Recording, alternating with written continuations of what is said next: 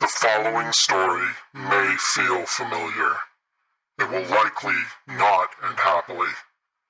The people described will likely suffer in their desperation, but they will all be important before the end. Welcome back to the dark future.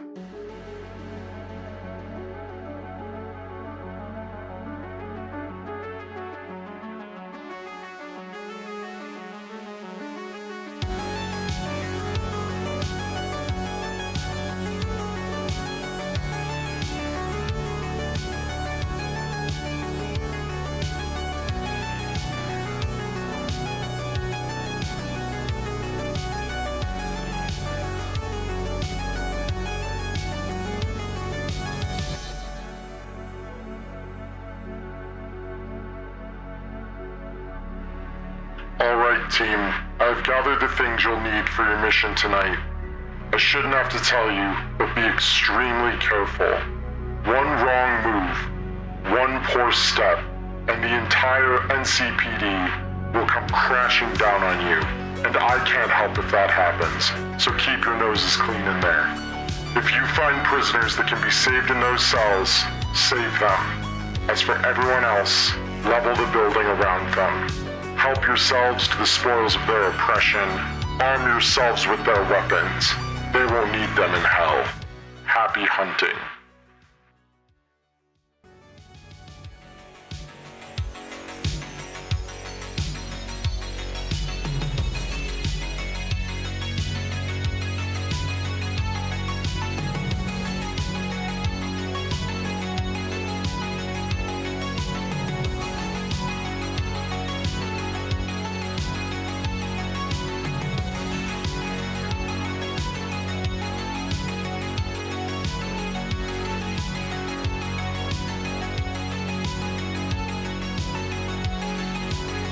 All units, we have a 1057 and potential 1071 in South Night City at the edge of the Glen.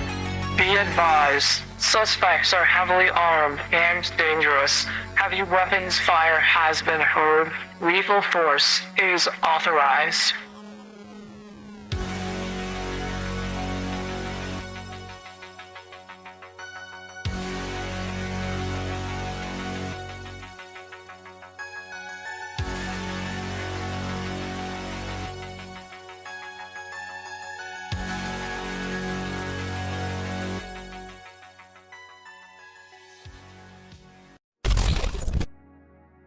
All right, everyone. Hello. Welcome back. It is Neon Inferno.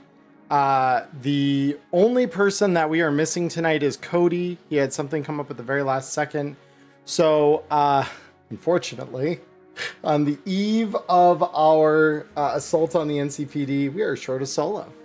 You all might notice, by the way, my hair got a little shorter over the last 24 hours. I decided there was too much of it. There was just too fucking much of it.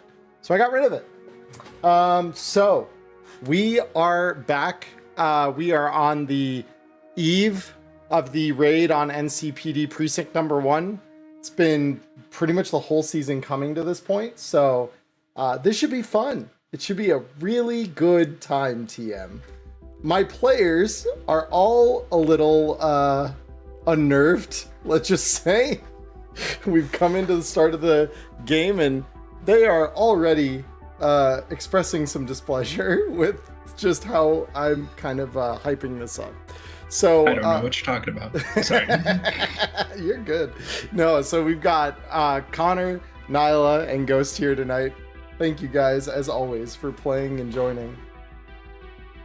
Thank you for having me again. Thank you for plotting my demise. Yeah, thanks. Yeah, that's gonna be fun. I'm excited. I want to see you, as always. I want to see you all win. But if the worst should happen, we have plans. There are things that happen after. So, without further ado, let's hop over to the game board. All right, here everyone is. All right. So, let's do a quick recap because it's been, 2 weeks since our last little get together here. So at the end of the last session, Nyla, Ghost, you were both here. There was a discussion with the heads of the combat zones, if you will, discussing what to do about the NCPD and the growing and rapidly escalating threat that they've become. The path you have chosen is one of swift, violent retribution. Basically, paying an eye for an eye. So you have conspired with Rex and the people that he surrounds himself with to make a move on the precinct with all haste, to bring it to the ground, quite literally. The main opponent of this was Electo, who did want to see the FBC plan come to fruition. She felt it was safer, it would be more effective, probably in ways that this one she has doubts about. But you chose to largely ignore that and push ahead instead with this because you thought every day here is a day we have of borrowed time. It's no longer a matter of timelines, it's no matter of schedules. It's a simple matter of, do we get to wake up tomorrow free and breathing air that doesn't belong to some corporation or corrupt police department? In this time, because it's been about 3 sessions since we've last seen Matchlight, you, the night of the gas attack on the old combat zone, you ran to save the girl who is like your sister from the rear of the church that was one of the direct targets of this nerve gas attack that King Tao did upon the old combat zone. And when you found her, she was unconscious. She lied there limp, and when she moved, it was to seize from the nerve gas. You took her, and as you heard AVs scream into the combat zone, and shortly after a volley of rockets from the north chase those same AVs away, you ushered her to Pan at the Kabuki Hotel and Casino, and you were one of the first voices to kind of draw attention to what was happening deeper in the zone, because over by Kabuki, for a mercy, the gas did not get dispensed. They didn't attack that area. And while the reason that that's the case is still a unknown at this point, the fact of the matter is the hotel has become a hub and a haven for those seeking relief, for those seeking aid, and to a lesser degree, just because of how overpopulation works, those seeking shelter. So we begin, I suppose, with the one who's been missing the longest here. So Matchlight, with the fact that you were pretty grievously wounded in the attack on Biotechnica's chemical facility. I was talking to him mid-game, everyone, and I mentioned you had 4 days. The truth of the matter is actually you've got more like 7, because you have I believe it was 4 days the other Edgerunners got to rest, plus 3 for Rex to pull his resources together. So you can do as you will with that time, knowing that, Carpet is now relatively safe within Pan's clinic and kind of the makeshift aid center that she's kind of constructed to triage and treat the various patients brought to her from throughout the zone. So with this week, what would you like to do? So I'm gonna spend 3 days healing, which gets me up to full. So that'll be 3 days off the docket. I'll be pretty much next to, because I was at 11. Because you have 5 body. So okay, then that'll be if I have 11. How many days would that be then? So in order to full That'd heal be 6. without speed heal, you'd need 6 days.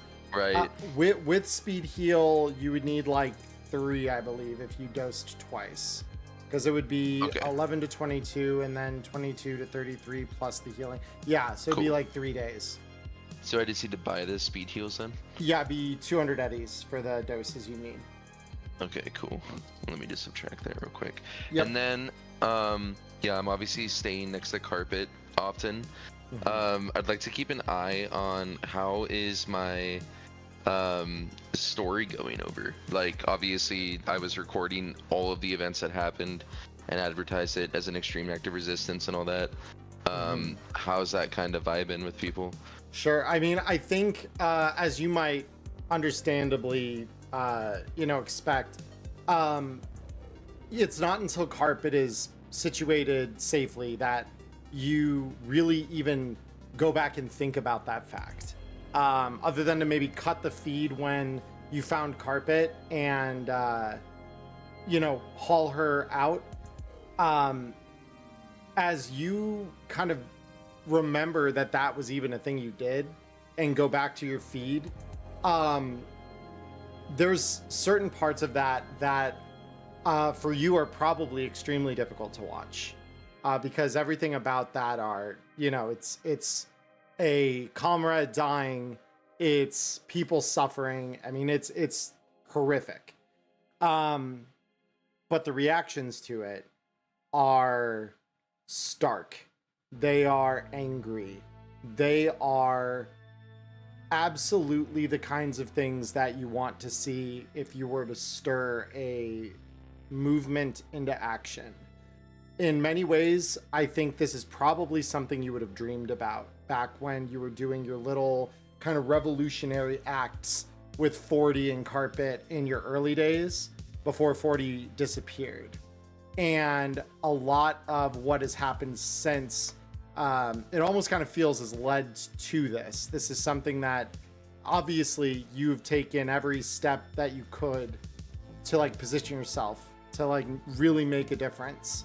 And you stand positioned here now to potentially do exactly that. The crowd of people, when you maybe kind of tuned out that stream was running, you stopped paying attention to any metrics, view counts, all that kind of like you put that in the background because you had a job to do. Looking back on it now and seeing where this spread has gone to, the numbers are in the 5-figure range as to who's seen this. Like your average duration of viewership on these things is like 30 minutes, which for a multi-hour like stream of things, in a city that's constantly placated by pop media and things like that, that's a pretty long time for an average. So that the majority of the people who've seen this thing probably watched it for quite a while. And the sorts of comments left behind are simply, they think they can get away with this. Holy shit, I can't believe our cops are doing this to our like civilian population. I can't believe the old combat zone just got gassed. Holy shit, holy shit.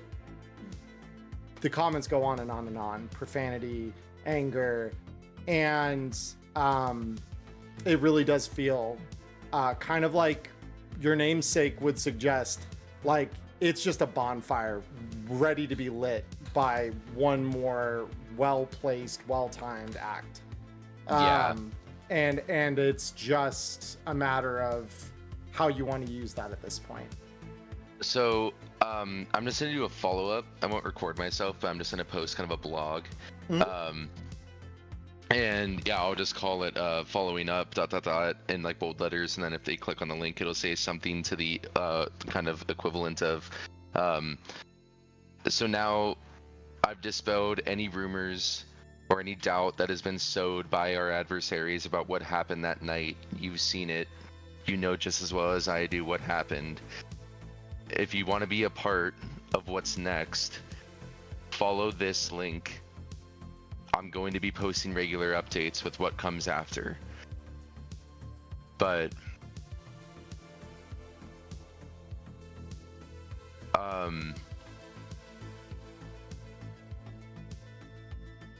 we will have the last say, is what I'm going to say. Beautiful. And then stay posted. So something to that kind of, effect, is what I say.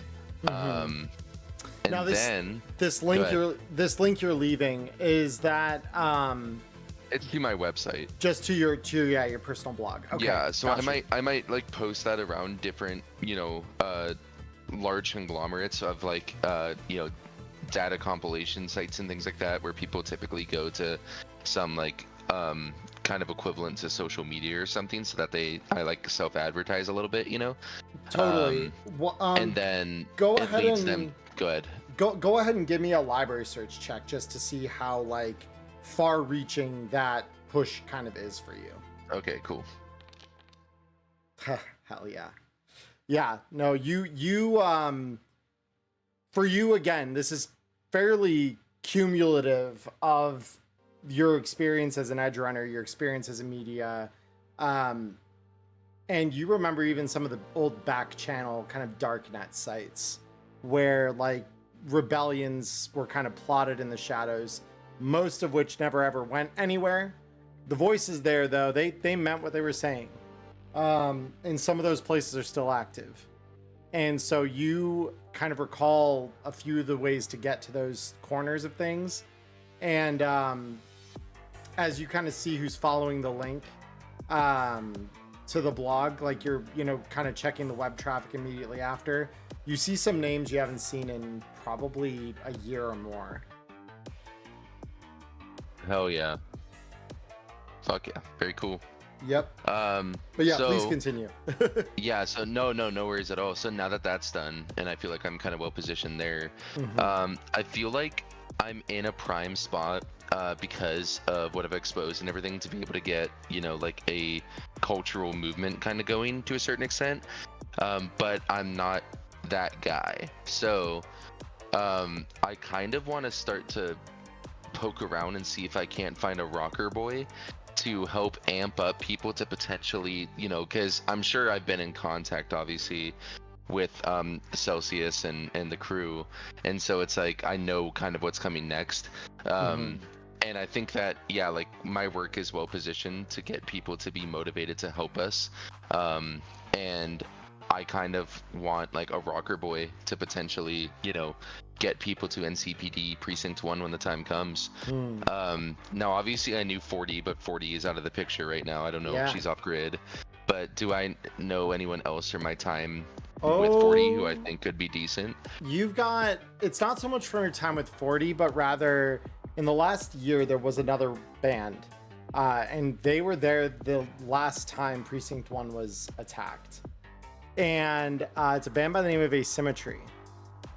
Led by a particularly aggressive sort of rocker boy that you have heard rumor was there at the time that Militech got bombed. So it's Zeke's band? Zeke's band. And nice. they're still kicking it, albeit they laid low for a while in the wake of everything.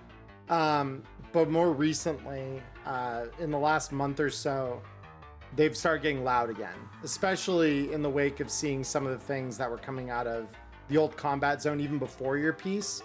And as you kind of pushed your message out to the masses, the second thing that kind of follows is some of the people that were there that night were maybe more important than you realized.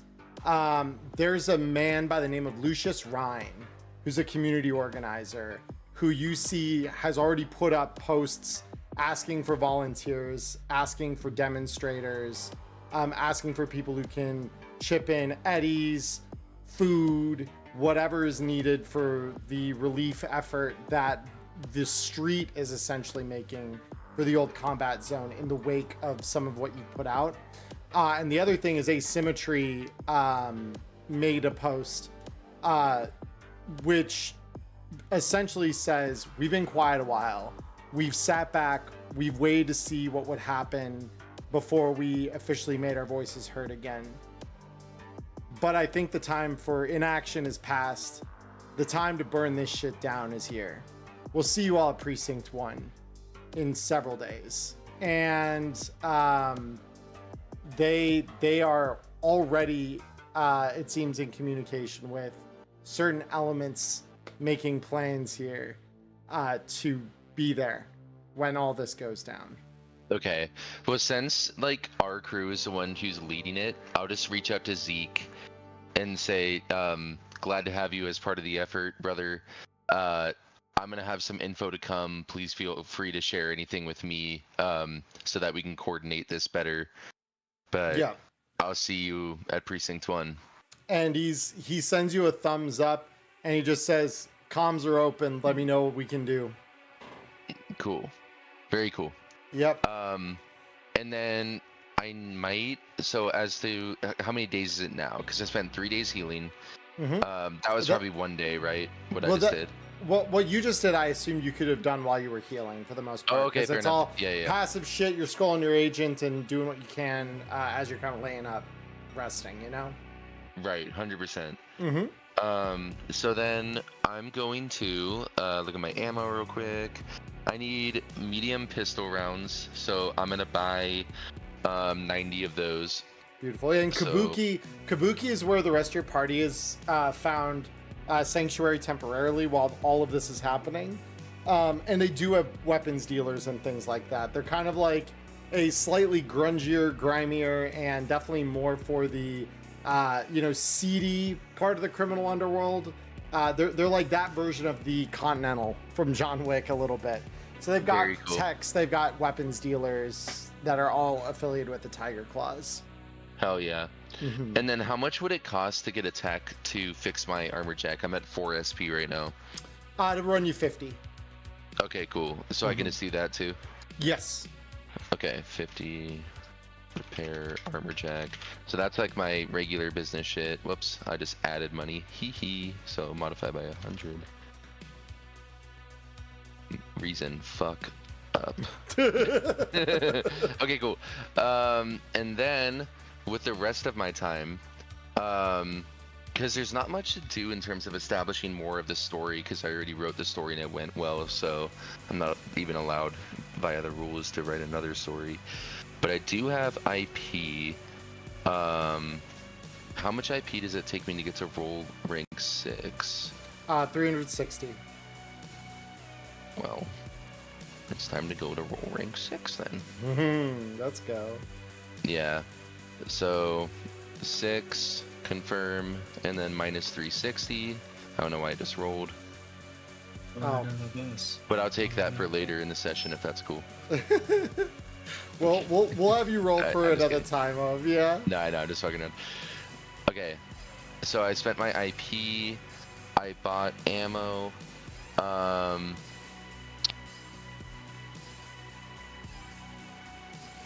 Is there anything I can be doing for Carpet right now that would help her? Not really. She's in the med tech's hands, and you're not a med tech, so The same thing with Paradox. they're just the people treating them kind of are of the same opinion. Whatever's going through their system, they've done everything they can to like detox it, purge it, but there's a level on which they just need to kind of their bodies need to recover, because what they probably caught was a severe case of like just Nerve damage. Yeah, nerve damage and neuropathic shock. So it's That's gonna gotta take feel them really a bit. good. Yeah, You can definitely. only imagine it does. Okay. Is there another NCPD precinct that I can potentially okay, so if I wanted to run some reconnaissance via my like ability to blend in, could I act like I'm from another NCPD precinct, kind of visiting near NCPD Precinct 1 to maybe get some info as to like what's going on, how they're licking their wounds and preparing for what's to come? Yeah, there's actually a precinct number 2 on the other side of the Glen, from the old combat zone bordered against that like dock side of South Night City. So Cool. you could head that way if you wanted to. At this point, the city has opened up a little bit to those of you who are kind of hanging out in Old Japantown. They were never as deeply barred from the rest of the city as the old combat zone was. So you have your ways to get across. Transport will cost a little bit, unless, let me double check one thing real quick here. Because your house or your lifestyle is what currently? I bought the second one. I don't think I wrote it down, but whatever the one Pre-pack? that's not. Yeah, pre-pack. Okay. So with generic pre-pack, you can get this as part of your lifestyle as like your once per month transport that you can get. So we don't need to deduct eddies for it. Nice. But yeah, you managed to basically cop a ride with one of the tiger claws that's going across for supplies into the Glen. And he drops you off several blocks back from the precinct, far away from, you know, any prying eyes that would really give a shit whose car you're riding in, and leaves you to kind of walk the rest of the way so that you can get there. Nice. So did I get dropped off at NCPD Precinct 1 or 2? So my assumption was you were trying to do reconnaissance on number 1, because that's, Yes, that is correct. Okay, I was and just that making you sure were we're on the just same page. using your fake NCPD uniform to blend in and using that as a Right. cover story. Yeah. Yeah, okay, cool. So I'm gonna come in and kind of just like look for someone who looks the most vulnerable to, you know, believing shit because they're not as high up. So I want like, you know, like a cadet or something like that, right? Yeah. Someone who's like on guard duty at the door, who doesn't really like maybe know the way of things as well to like ask as many questions. Sure. Gonk Street Cop number 3. That's who you want. Yes, Yep. right. Beautiful. Roll me human perception. Okay.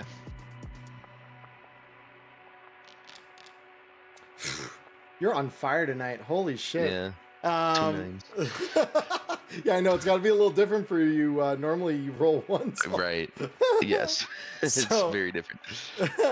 So you look around, and yeah, just as you kind of approach the precinct, initially kind of looking at it from a distance, you know, there's cops, as you might expect, kind of all over the place, thicker than you would think is usual even.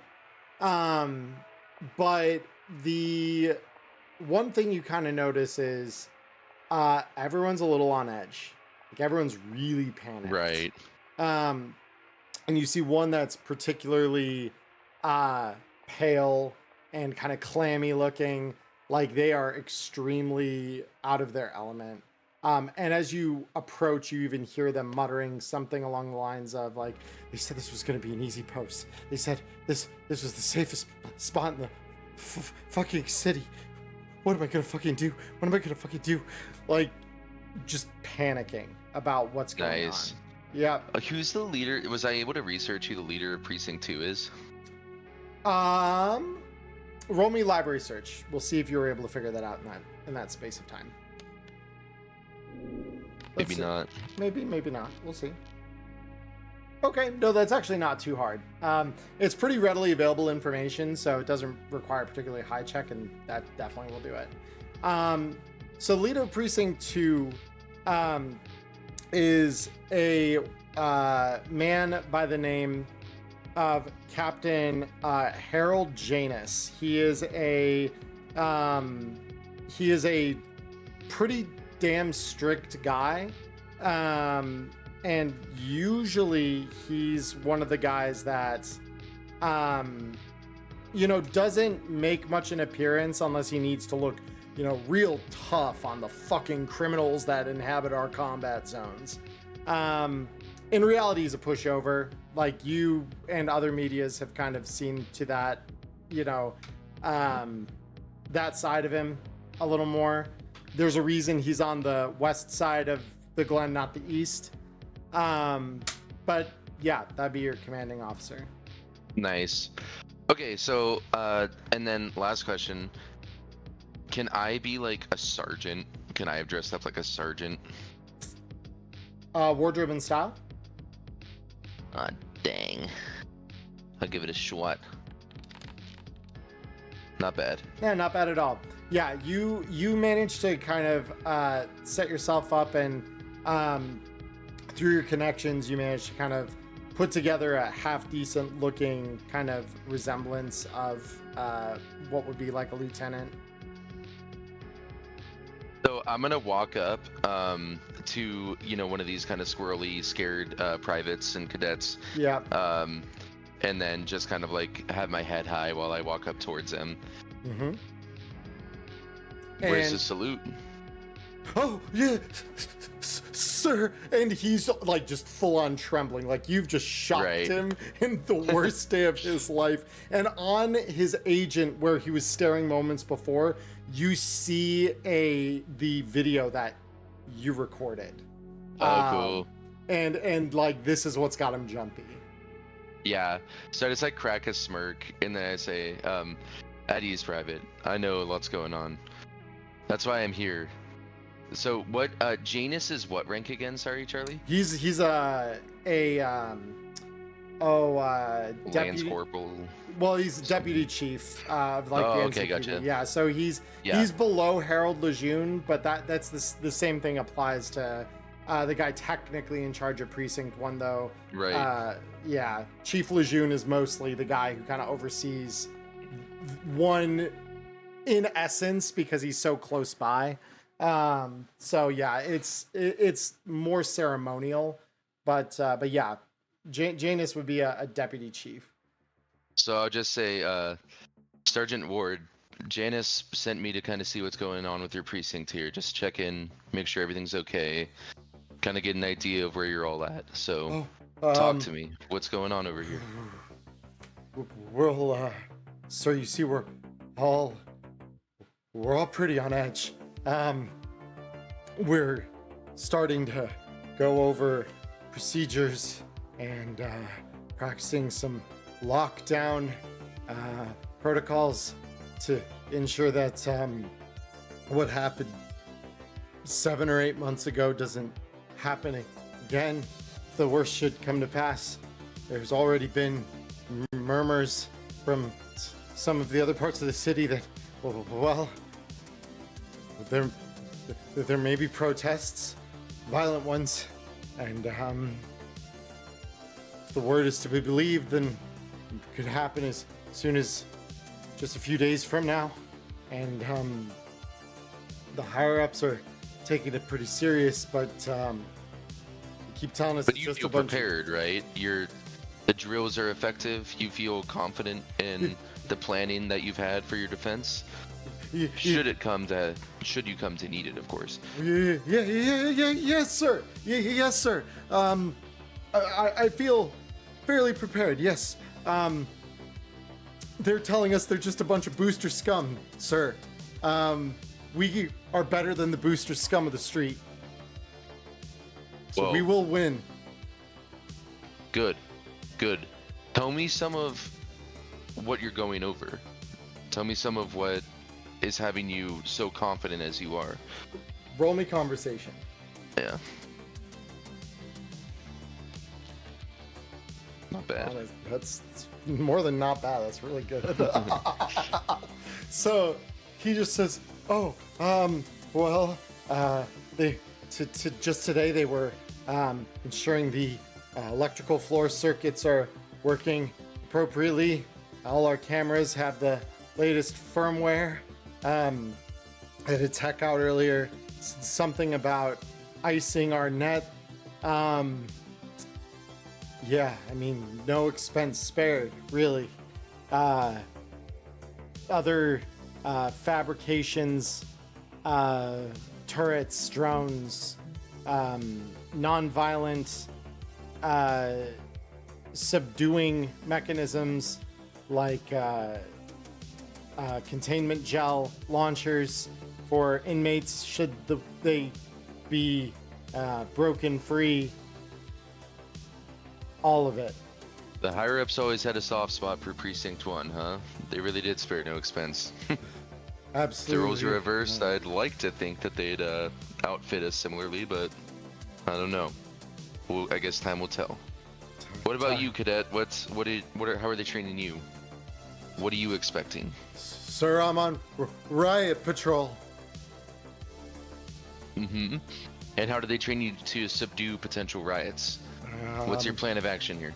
Well, I stand in file with my fellow officers and hold the line should there be some kind of violent attempt at incursion into the station, and we will be outfitted with batons, heavy pistols, and we are to beat into submission any protesters, and should they turn violent, we are fully authorized to use lethal force, including armor-piercing munitions and deterrence by form of nerve gas.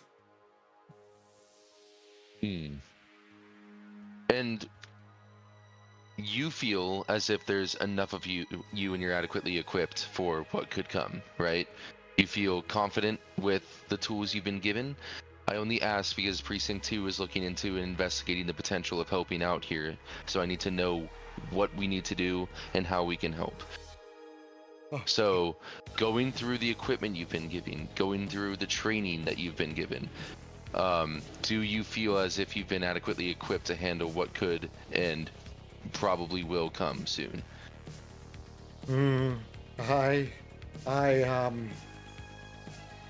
I'll be honest with you. Your feedback is important because it determines the course of what we're going to do to make sure that we win this war. Because trust me, Cadet, this is a war that's coming. So, be specific. I'll be honest with you, Lieutenant. I'm scared. Sergeant, that's okay. I'm scared. I'm scared of what happens if the superiors here have not been wholly truthful. I've seen some things, some records that suggest that there could be some degree of money involved. And I'm hoping that they're in bed with the good kinds of people that would help us. I feel as though we've been trained to repel this. I'm not confident that we will. The history of Precinct 1 with Kang Tao is not lost on Precinct 2, Cadet, so speak to me honestly. Will Kang Tao be here? If something were to happen, will you have Kang Tao back up? They've said that they were going to supply reinforcements should the worst come to pass. Max Tac has also been alerted in case we have any severely violent incidents. But I lean back and put my hand on my head. Okay. All right. Well, what was your name? Mine is Private Jeffrey, sir. Jeffrey, you did well. Keep your head up. This will all come to pass. You're fighting for the right side. Always remember that. And he just rapidly is nodding. Yes, sir. And he just gives another shaky salute at you. And I give him a wink. Kind of like a coy wink. And he looks at his agents. Shit! Roll call! I've got to go. And he just books it. Yeah. Perfect. Okay, and then just general reconnaissance from there, Charlie. So what is I'm gonna kind of then, so I'm not as sketchy and oh, what's that guy doing? Maybe I'm going to actually shed the uniform, and then just go up to a vantage point where I can kind of see the building high up as well as a lot of it. What am I noticing just based off of visual perception and things like that? So as far as the area nearby it, I mean, as you might expect, the lower level entrances are, pretty well guarded. They're pretty well trafficked. Admittedly, it is middle of the day right now, which is probably when you'd expect that to be the truest. As far as getting an overlook on it, go ahead and roll me a... Let me think about this. Go ahead and roll me, because you don't have any local expert levels in the Glen, right? No. So go ahead and roll me a general intelligence check then. Okay. If you just click int, it should let you roll that. Right, exactly. I'm just not intelligent enough to find where the intelligence is. There we go. Bap. Okay. So, you kind of look around for a moment, and there's like one of those moments where you just have a thought that it's kind of at the edge of your mind, where you're thinking like, there was a spot nearby and it should provide me with kind of what I'm looking for. And it's not really coming to mind. Go ahead, roll me perception as well here. Okay, cool. See if that turns out any better. Hopefully this one is a little bit better. It Oh, is! would you look at that? Yeah, that's really good. Wow! So you look around for a moment. You kind of wander near the precinct, kind of doing a lap around the block. And then, yeah, you remember, oh yeah, they've just put in a brand new multi-level kind of vertical shopping mall, just about a block down, that has a decent vantage point of some of the main entrances on the lower level.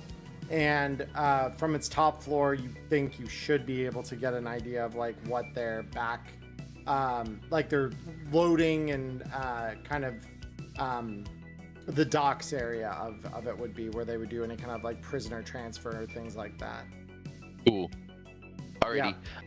So I will go climb up to that vantage point and then kind of just look to see if I can see anything of note that I would like to kind of like keep a mental note of for when we come down here. And at this point, you've shed the NCPD uniform?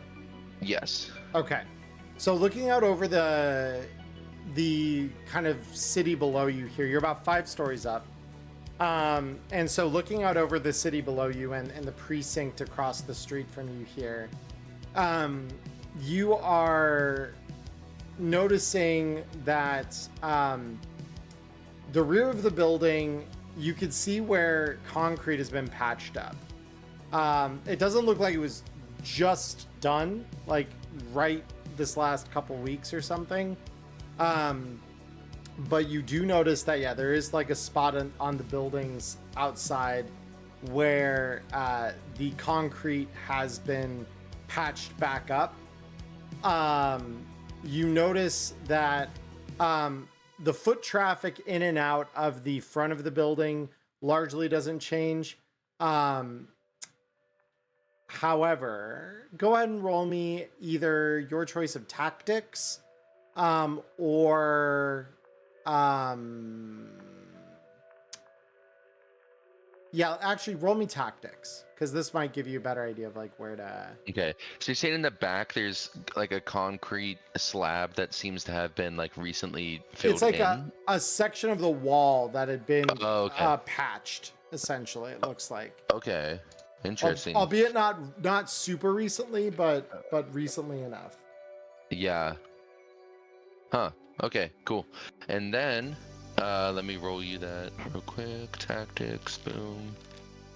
Oh, that was so close to a crit. That's still really good. Yeah. So you spend a moment kind of assessing like where would be the spaces that they would want to protect most, fervently. And you notice obviously the loading dock, you see cameras kind of positioned along that wall. Same with the front door. However, you notice that the roof has no real surveillance, and you don't notice anyone kind of parading back and forth on the rooftop. So whatever kind of surveillance or lookout they might have, or patrol they have, the rooftop appears to be the one spot where they don't actively have someone watching, at least on the outside of the building. Nice. You notice, like there are pads for aerial vehicles to land on the roof, but without, with the exception of, every, like when you're standing there watching, because I'm imagining you're kind of doing this over the course of maybe 5 or 10 minutes. You notice an AV land. The crew disembarks and is met by someone from inside the building. But once the AV has been kind of checked and over the course of a couple of minutes, you see the crew kind of disembark, and all of them, including the one who came out to meet them, walk back in through the rooftop access of the building. Okay, so who's the crew? Just NCPD? Yeah, they look like they're just wearing NCPD uniforms. They're Okay, just like so an it doesn't look like aerial- anyone of note. Yeah, they're an necessarily, right? aerial team, it looks like. Yep. Okay, cool. Alrighty. And then I'm gonna spend the rest of that day just kind of posted up there recording it, so that I can have access to it. And then I'll dip back to where we were. Could you roll me a concentration check? PR. I can. Beautiful. All right. Cool. That just tells me when the time comes, kind of that there's some things that's going to set for me. So Right, appreciate that. 100%. Yep. Yeah. And then after I feel like I've adequately recorded, is there anything of like note that really happens, at least to me? Because obviously I'll have other people kind of go through this footage and peer over it too. But to me in the moment, do I see anything of interest or not? Not really. So you don't notice anything further that is like super standout in like a single event kind of way, right? Like there's no one thing that happens while you're sitting there watching that really makes you think, well, that was odd, or that was kind of, something noteworthy. But what you do notice is that everything gets a whole lot less busy and the coverage gets a bit lighter as the day fades toward night. And you get the idea that at night, the precinct may not be quite so heavily manned. The other thing is you notice AVs coming and going a little more often at night. Yeah. But, that ultimately is kind of the sense you're getting, is that, there's more aerial kind of patrols going out at night. But other than that, there doesn't appear to be any kind of further noteworthy kind of happenings from where you are currently posted. Cool. Mm-hmm. Okay. And then moving forward, I will leave at nighttime, like kind of deeper into the night. Go back, get some sleep that night. And then I'm going to go to what's her name again? The fixer for the Tiger Claws. The fixer for the Tiger Claws. Oh, it's a him. That's right, my bad. It's Shinobu, yeah. It's Shinobu. Okay. Yeah. Is Shinobu like our best contact right now for the Tiger Claws, or is it the person who's looking over us right now and giving us a haven? So Shinobu is that guy ultimately. Okay. Wakako is kind of the one who's watching, Paradox and Sugar Bomb, like your comrades. Right. But yeah, if you're looking to get something from the Claws, Shinobu has kind of pledged his cooperation to everything. And he agreed with Rex's plan to kind of go forward with assaulting the NCPD. Yeah. So if you wanted something, he's probably your guy. Yeah. So I'll go to Shinobu, and I'll request a meeting. Do I get one? Yeah, no, you'll be able to meet with him because he's kind of in the midst of preparing his end of things. Yeah. So I'm gonna give him the footage in a chip and just kind of place it down in front of him first and be like, you can definitely scrub this. You may find some things, or your people may find some things that I did not. So I would actually recommend that you do. But what this is I spent a clean 12 or so hours over in NCPD Precinct 1. I got some info off of a squirrely cadet, and I recorded what's going on. What I observed, at least, was some lockdown protocols that are going on with regularity, some electrical floor circuits, some ice that was, and then the cadet was telling me about some ice that was recently put in with a net architecture, cameras, turrets, drones. They're going to be equipped with batons. They're going to have heavy pistols. They have armor-piercing rounds.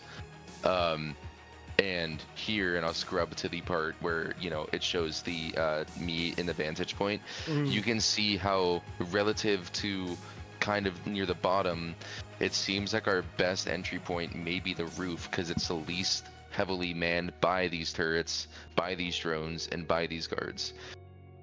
So what I'm trying to say is, with all of this in mind, I'm not the mastermind, obviously, who runs ops. I'm just the media.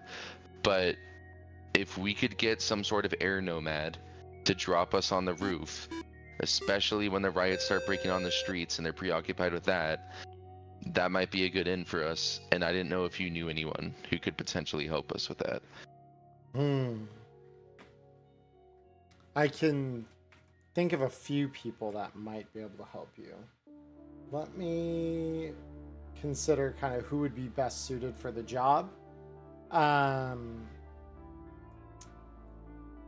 let me see if I can find someone who is willing to be part of this. I don't know how deeply I want to tap into Rex Royale's coffers for this.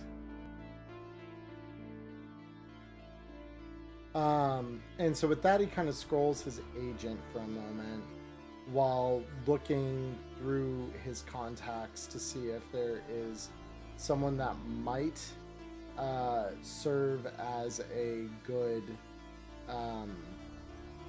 contact to do the sort of thing that you're wanting done. So I am currently scrolling through. Just as a player suggestion, Helios does exist in your world. He does. Yeah. You do. But I mean, he is kind of like Rex's. Yeah, sort of, so, yeah. kind of. So, what I'm doing. Oh right no, now, actually, he's no one's. We know Helios. He's. So yeah, like. Yeah, I know. So I'm looking here. Let's see. What do you?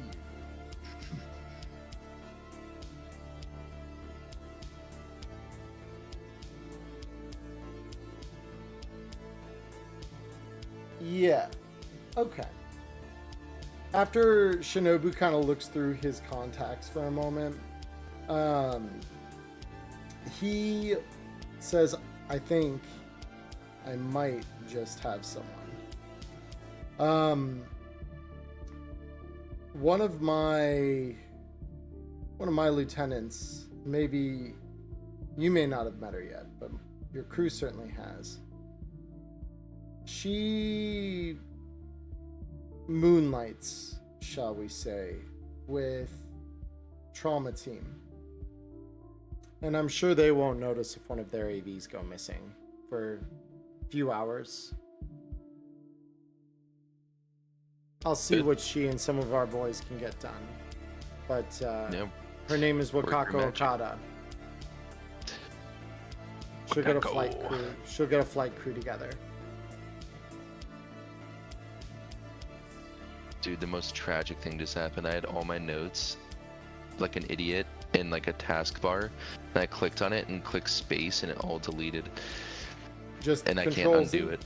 No, I can't, because it was in like a tab. Wait, does that? Hold on. Yeah, no, it doesn't work.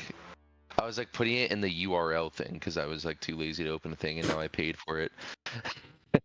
Not paid good. For it very heavily. Okay. Anyway, no, that sounds good. Wow, you work fast. Thank you.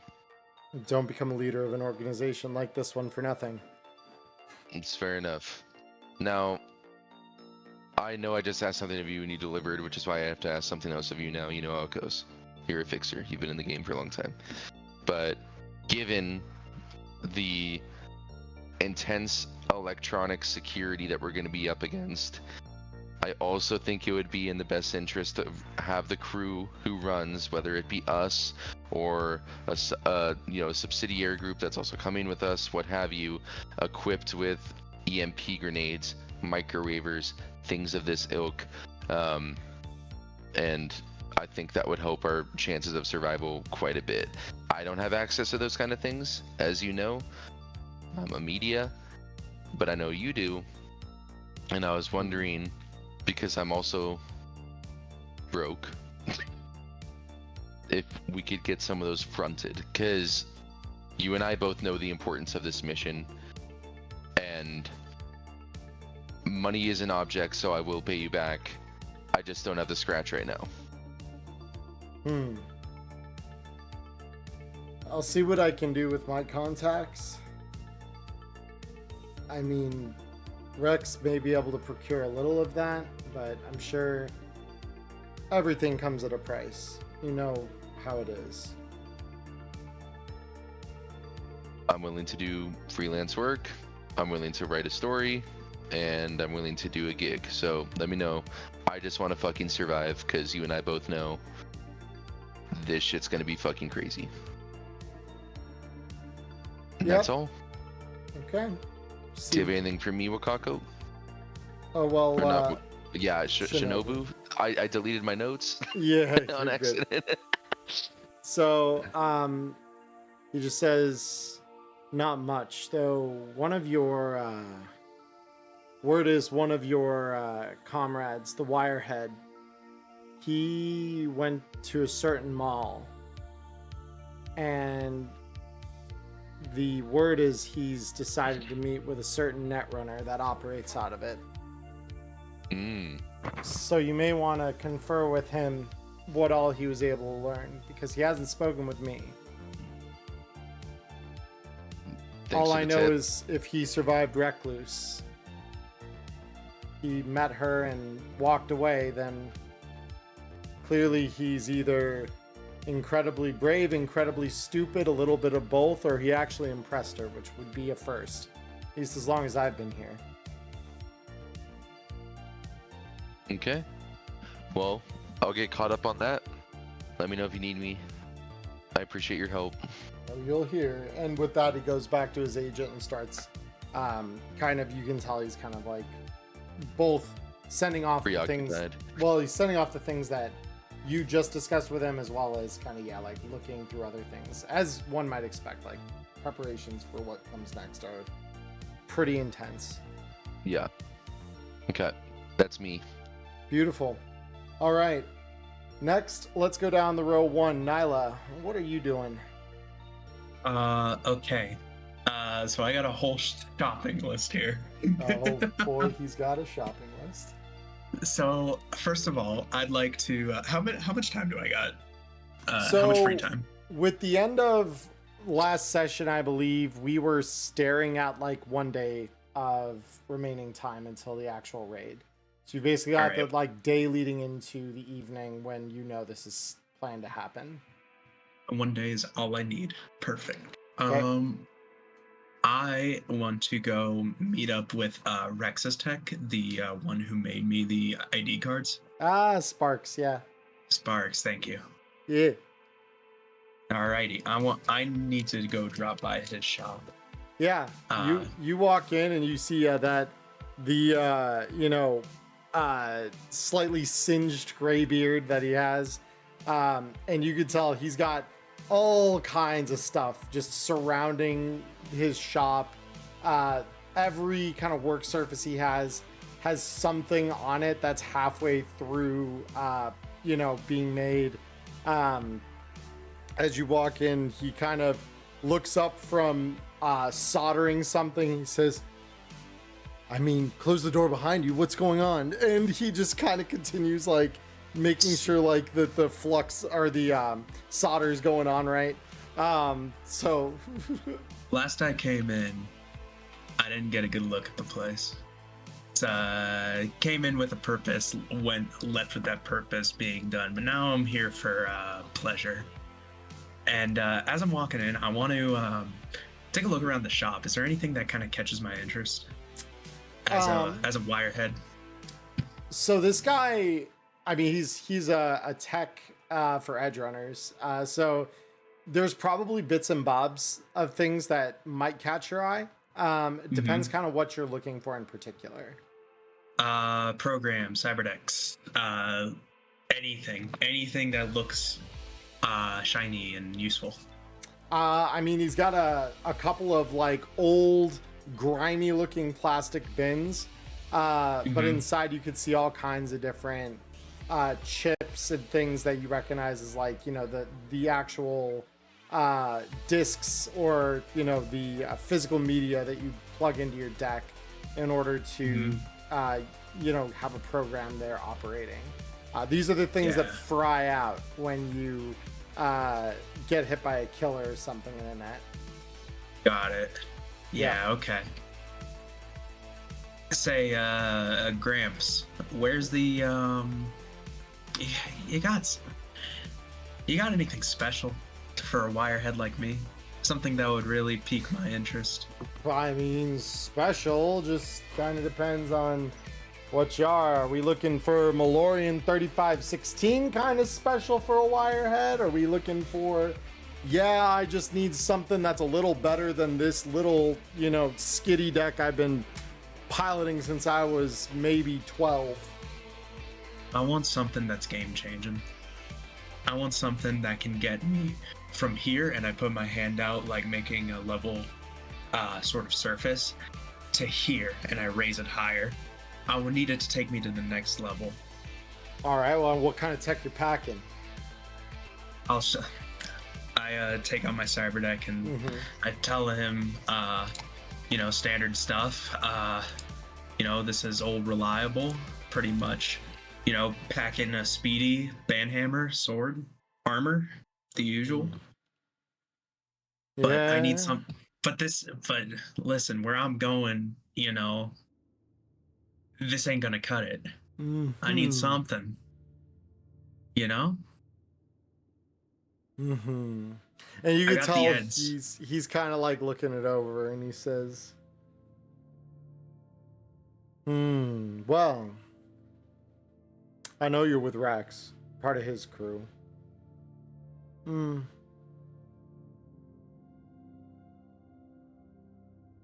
he thinks about this just a moment. I'm going to also roll. By the way, your reputation, Nyla, goes up to 3. Heyo. Word has gotten around that you talked with Recluse and that she didn't kill you, which in and of itself is kind of worth a little bit of reputation around these parts. I'm gonna put down survived Recluse. Yeah. Interesting. Okay.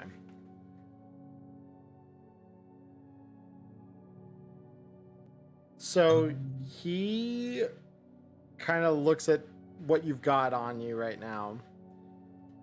And he says, what's your budget like? Let's call it 1,000. I can make it 1,200 if you show me something I'll really like. Okay. And he goes back behind the counter and punches something into like you could hear the beeping of what sounds like an electronic combination lock. And with a click, he opens a small door leading back into a niche in the wall, and he reaches in and pulls out a surprisingly like in conflict to the kind of general environment around him. Pulls out what appears to be this like mirror polished, save for a couple of errant fingerprints, black box out of this wall safe. And he said, now normally I wouldn't be pulling this out for just some random street gonk. However, I know Rex, and I know he'd want you to be prepared, and I doubt he wants another Edgerunner crew to go flatline themselves for his cause. So, I'm going to give you something that came out of a little, let's say, treacherous dive that a couple runners did for him about a year ago.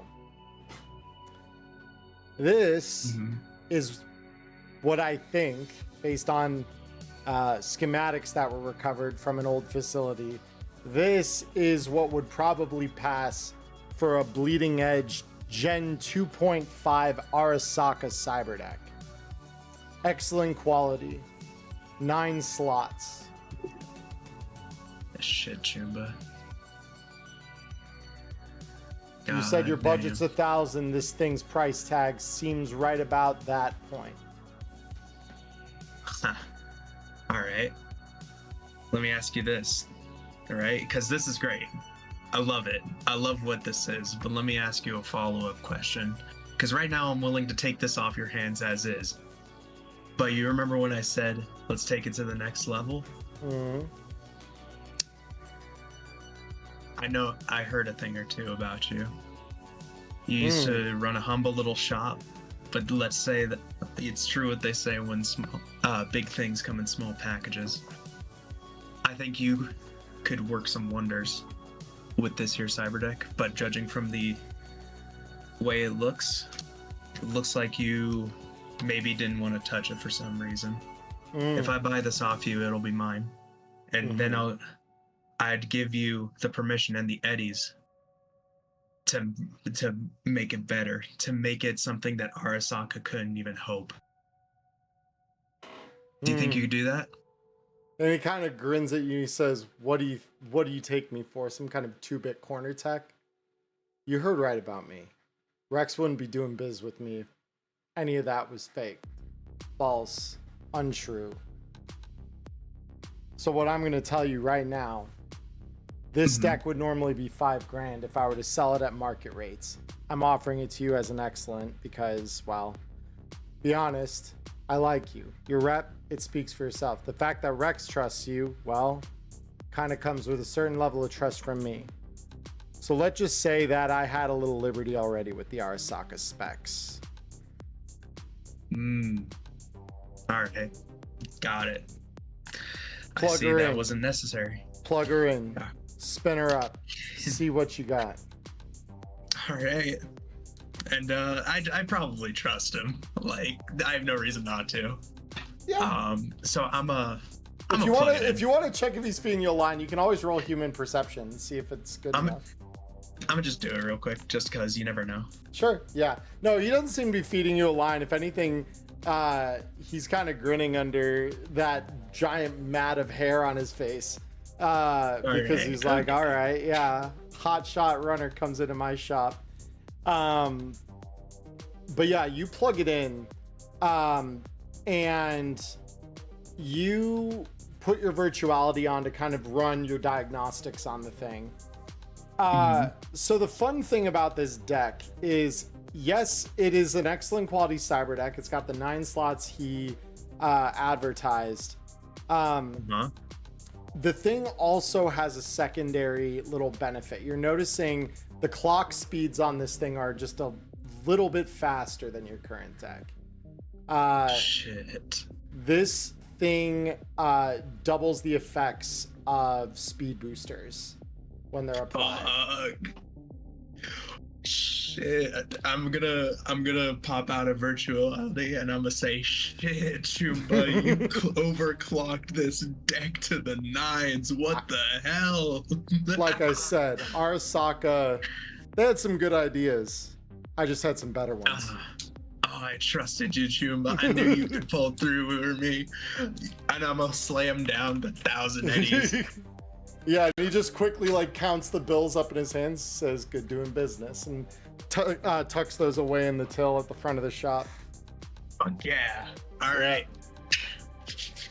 Sick. So Let's go. Let me get to this deck real quick. And I'd have enough time to transfer over all of my programs, plus I do have that crash barrier. Yep, you would have time to make all the transfers you want there. Hell yeah. And then there is another thing. I still have 250 eddies. So I'm gonna go ahead and take all these out. So Wakako's shop is still open, correct? Or Wakako's clinic? Yeah, oh yeah. She's always there. And it's still early in the evening here. Perfect. Yeah.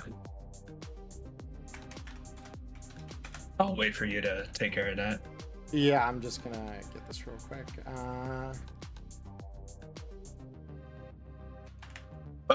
Before I leave Sparks though, I would like to try to sell him the I'll show him the 2 cyber decks I have and say, listen, I got 2 Preem cyber decks here, fully functional, blank slates though. I don't need them anymore. What do you give me to take them off my hands? He looks them over because these are the poor quality decks, right? No, this is my original cyber deck, and the Biotechnica cyber deck I took off the runner from Gotcha. So he looks it over and he kind of like, evaluates. He says, phase 2. All right. Yeah. Give you 100 for each. All right. It's good enough for me. Beautiful. So yeah, you get 100 eddies off each of these. Perfect. And I will go ahead and delete them from my inventory. Beautiful. Yep. And then I'm just keeping that poor quality one because that's for a special surprise later. No, fair. Let me just confirm allowed types to be installed. Programs. Yeah, oh, I got hella shit. No. Okay. And then... So I forgot I had a ton of programs still in the Biotechnica one. So it just gave me all those programs back, which is Preem. Love that shit. Yep, so let me see. A prototype deck made from Arasaka plans left at the end. 4th corporate war. Overclocked by Sparks. Alright. Save that. And I think...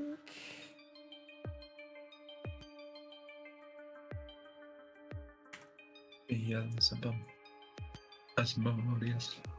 yeah, I think this should let you do what I think it should. So there is your overclocked Arasaka 2.5 Gen prototype deck. Beautiful.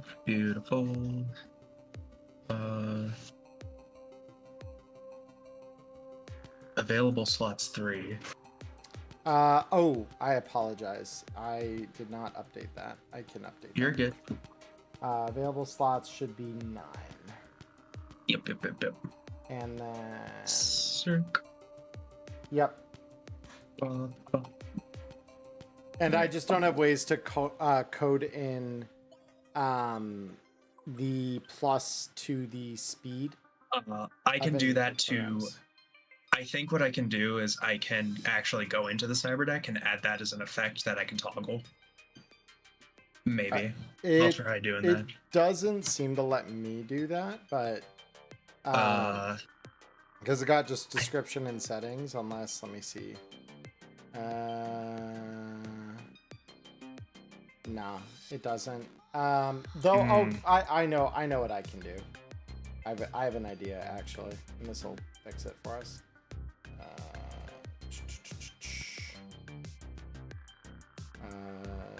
Mark this as an upgrade. Pull this over. Clock.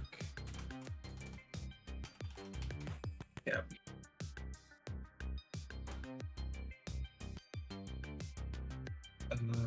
Manage programs. I'm also gonna install some programs onto my poor quality, just why not? Yep. And that's probably what you'll spend the rest of your day doing then. Will it? Okay. Because there was one other thing I wanted to do. Oh, what's the other thing? I wanted to go to Wakako's clinic. Or, because she's a med tech, correct? She is. Yeah, I wanted to go see her really quick. Yeah. Okay. If that's all right. Yeah. Let me Just finish combat. Let me see. Is it net running? There we go. Net running. Yeah, I know. I'm sorry. You're good. Effects. Oh, you could change. Net run speed effect. Because you've only got one speedy in there, right? Correct.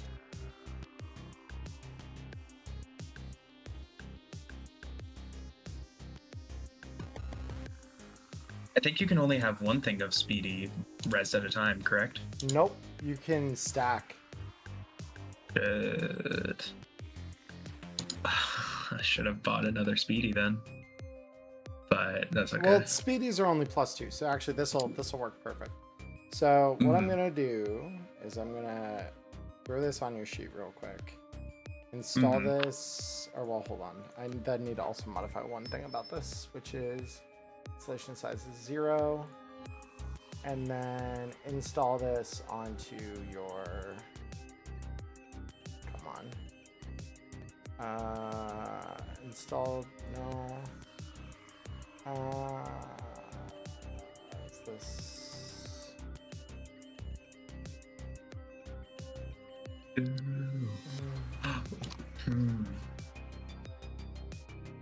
Because let me ask you this. That only doubles the net run speed coming from boosters? Yes. Got it. Okay.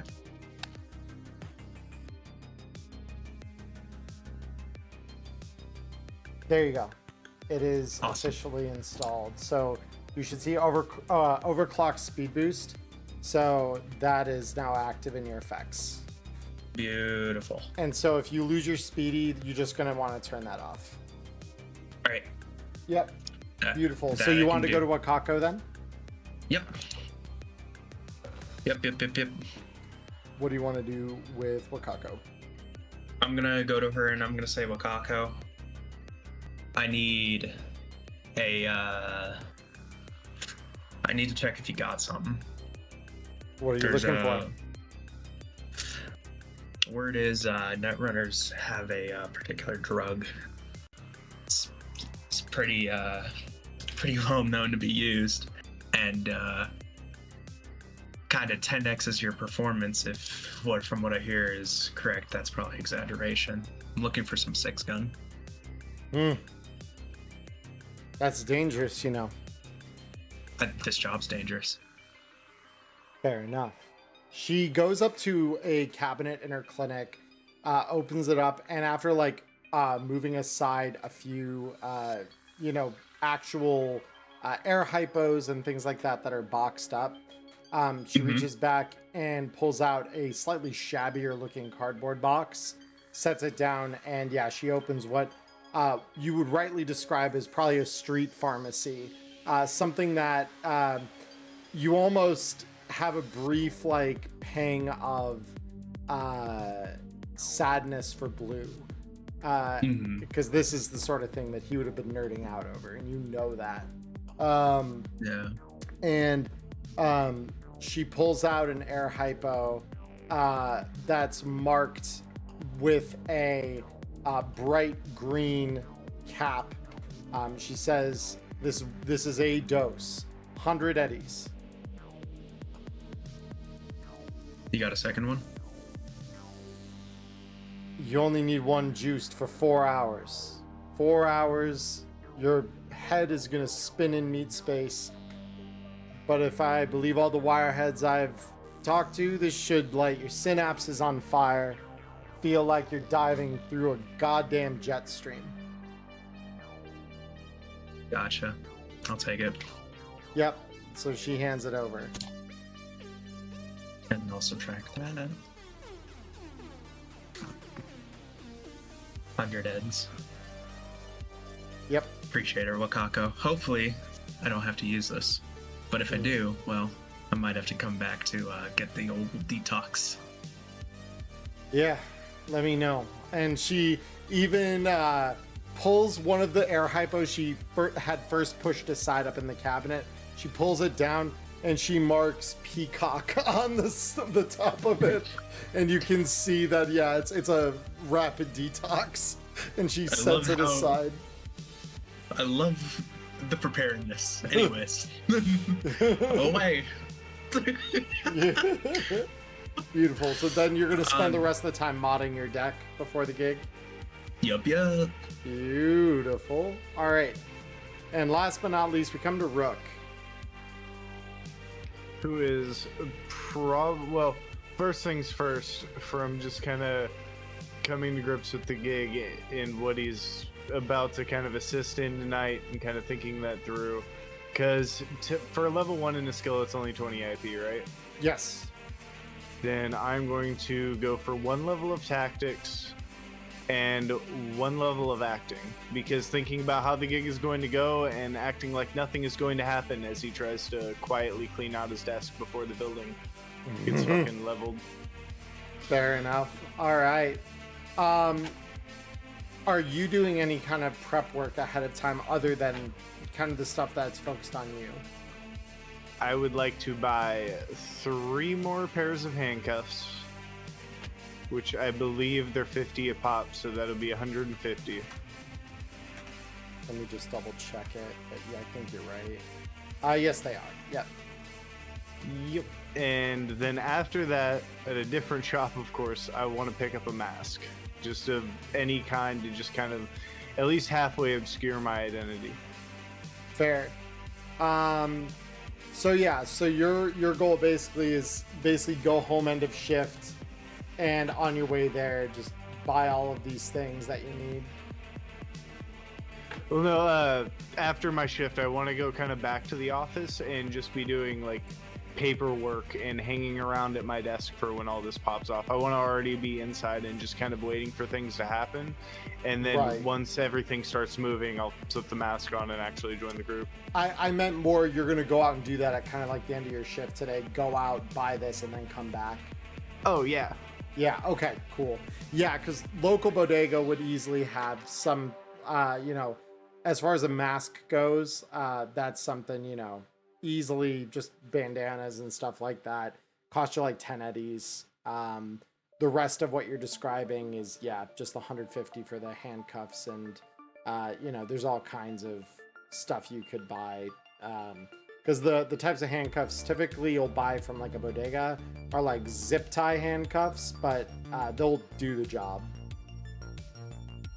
Well, I meant like another proper set, because I figure lawmen, I would probably know where to source proper handcuffs. Oh, that's true. Yeah, I mean, there is an NCPD surplus nearby. Sweet. Yeah. And then for the mask, I would like to specify, if I can find one, some sort of like full face, either plastic or some sort of synth plastic material. Gotcha. Like a full face covering, more like a something hockey firm. mask, but Yeah. Yeah, I mean, and it same kind of difference. It's gonna cost you like 10 eddies. cool. Yeah. And then I can't remember his name, but my buddy in the department, the one who I Xavier. delivered the food with. Yeah, Xavier. I want to give him like 100 eddies and tell him to take the guys out to drink tonight.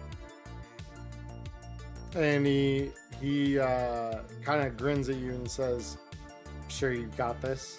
Be good on your own." Oh yeah, we got this. Just make sure that they don't think they need to try and got this with us, you know? Yeah, well, you need backup, you call him. You got it, bud. And I'm gonna give him like the handshake shoulder bump. Yeah, and he responds in kind, and he kind of gives you this look that's like a mix of concern and also just like trying to be reassuring, but because like he knows what's on the table here, he knows what's at risk. Hmm. And that'll about do it for me. Beautiful. All right. Well then, we come to the night of the operation here. So before we get started, I want to take just a quick break. I'm just gonna use the bathroom real quick, refresh my water, and I would invite any of you to do the same. And we'll kind of get into things here. So everybody, we will be right back. Hey everyone, it's Emmerron here. I just want to thank you for watching the show here on YouTube. Like and subscribe, and go follow us over on Twitch, you gonk. We do a live show over there. We even chat with you after it's done. So come and join us Mondays, 7 p.m. Arizona time. See you there in the dark future tunes. Oh, we back. All right. Hello, everybody. So we have taken our break. We have gotten water. We have changed the music. We are ready to descend into the utter chaos of the evening. So I'd asked toward the end of our little break, I'd asked the crew what their plan for approaching the NCPD precinct was and how they're planning to get inside and what they're trying to kind of angle for. So we bring you back with that conversation kind of midway through its planning stages. So tell me, what are we cooking, guys? So we left off on saying the location of the access point is going to be something critical to our decision in the moment. But we have two methods of entry, either through the roof or through, like, I was thinking it was going to be a side door or something. Whichever way Rook can get me in. During my day of killing time, could I do some research around the office and see if I could, like, find out where access points might be, or like a maintenance point or something like that? Because I know I can't scan for it, but there might be a document around somewhere for maintenance that says where one is. I'm trying to think of the best way to... So I guess it depends on the angle you want to take. Like, are you looking to see if you have access to internal documents that would give you that information? Or are you looking to kind of chat up people? Like, how do you want to go about that? I want to look for information using what clearance I have. Okay. Go ahead then and give me a library search check. See first if you can locate the data to begin with. What kind of repository or whatever it's in. Let's go. Okay. So initial looking through the database that you do have access to, the databases I should say you have access to, you don't find anything. So the next sort of thing you could potentially use, if you want to give it the attempt, even though I know your tech is extremely low, you could do electronic security tech, because that would give you some idea of like maybe where the maintenance points throughout the building are at a glance. Fuck it, let's get the first crit for the night. Let's do it. Fuck it, let's do it. No, the spirit was there, but the roll disagreed. Yeah, you're pretty clueless about it, which not surprising. oh well, that's fine. My job wasn't the thing. Yeah. So yeah, you aren't able to really locate the files within, or any records within the precinct's databases. And yeah, looking around has yielded you with no results. So did you want to try to take a different approach? No, honestly, I think that will be fine. I think the idea of getting him in the front door and kind of as he walks through, let him scan and be like, hey, it's over there, and then just kind of split him off and try and let him do his thing so we can get more free range. I feel like that's going to be the softest approach we can take. Okay. So we're more or less committing to a side door entrance at this point? Yeah. I don't know. Brooke, what do you think? Yeah, I thought that might be the play. The only hitch that I could see in that is you guys getting to the door before... Well, no, that's where it comes in that Matchlight was there earlier in the day and already has that cover story set up of, hey, reinforcements from Precinct 2, we're going to go in and get kitted up, or we're going to go in and get briefed or something. And then T can get you through that, and then once you're to me, then I can kind of cover for you guys inside the building as well. Yeah, I like that. Beautiful. I like it. All right. Well then, let's begin. So night falls on the city, and let's see what kind of a night it is, actually. Oh boy. GM is not going to forget to roll for weather tonight. It's gonna be So blackout. obviously, it goes without saying, but I message Zeke and tell Zeke that it's looking like tonight is the night where Tonight things is go the night. down. Yeah. Alright. Ooh. Beautiful. And he just sends back a thumbs up. He says, "We'll be there," loud and very angry.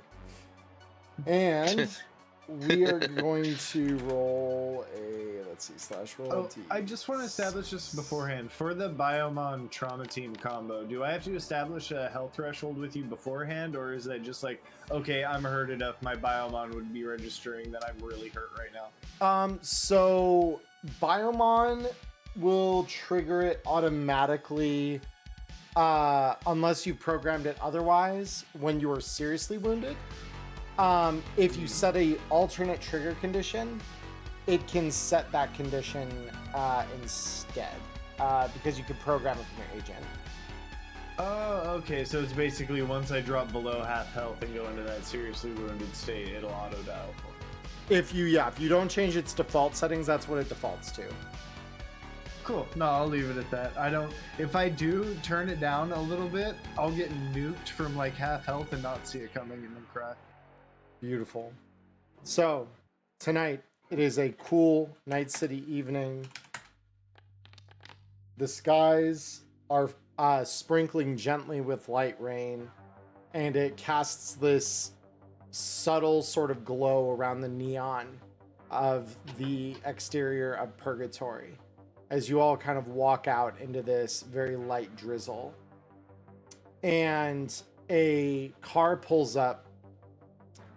Sitting in the back of it, almost kind of in this very like antithetical sort of way to his businessman looks and his suave exterior, you see Rex, and he steps out of the back of this car and he pulls a duffel bag out from behind him, and he slings it out and hands the handle to whichever of you wants to take it.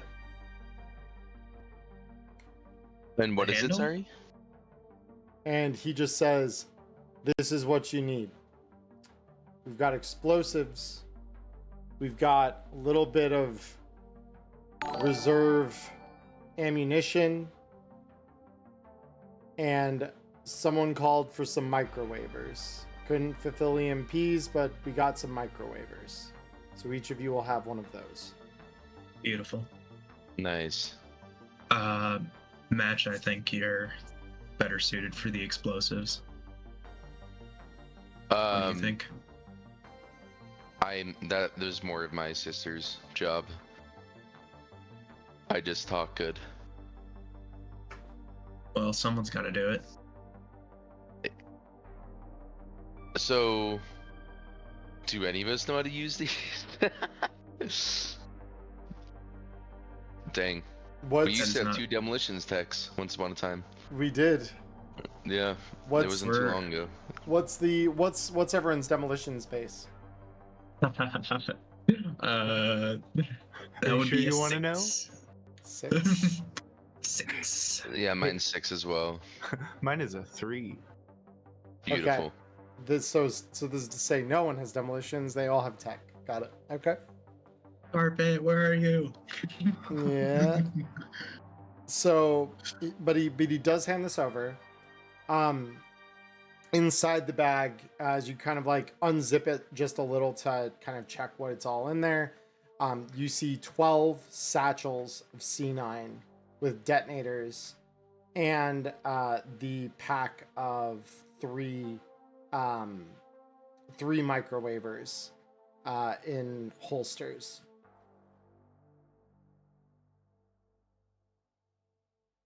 Okay. And so All right. Rex just looks at you all and he just says, as a reminder, whatever happens tonight, I wasn't involved.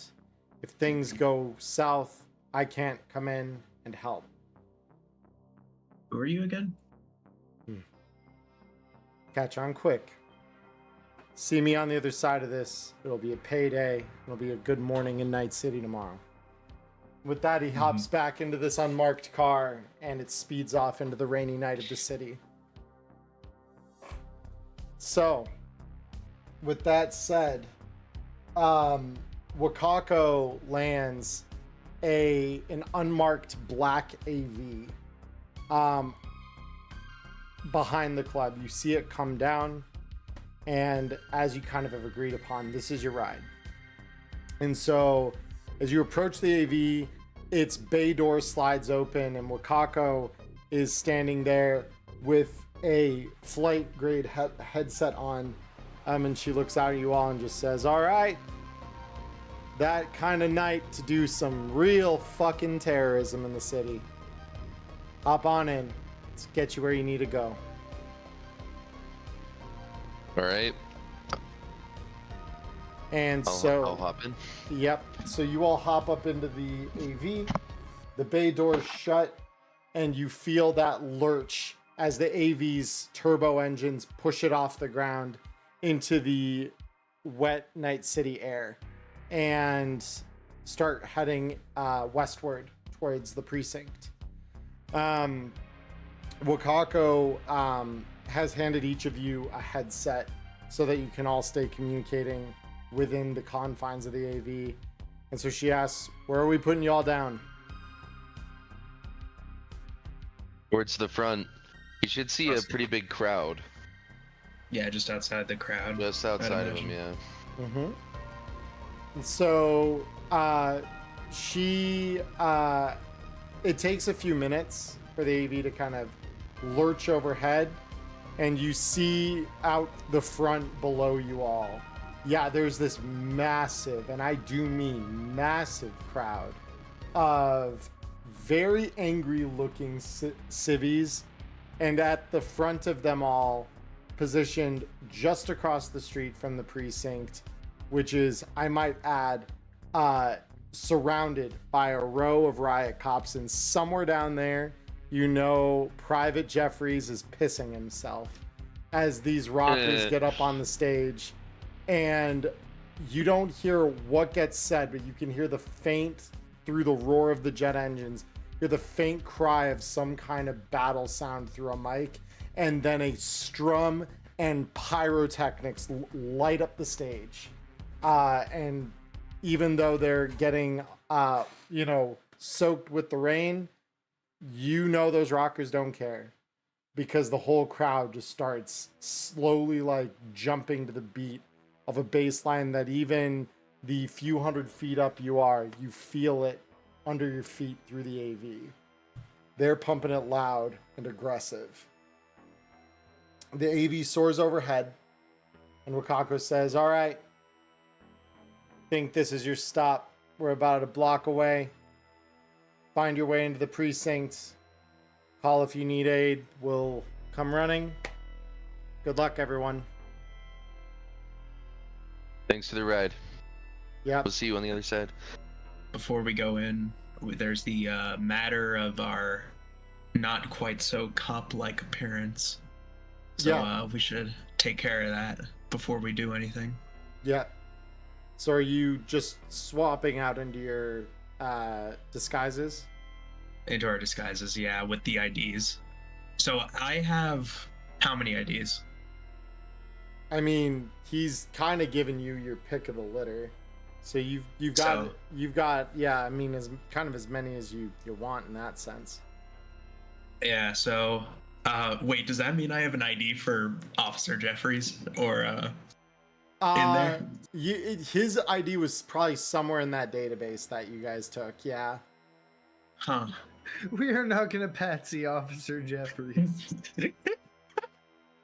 That poor little man. You can't ruin his life like that. I love it. Tempting, but I'm assuming Matchlight told me about the story, and so I'll say, let's not do that one. So I will give the badges for. So I only had IDs from Precinct 1, correct? Yes. Ooh, okay. All right. Well, so for Matchlight, that's not gonna work because they believe he's from Precinct 2. Well, that's fine. I could just be from Precinct 2 and act like I'm there to help. Yep. You know.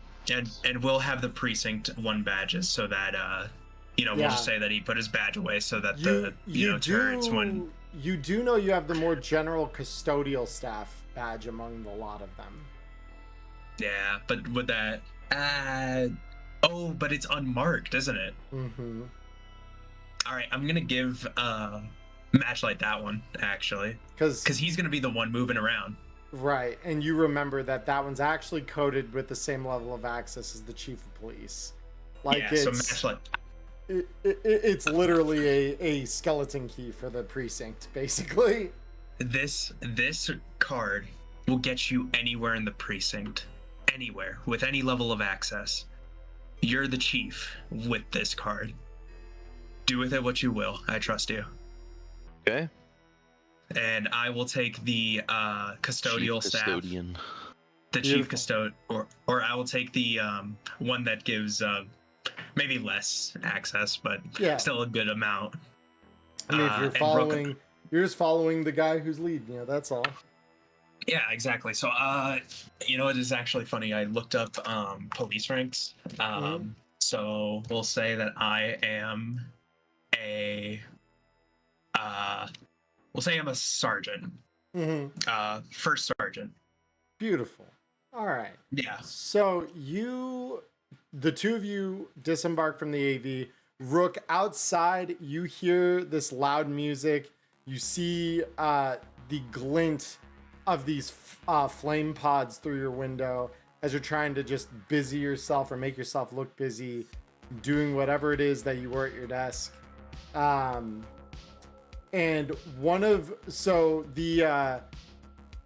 braggadocious loser that was there the last time that we talked about your precinct, he walks over, he says, "Fuck you doing? Get out there! They're gonna fucking tear the precinct down!" And he is decked out in like full riot gear, riot helmet, shield, and you can tell he's got a slightly nicer looking submachine gun that he's toting with him. That's for the fodder like you. If they do break through and come in to smash it, you'll want me to fresh to actually handle it. Go ahead, roll me persuasion. That's a really good line, though. I do like that. That's for the fodder like you. I think he should get a +2 because that was a good one. Yeah, no, he doesn't need +2 at all. Yeah, and you just see this guy. Just remember who the fuck is watching your back when it all comes crashing down, okay? And he just walks. Like, Rook just kind of laughs to himself knowing what's about to happen. Yeah. Is there a way I could just like follow Rook with kind of a clueless expression on my face? Well, so you're not there yet. So this not? Okay. No, Sorry, this is we're setting it up because you guys are on the outside and he's on the in. So I apologize. Yeah, you're totally good. So Matchlight and Peacock, you walk toward the precinct, and you already see the row of riot troops, that have lined up on the sidewalk outside. And as you walk up, the end of the line kind of turns to face you, and they just say, "Stop! Who the fuck are you?" So this is the riot crowd? This is the riot officers that are holding it down. Precinct 2, we've been sent as backup. I recruited one of yours on the way in. Hope you don't mind. And I kind of point towards Nyla. Yeah.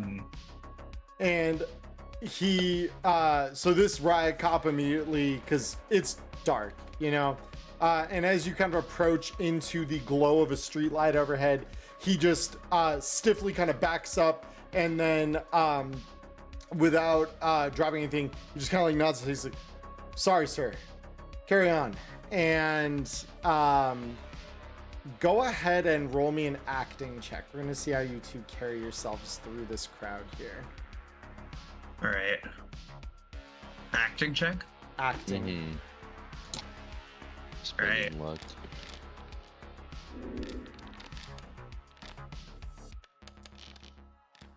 So that happened. Keep that in mind. All right. So you two walk into the station or toward the door of the station here. And there's a badge reader on the outside here. As you're approaching, how are we doing this?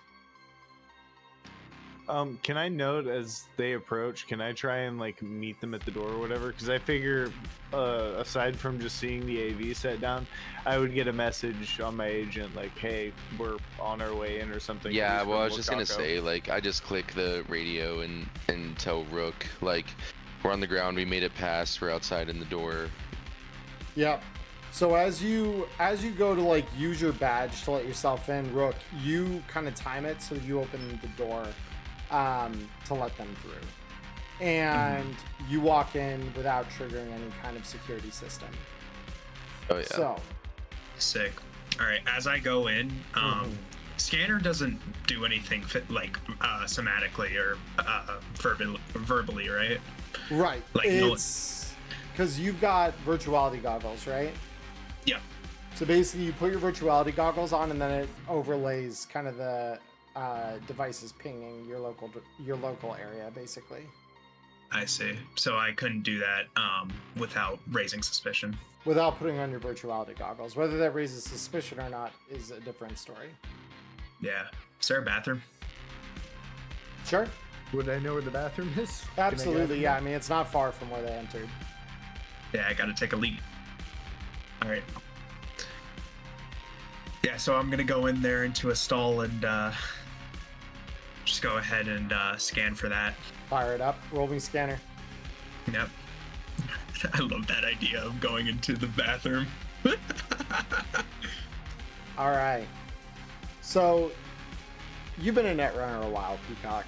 And the sorts of nets you normally dabble in, they're small things, right? They're like maybe 6-7 floors tops. They're not really guarding much.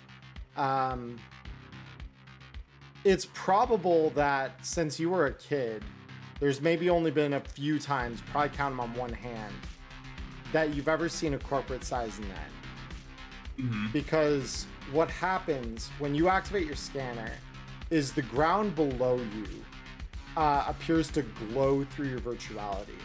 Below you, you see this almost like a maze work of network cables that terminate in all kinds of access points scattered throughout the building. It's like looking at a set of it's almost like a constellation.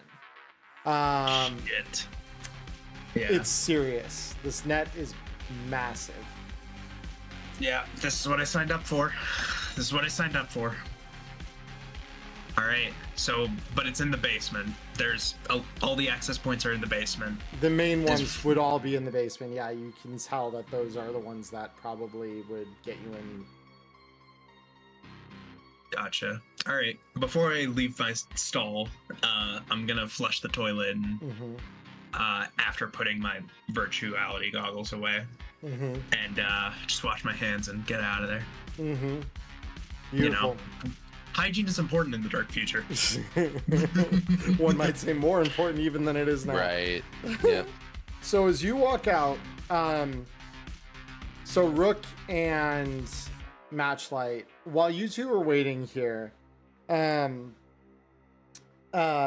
another officer kind of walks up. This one, this is a dude by the name of Captain Primthy. He is a bit of a prick, honestly. He's like one of those hard asses, not one of the ones like the asshole who kind of came up to you like, get the fuck out there, because he has no real authority. This guy, on the other hand, he's part of that chain of command that signs your paychecks, and he can tell you what to do. And as he walks up to you two, he just says, well, I didn't realize we could all just stand around with our thumbs up our asses while there's a goddamn riot on our doorstep. The fuck are you two doing here? What's the name? Sorry, because everything deleted. What was the name of the Precinct 2 leader? That was Janus was the captain over there. Or Perfect. Sorry, the Blue, deputy go chief. ahead. But yeah, Janus was the guy. Yeah, I was just gonna say, Precinct 2 sent us a couple of fucking green-ass rookies. Other one's in the bathroom. I'm just waiting to get these fucks kitted up and on the line. Roll me persuasion.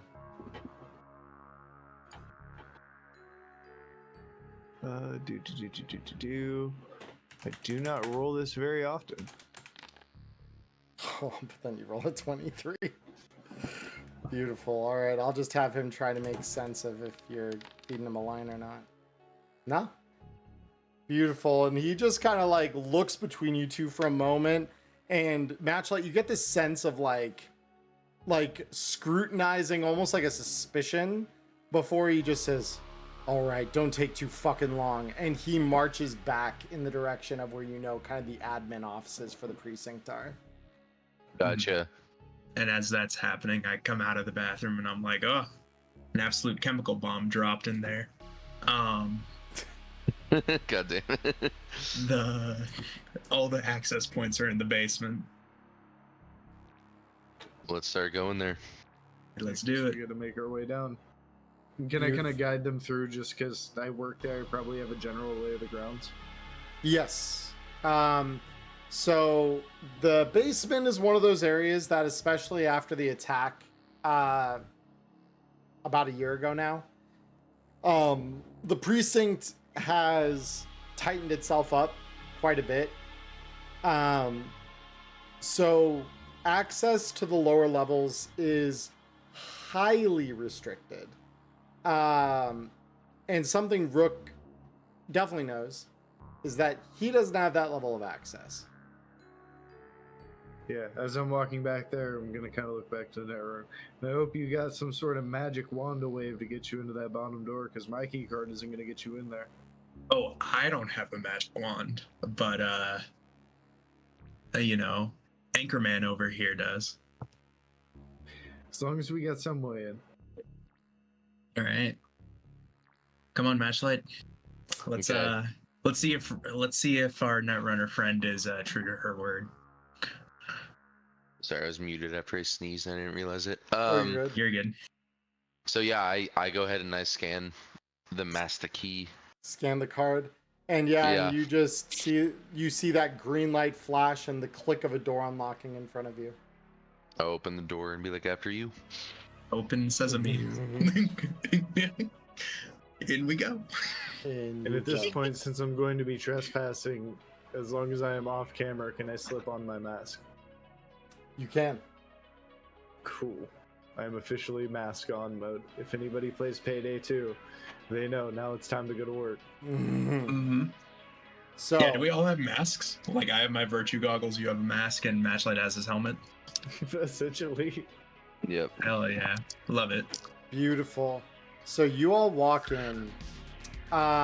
So the door leads you into a long hall that descends at first, after a little bit, down a stairwell. And it descends for about a story, essentially, before you come out into what would appear to be just a maze of different pipes, different kind of power junctions, and then set back against the wall, you see a door that says server room access. All right. Is there Just to- another? Go ahead. Just to double, Nice. just to see where the access points are relative to us now. The path ahead of you is glowing brightly in your vision. Behind that door is probably those access points you came looking for. That's our Temple of Secrets right there. Let's get going. Beautiful. Does it require another key card unlock? It does. Okay. I'll try my key card on it. Fuck yeah. Or not fuck yeah. So, you unlock, and the door opens. You walk in. Can you all roll me perception?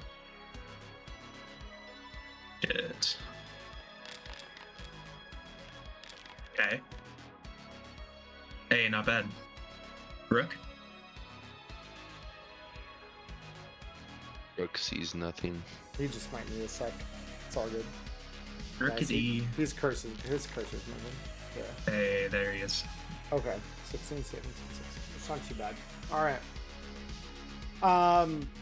It sadly is not good enough to see what I've got here, but so what you guys walk into is quite literally a massive server farm. And you could see all kinds of, you've probably seen them before. You as players have probably seen images before of these massive kind of NASA server rooms, blinking lights all over the different server blades and things like that. And this one's no different. And so at this point, Peacock, would you please roll me one final scanner check?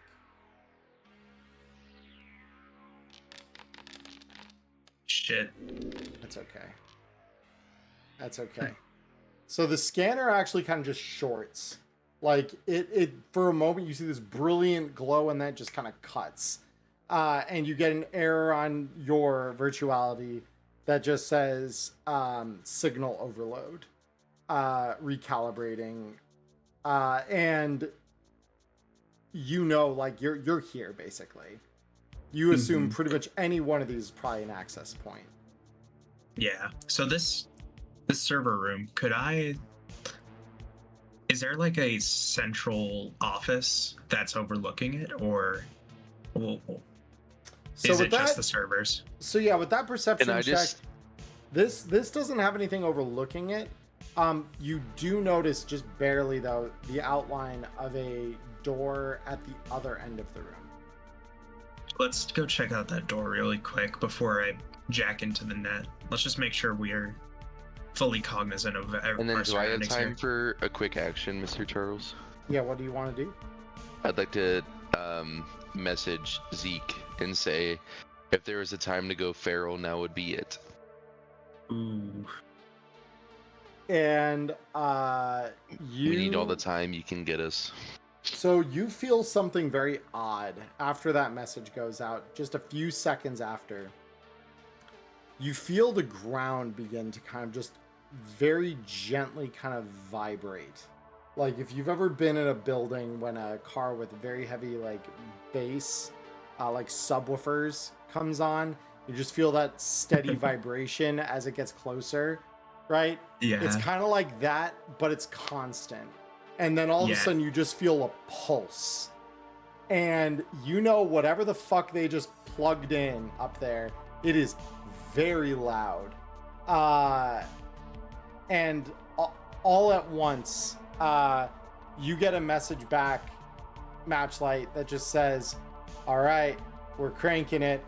They're moving. And you see a video that he's clipped from the outside showing the protesters just throw themselves in like a wall of death against the police riot line.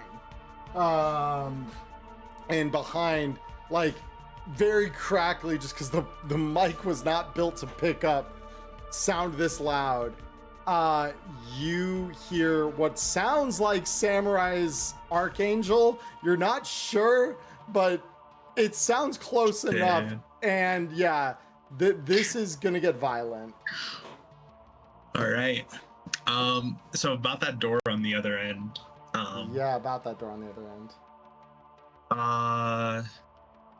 How do we want to? I could jack in right now and have Match or Rook check that, or we could just ignore it.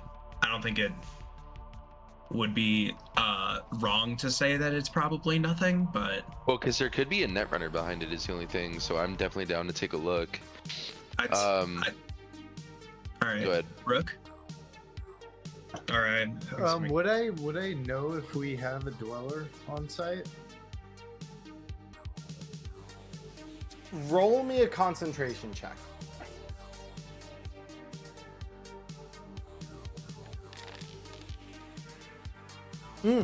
Okay. Yeah, you know that there's some wireheads that do work out of the station. You're not sure where they do work, although you're thinking you have a better idea now. Because it's kind of that spot, like I said, it's restricted to most employees who don't have a reason to be down here. And right now, that's definitely you.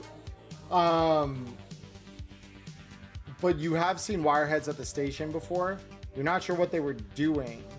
And that rotation seems to kind of be a fairly lengthy one. Like, it's never the same 2 dwellers 2 days in a row.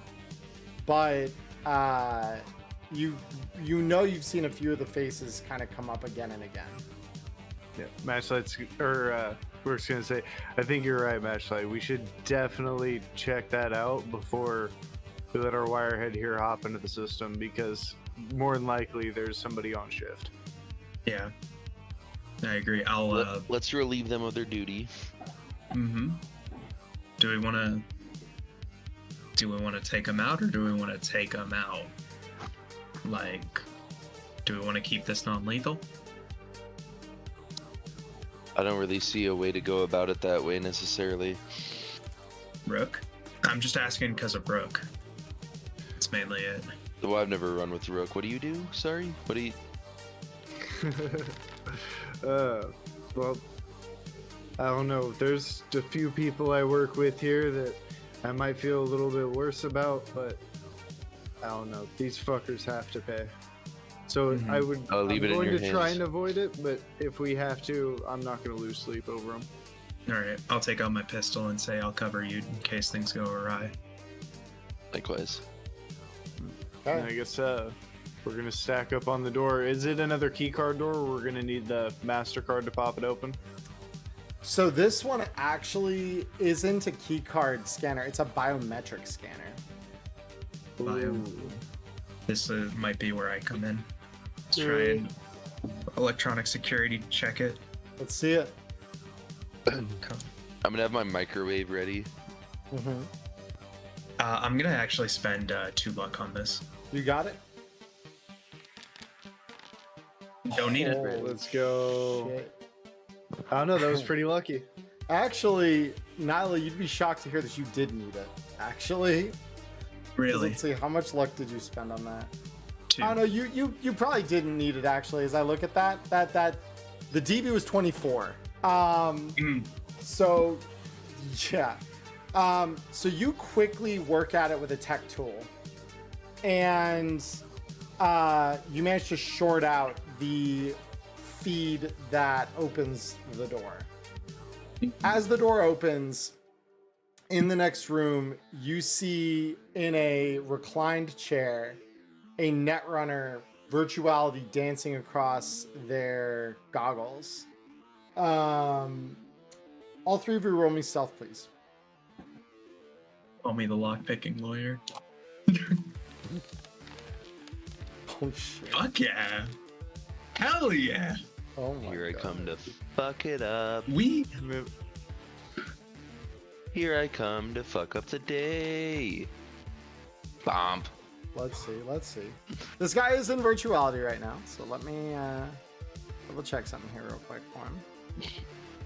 Because he will have a negative modifier to his perception because of that. Ooh. You guys are good. Nice. He doesn't know you're there. All right. Beauty. And you Rook. can see, like, Nyla, you have like a certain degree of, like, you can kind of tell when someone's like enraptured with something, and you're seeing bright flashes across his vision, which you can only imagine are probably some of the camera feeds from the outside of the building. Yeah, So he's locked in. I'll just whisper and I'll say I'll microwave him, and then after that, Rook, you can choke him out. No, not too much noise. Not too much noise. Yeah. Because that's what I'm worried about. If we fire off a microwave or anything like that, like, there's still going to be, it's like alarm bells that sound like that's. It Charles, gives him a chance to scream. Do I see if there's anything reading his vitals? Nothing external is. Nothing external is. Okay, check for a correct me biomon. if I'm wrong, but it's like hella loud, isn't it? Isn't there like an overwhelming bass sound that's literally shaking the floor of a basement right now? Oh yeah, that's true. We have noise cover. You Yeah. feel the vibration. You know that whatever feeds he's plugged into, he likely has the ability to dampen the audio. But yeah, I mean, there's a certain degree that, you know, beyond which you can't really dampen it. And it is loud outside. You'll right be now. able to hear the microwaver once it hits him, but it's like, And, and I'm gonna just look at Rook and I'm gonna put a finger to my lips and just go, Well, and we can assume that you've all taken the time to like hold your action, or not hold your action, but like, yeah, kind of hold your action so you act simultaneously as well. Like that's Yeah. totally fine. Yeah, because my plot is to I can slip up behind him and just choke him out and hopefully take it out quietly. mm-hmm. Because you know I mean, you could rip the plug out of his cyber deck too. That is also true. Could I just creep up and let me yank his cord first? You blast him with the microwaver, and then I hop on him and choke him out. I feel like the microwaver would kind of cut the cord by itself, and then you could just choke him out so that you don't have to use two actions. If you have a aim chance. successfully, yes, Yeah, aim Oh, I would have to successfully, take an and aim you have- shot. you would, because you're aiming to fry a specific part of his cyberware, which is his deck and his interface plugs. Yeah, we don't know how much cyberware he has, and the more chrome he has, the lower of a chance that you'd actually hit what's connected to the system. So I think it might be a better play to yank his plug so that he's kind of fucked for a second, and then he's either got to commit a turn getting back into the system where you blast him with the microwave and I mean, maybe keep him from Well- going back in. yeah. I can yank the plug and you can choke him.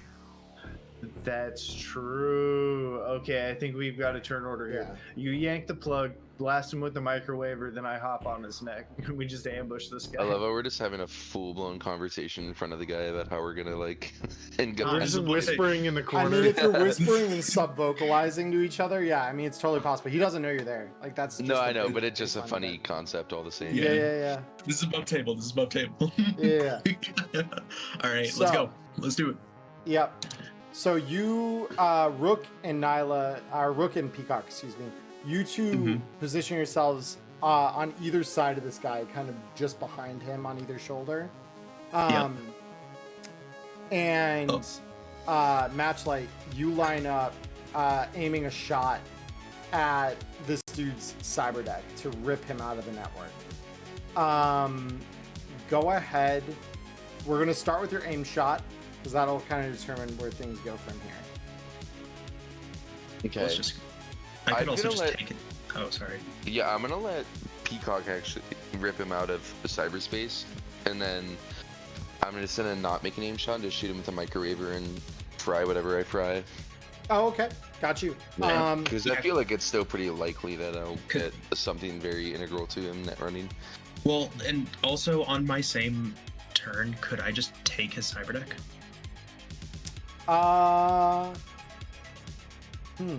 Yeah, as an action, I guess you could just rip the cyber deck off of his arm and disconnect it by extension. That definitely could be a thing you do. Because I want his cyber deck anyway. Yeah. Take it from me. I think I'll. Your soul is mine. Your programs are mine. All right. Yeah. Would that be any sort of check or? No, because he's not aware of you. You auto hit any melee attacks.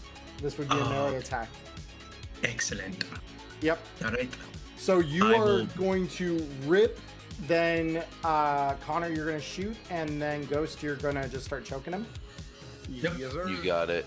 Beautiful. All right. So Nyla, you rip this dude's cyber deck out, and all at once you see the virtuality feed cut, and this dude's eyes go wide with sudden realization that, oh no, this is about to get very bad. Connor, go ahead and fire me that microwaver shot. Okay, yes, sir. I just realized we're jumping this dude. Done been jumping in. All right, let's see. Oh, I can't look at Microwaver, that. equip. You can. Not looking. I have no ammo. What kind of ammo does a microwaver take? That's a Batteries. battery. Oh, gotcha. A battery pack. Boom. And then reload. Confirm. Skills. So just hit the fist. I got it. Yeah.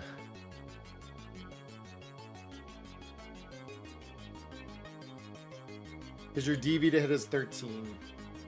Okay, we're good. Perfect. Easy hit. Yeah, Okay. so you smack him with the microwaver. I am now going to pull... So he's got to roll a cyber tech check. Yep, and the DV on that is what? 15. 15, okay. Nope. All right. So, from here, let me grab the roll table because they created a roll table for this. Fun fact. Where we can run get EMP'd items.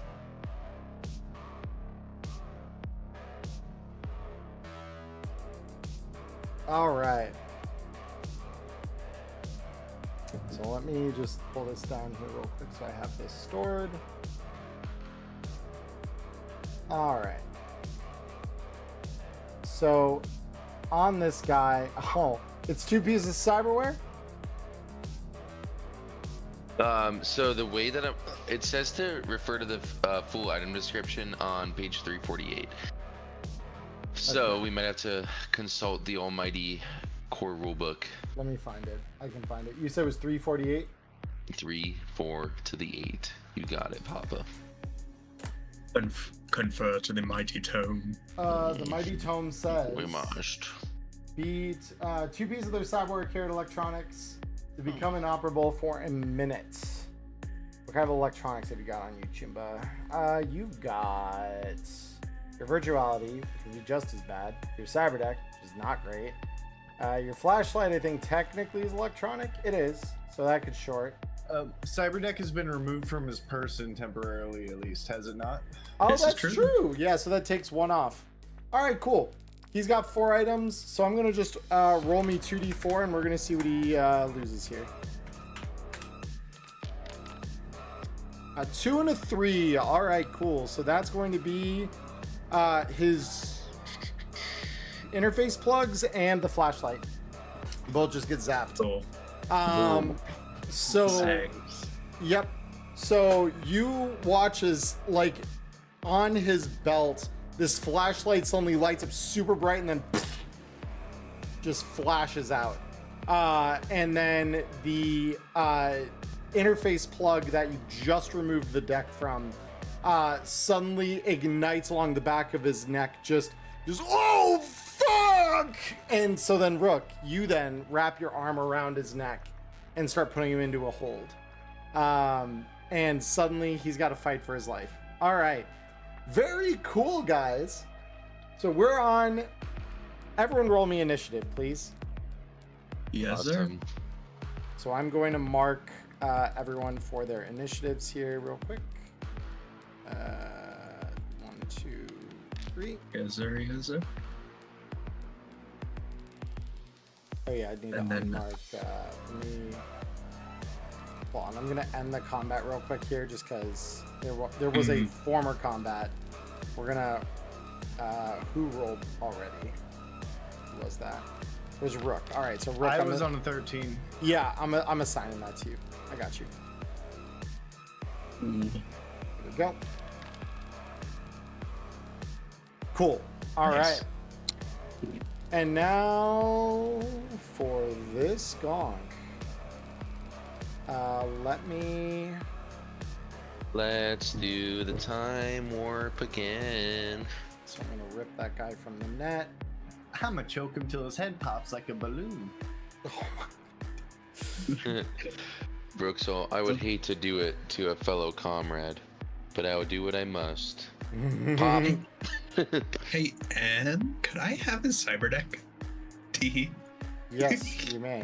Give me 3 Yippee! seconds here to put him on, because I don't have battle maps for tonight for the regular meat space, because I figured there'd be a lot of interpretation in terms of what you guys are running through tonight. So I was like, I'm just not going to worry about that. Cyberspace is a different story because I learned something fun and new and exciting. So there is the cyber deck. Over to you there. Oh, fun. Yeah, okay. So, Yeah, so this is what the other gonk had. Yeah. Sick. Yeah. Awesome. Then Okay, cool. So I just need to mark this guy for combat and roll him in. Oh yeah, he's in trouble. Cool. All right. So we have officially started combat. We are on round 2 as of now because you guys got your stealth round. Awesome. So with that said, Matchlight, you are first up in initiative this round. What would you like to do? I'm gonna try to hold his limbs so he can't grab for Rook's arms to free himself. So I'm just gonna help Rook choke. So just give him the +1. Cool. So you're gonna do it by just constraining his other limbs. Yeah, his limbs. Yeah. Roll me a brawling check. I'm gonna oppose it with a -2 brawling check on this guy.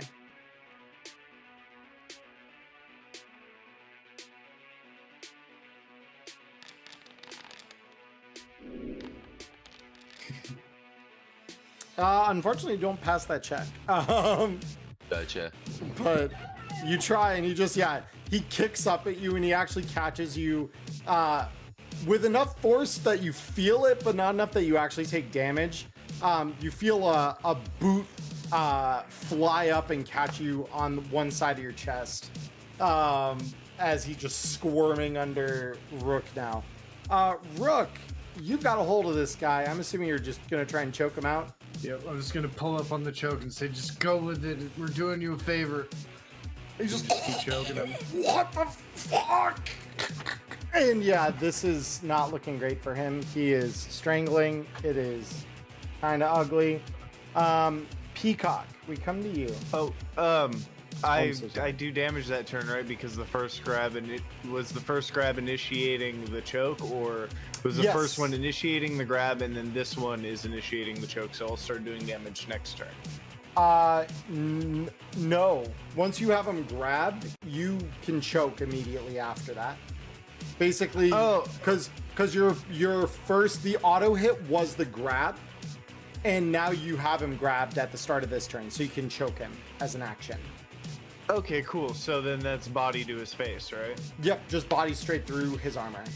So that is, he's already taken his first round of choking. So, Peacock. All right. Crazy question. What? What if I were to punch the shit out of this dude? I mean, depends how you were gonna punch the shit out of him. Brawling attacks are, it's not gonna help choke him out faster. We're putting. Okay, that's okay. So never mind. What I want to do is something a little more interesting. I'm gonna try to pat him down. Okay. I want to find what other shit he's got. Roll me conceal reveal object. Dude's having his life choked away by some giant in a linear frame while you're just running his pockets. I mean, that's a spicy conceal. You are rolling crits like a madman tonight, Nyla. Holy fuck. Show me your money. So, I want all of it. Yeah, so here, as you pat him down,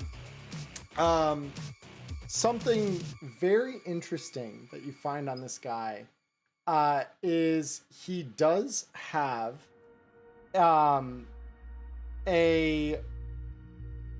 he's carrying a chipware case.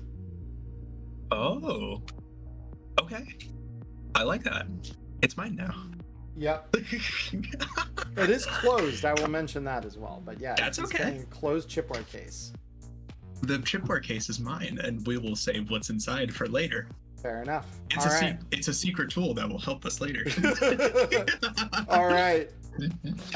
Rook, contested brawling, please. Are we both going to do the -2 or just roll it flat because it balances? Roll flat because it balances. The math won't math differently for it. Yeah, you hold on to him. He's useless. Matchlight. Alrighty. Sorry, what did Peacock do? Peacock patted him down and grabbed a chipper case off of him. Oh, nice. Yeah. All right. Well, I mean, it's not gonna kill him if I shoot him. It's just gonna help us get there a little quicker. So let me shoot him. Okay. Go ahead and roll me attack check. That's a hit. Roll me damage. All right. Yeah, with a resounding bang, you watch the gun discharge. This guy's armor deflects the bullet. Okay, gotcha. It's always like whenever you're playing Cyberpunk and you're all ganging up on one guy, for some reason the one guy becomes Timothy. Yeah. Every time. I mean, I don't know about that. Rook's about to apply a second choke, I think, right? I've dealt with a few Himothy's in my time. It all collapses. It's just like, even though it's going fine, it should be going even smoother, but just like, yeah. Fucking Rook has like, nah, I'd win energy. So, yeah. Like I said, I'm driving a Sigma frame again. It's about to get wild. So, Rook, you choking him? Oh, yeah. All right. And yeah, And I just that'll be choke realized number 2. I just realized I'm like, oh wait, yeah, that's right. You have 12 body. I was not applying that correctly the first round for some reason. So that's, yeah, the first choke, the second choke. This guy's already seriously wounded, by the way, just from you choking him 2 rounds in a row. His face is turning blue. You can see his eyes becoming rapidly bloodshot from just the pressure applied. Just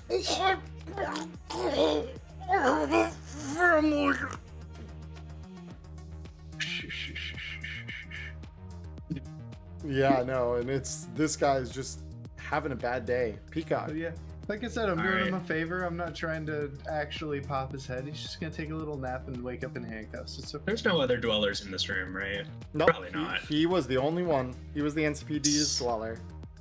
Sick. Well, I'm gonna go mosey on over to that sweet little server farm. Yes. And I think I'm gonna have some fun. Gonna have some fun. In my own playground. No thanks to this fucker. Yeah, all right. Let's begin, shall we? I'm gonna just begin. Drag you over to this architecture. Oh boy. Let me grab Nyla. Full. That's me. That's me, baby. You should be coming to the architecture now. Mm-hmm. Oh, hello. Welcome. You land. There's a password, and because of some of the intel that Recluse has fed you, you already are getting DVs and things piped through because she's given you kind of the keys to the castle.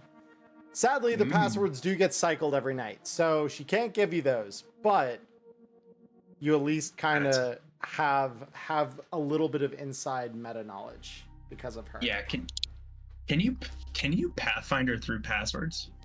You can if you roll over them. Yes. Ah, I see. Okay. So here's what I'm gonna do. I'm going to Speedy. Mm-hmm. So Jack and Speedy. And then I'm gonna Worm, and that'll be my turn. Jackin, Speedy, and then Worm. Okay, cool. Yep. Back over here then. We come back to the Netrunner. The Netrunner is gonna make one final push to try and break free of the grapple here. Go ahead and roll that brawling check. Oh my god. Yep, and he just Matchlight.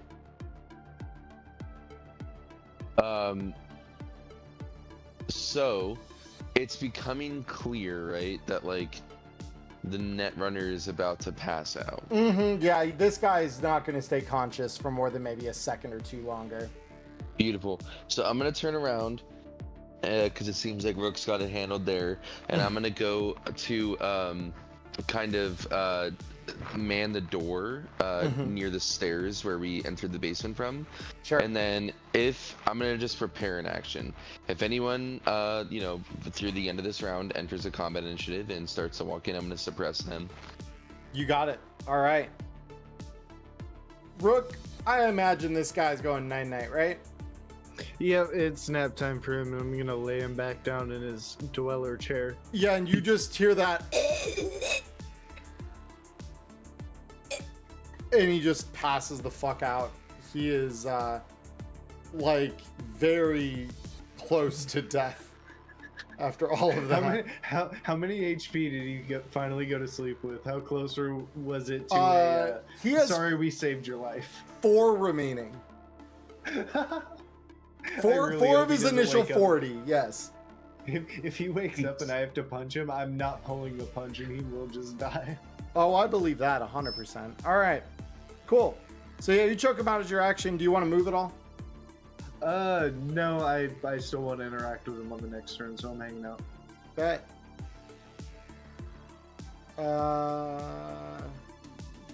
Did I lose you, Nyla, somewhere in the shuffle here? I'm after Rook. Yeah, but I thought I pulled you to this scene. Oh, I clicked over to the other one, but maybe it threw me back. It might have. Let me... Yeah, if so, I apologize. I won't do that again. It's all good. There we go. There you go. All right. So you've rezzed your worm. You've rezzed your speedy. Yeah. All right. So I'm going to take a backdoor check to break this password. You got it.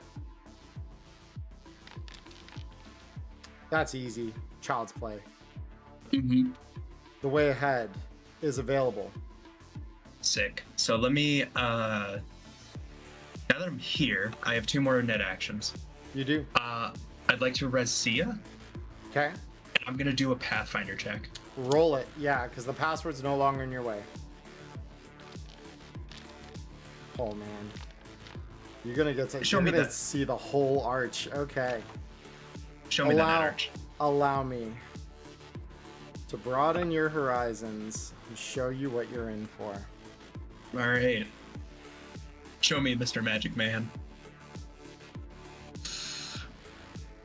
I have a feeling I got an ice pit waiting for me. Let me just do the following. This actually will just make it nice and easy for us. Uh-huh. Let me delete let me delete all the walls, because you know what's behind all of them. There are no walls when you're me. There are none. Fucking ice pit. That's an ice fill. That's a whole landfill's worth. Hey! What's this? What's this fucker doing here? What's this fucker doing where? After the file. Don't mind that. Bye, fucker. Cool. Nice. Hell yeah. Alrighty. That's all my actions. Beautiful. So, think I got time to ice pick through this? I think I do. To ice pick through it? I mean, maybe. Depends what the ice are, right? It's true. All right. Those of you who are so this Netrunner's out of the action. So far no one has come looking for you guys, which you are going to mark as a certain kind of win. So Matchlight Rook, anything you guys want to do with this round? Or just continue holding your actions to kind of wait for potential intruders? Yeah, so is there a place outside kind of near the stairs where there's like light cover, but it's like inconspicuous? Like if someone came down, they wouldn't necessarily think about it like, oh, this guy's taking cover from me. Like, because I want to be able to pretty much deter people from coming down and say like, this area is off limits. If people were to try to come down, like go back up to the top and fight. But like if they didn't believe me, I want to be able to take cover so I don't get shot. Okay. So there's like a small kind of workstation where there's like a single terminal, and it looks like posted around it are the same kind of like material like a scream sheet would be made out of. You see notes on it dictating like a maintenance log, essentially, of like what's gone on down here. So this appears to be some kind of like, engineer station. Nice. And then the other thing is, are there structural points like pillars and shit like that down here that I feel like are integral to holding up the facility? There are a couple of those. Notably, roll me a perception check, actually. Perception. Be perceptive. Be That's pretty perceptive. good. Yeah. So you look around. One of the things that is kind of painfully obvious once you start looking, but you know, you had to kind of give it a look in order to really notice what it was. You see a bright yellow triangle with a flame depicted on it. It just says danger explosive on one of the pipes leading into the room. Do I know what it would explode? You just know that whatever the fuck's passing through that, it says it's explosive. Okay, cool. I'm gonna try to plant. Actually, with this turn, I'm gonna try to plant my C9 on it. Beautiful. Yeah, you know that, you know, generally, with this one, it's kind of free because you're like, anywhere I place it on here, it's gonna probably explode like a lot. So, Nice. yeah, so I'm not gonna make you roll for that one. You just Beautiful. apply it, you're good. But that being said, that's my turn, right? That is. Rook, Beautiful. what would you like to do, if anything? So I want to take the now unconscious dweller's hands and put him like behind the back of the chair, and then handcuff him back there so that he can't even like reach to his back pockets to try and do anything.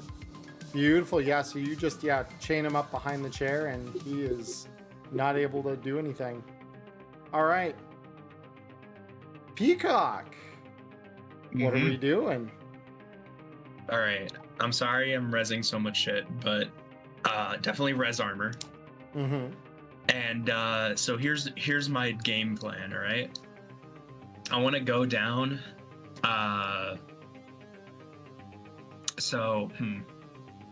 If I reach the bottom of one of these branches, will the virus I write only affect that branch? No. So here's the way that multi-branch networks work with viruses.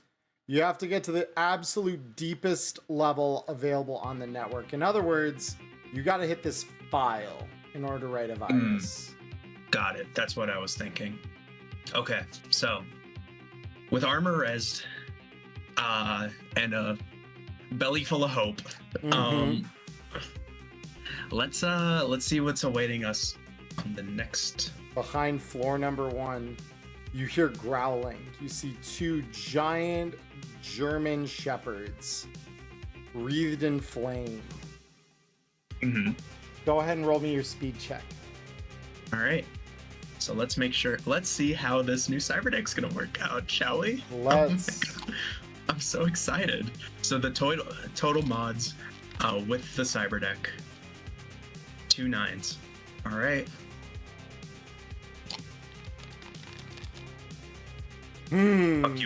Fuck you, I'm better. Fuck you, I'm better. All right, cool. Yep. So you are faster than them. So they lock onto you, but they do not attack. What So are you doing? if I slide, will it work on both of them?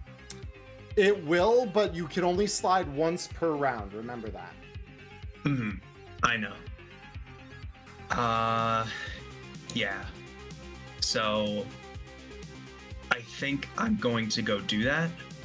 I'm going to slide past these 2 hellhounds down to this little number down here. I know it's another black eyes, but Yeah, because remember that you can also just move past them. You do not have to slide to get past them without killing them.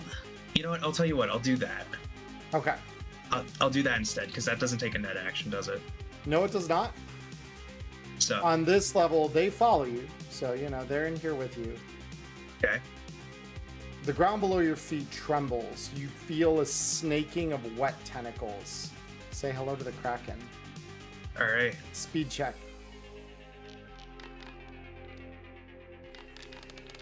You got this. Yeah, you duck its Sick. tentacles. All right. And if I slide on this level to the password, then I'm on the level with the password, but I evade the 3 of these black eyes. Right? Yes, as long as you get past all of them. So you make your slide check, they all make a perception check. If any of them still sees you, you do successfully move, but any that still see you will follow. Okay. Cool. I'll do that. Okay? All right. All right, so perception number 1 from the Kraken. Well, let me think about that. Slide is technically the attack here, so the Kraken will follow you because the defender wins ties. The Hellhound will follow you, and finally the other one. The other one you will lose, so you do lose a Hellhound in all this, and move to the password level. So that's one net action I have left. Okay. And so with that, I'm going to see this password, and I'm going to try to break it. Okay, roll.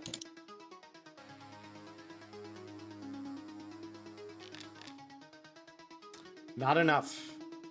Almost, but not enough. Yeah, meets it doesn't beat it. Yeah. Right. All right, so we go back. Why was that? Oh, because of worm. Yeah. Sorry. Yeah, you're good. Matchlight. At this point, you have laid out the C9 on the explosive pipe. What's next here? Could I give a suggestion? Because it seems like we're about to be getting on demolitions while he's doing that runner stuff. Matchlight? Do My fault. I was talking, but I was muted. Yeah, no, you're good. Go ahead and make your suggestion.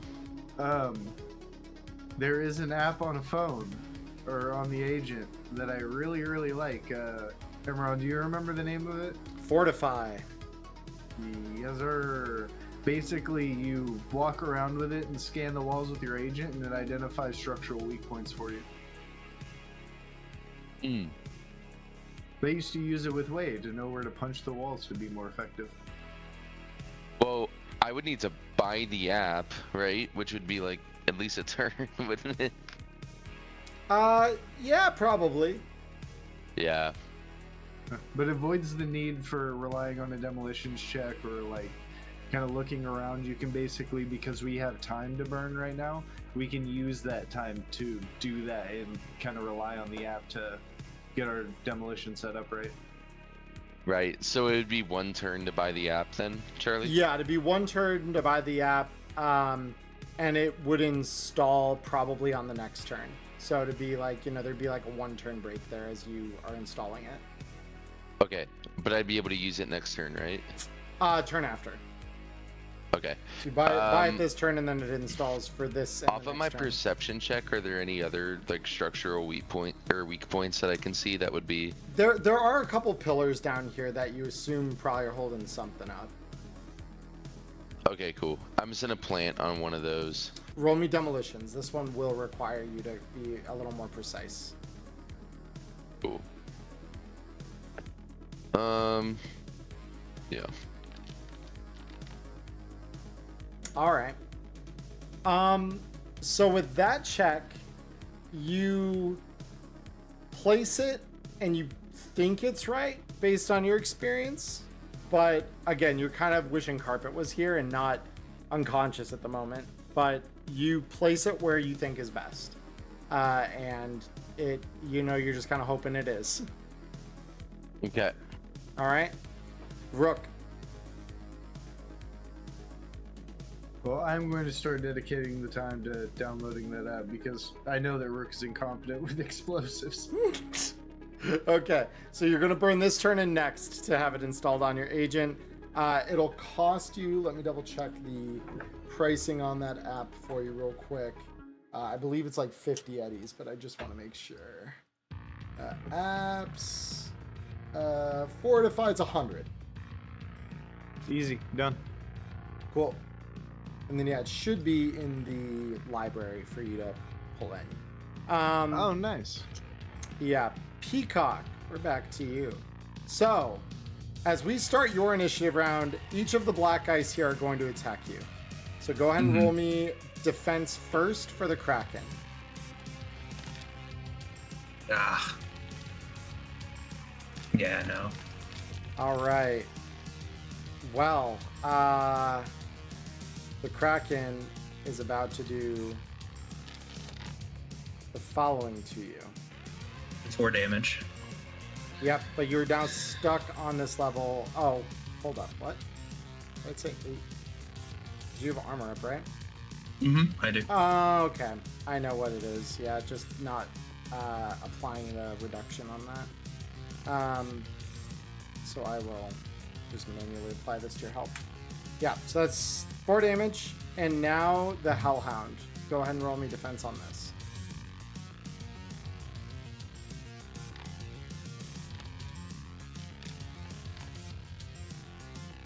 Okay. All right, Hellhound does 9 damage. So it'll be 5 minus- to you. Yeah, 5. So all right, and you have a insulated wiring on your deck, right? That I do. Beautiful. So you're not on fire. All I'm right, not on fire. your turn. You have 3 net actions available to you. You are locked on this level. Cannot progress deeper until you have dealt with the Kraken or miss an attack on your next turn from it. All right, I'm going to go for the. I'm gonna go for the Hellhound first with sword. Okay, go ahead and roll the attack.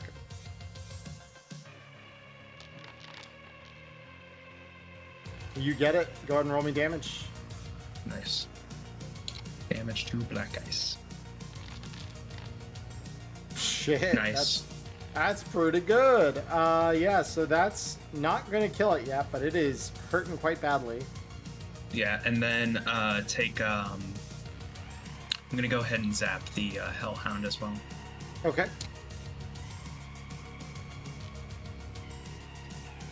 Okay. Defense is not enough. Roll me damage. Nice. Zap is. How do I roll damage on zap? I'm sorry. Oh, blood. Got it. Blood. Yep. 3. Okay, not enough to kill it, but again, it's on its last legs here. And then I will ban hammer it as well. Okay, cool. 2d6. Yeah, so let's see if you hit first. Oh, shit. All right. Yeah, go for it. Roll me damage on the banhammer. On eat shit. That is enough for it to indeed eat shit. That thing is dead. You watch this thing explode into pixels. All Night, right. night, Hellhound. All right, cool. All right, so that'll be the end of your net actions for the round. That's sick. That's cool. All right, we come back to Matchlight. So there's one more pillar down here that looks like you could apply the C9 to. Nice. Okay. Let me roll my demi-dem. Yep. How many bundles do we have in total again? How many what? Bundles of C9? You had 12. Oh, okay.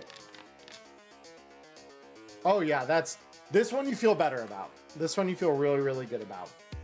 So you place it, you even see where there's like a small, almost like you would just think of it as like, yeah, just dated, right? Like dated sort of infrastructure, little hairline crack along part of the pillar. You're like, perfect. It's stuck on there. You've got a good feeling about that one. Beautiful. Rook. So you are using your turn to finish installing the app. So we go to Peacock. Peacock, your net run continues. Roll me defense against the Kraken. That I will do. Okay. Oh, come on. That is unfortunate. All right. Kraken says... Ooh.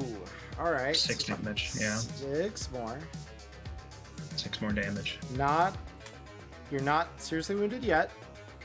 Not So, seriously wounded. what would you like to do? All right, I will sword. Okay. Sword it first. It defends. It does defend. I will attempt to banhammer it. Okay. Oh, come on. It does defend. Man. All right. It's a zap. That's all I really can do. 13. You hit it. Roll me damage. That does hit. There we go. Not horrible. Not horrible. Not at all. No, that's pretty good zap damage. All right, so you do hit it. It is hurt by that. So we now go back to Matchlight. So it's right about now that things... So you place the last charge. Outside, you still hear the bass pounding, but all of a sudden you hear the sound of machine gun fire, the heavy kind, the kind that usually is mounted on an AV. And all of a sudden you just hear screaming, the bass suddenly stops, and I'm gonna roll something here real quick. /R, D10 plus 12.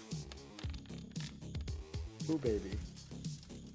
Well, I already know that this is going to be enough then, so there's going to be R, 2d6 times 5. All right, so you just hear this heavy machine gun spray down on the crowd. And beyond that, you're not sure what's going on outside, but it's your turn now.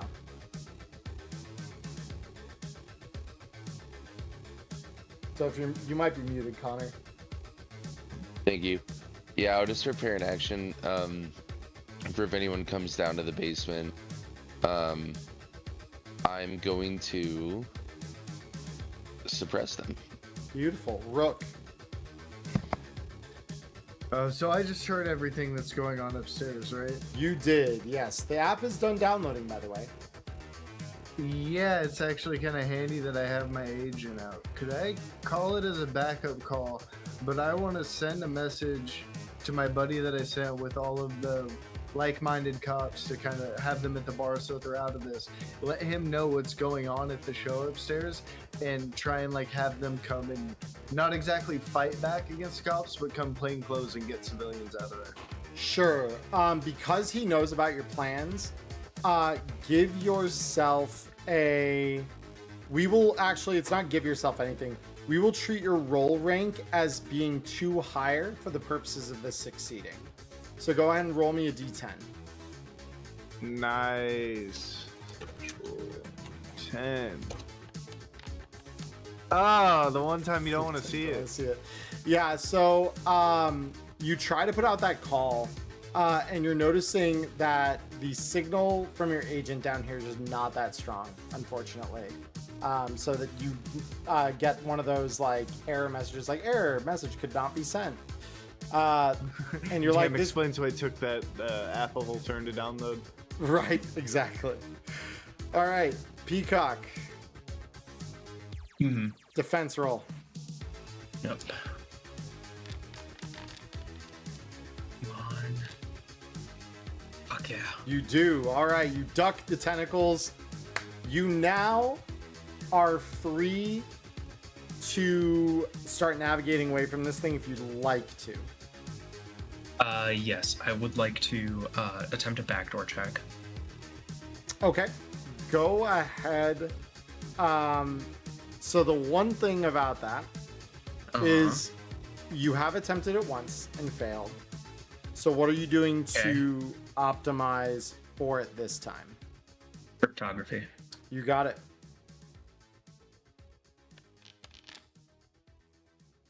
All right. So this password is fairly difficult to crack, but you are able to kind of figure its cryptographic scheme out.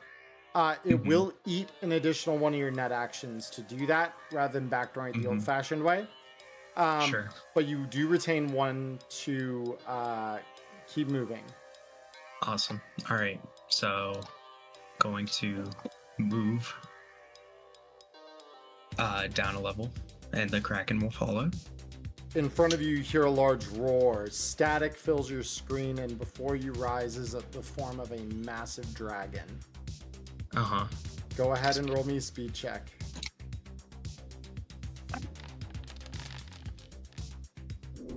All right. Yep, you dodged the dragon. All right. What are you doing? Slide. Bet, roll it. Come on. Kraken sees you. Dragon sees you. All right. So you do move down, but they will be following you. So that's your last okay. hit action. Mm-hmm. All right. All right.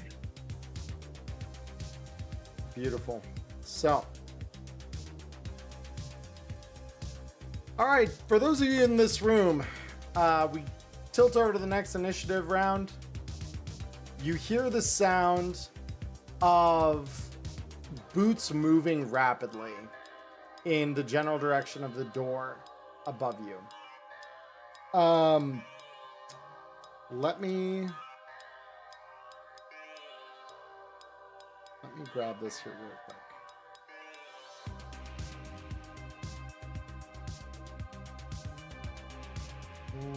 I don't have them in here, but that's okay. I need... Is it okay? I thought I had... Give me a moment. Ah, here we go.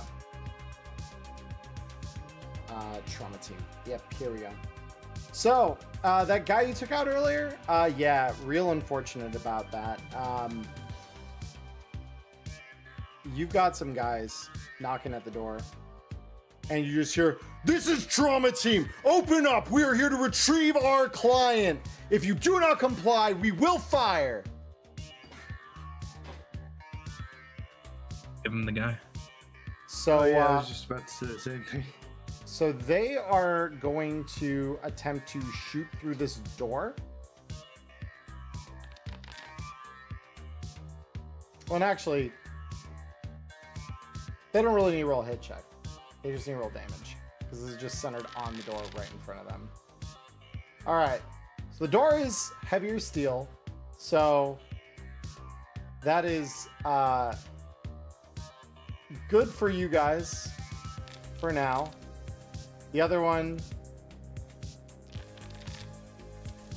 will, however, break through. So with a bang, bang, you just see this thing fly off its hinges, and two armored trauma team soldiers are walking into the room right now. So, we now go back to Matchlight. So this is new initiative, so you won't get your spray on them that you held, but you now get your action and movement for this turn. So what would you like to do?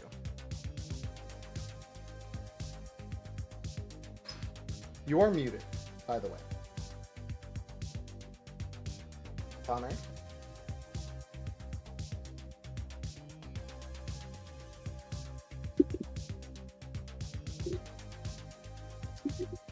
Hold on. Not this.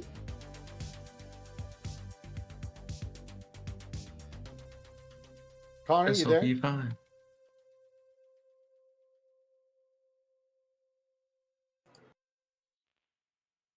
Connor? We can't hear you.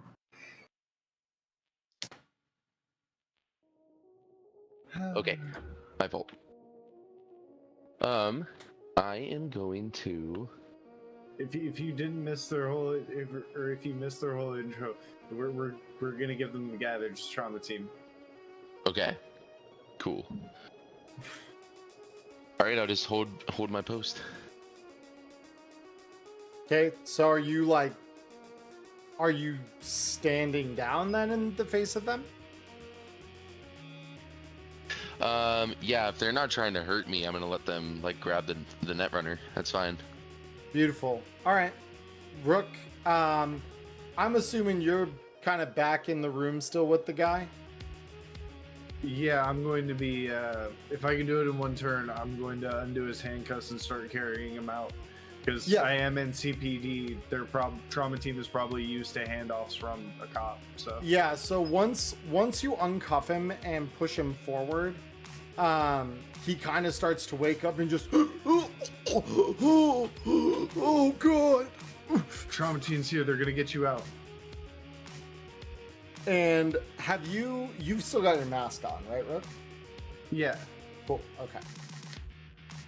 Peacock, you hear this all happening in meat space, but you've got a little bit of a problem on your hands. All right. Kraken attack. Misses. Good shit. Good shit. Dragon's attack.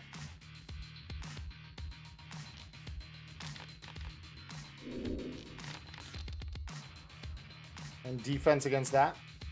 Mm-hmm. Reattempt. No, I can't reattempt slide. Sorry. Defense against the attack from the dragon first. Because Oh, you right, rolled the right, right. Sorry, defenses sorry. separately. Yeah, you're good. Perfect. All right, so you're good on both of those. So, Right. you can slide is different because slide is like a combat action. So you Uh-huh. could reattempt it. You are in a control node right now. Okay. It's just because if I slide, I have to go to the next thing, right? Right. So, what I'm instead gonna do is I'm gonna brain blast down or brain burn down. Okay, so first on this level, Mm-hmm. what the heck just happened? Hold on. Oh, there we go. Okay. Saw your ghost for a second. I'm like, what's happening? So you see a massive form loom onto the network in front of you, and you recognize the hulking form of a giant enter the combat. Mm-hmm. The good news is... Oh. Yeah, the good news is you're fast as fuck, boy. All right, cool. So you're fine. Despite that thing Yep. rolling a crit, you're fine. So, Guess what? On to the next one. another writhing mass of tentacles ascends from the ground in front of you. Roll me speed. Mm-hmm.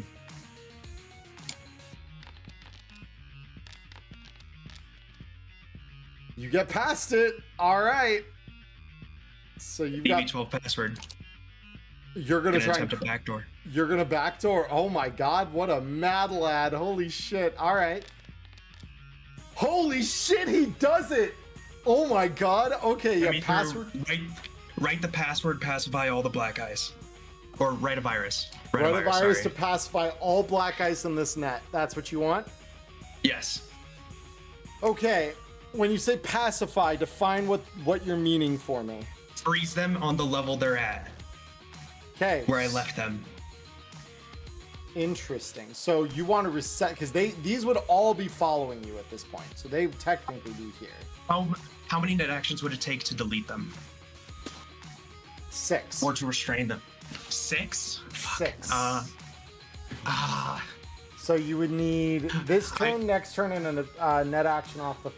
How many to have them recognize me as a protected user? As a friendly? Yes. Well, normally I would say that'd be about the same, but you have Recluse's data, so it's 2. We'll cut it into third, provided you can write the virus at the DV that I set, which for this will be a DV10. Okay. I'm gonna do it. Do it. I do it. You do it. 2 net actions, and all of a sudden, all of these ice look docile.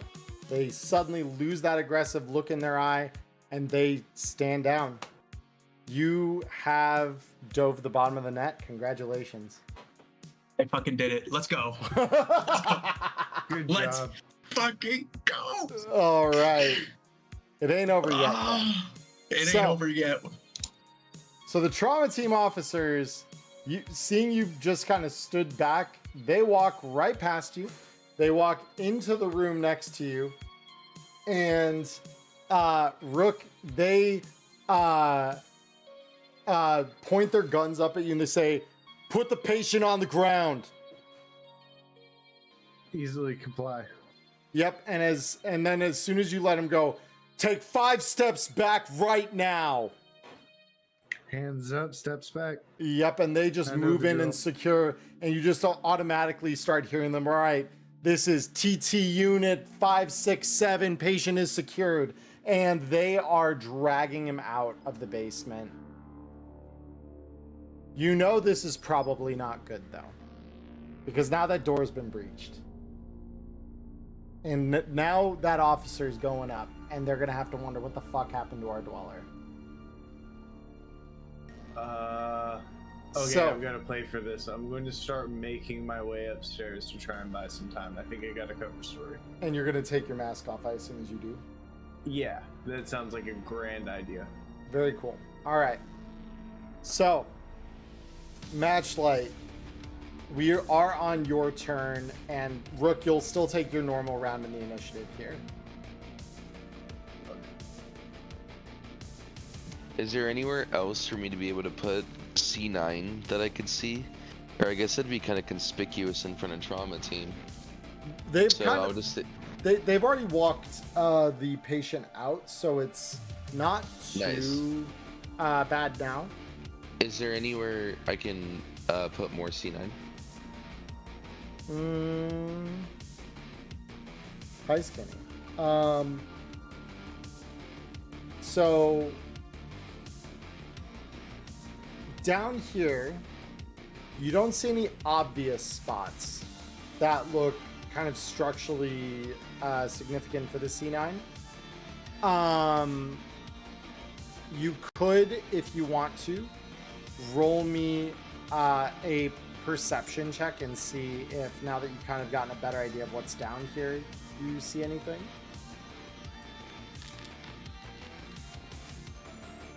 Okay.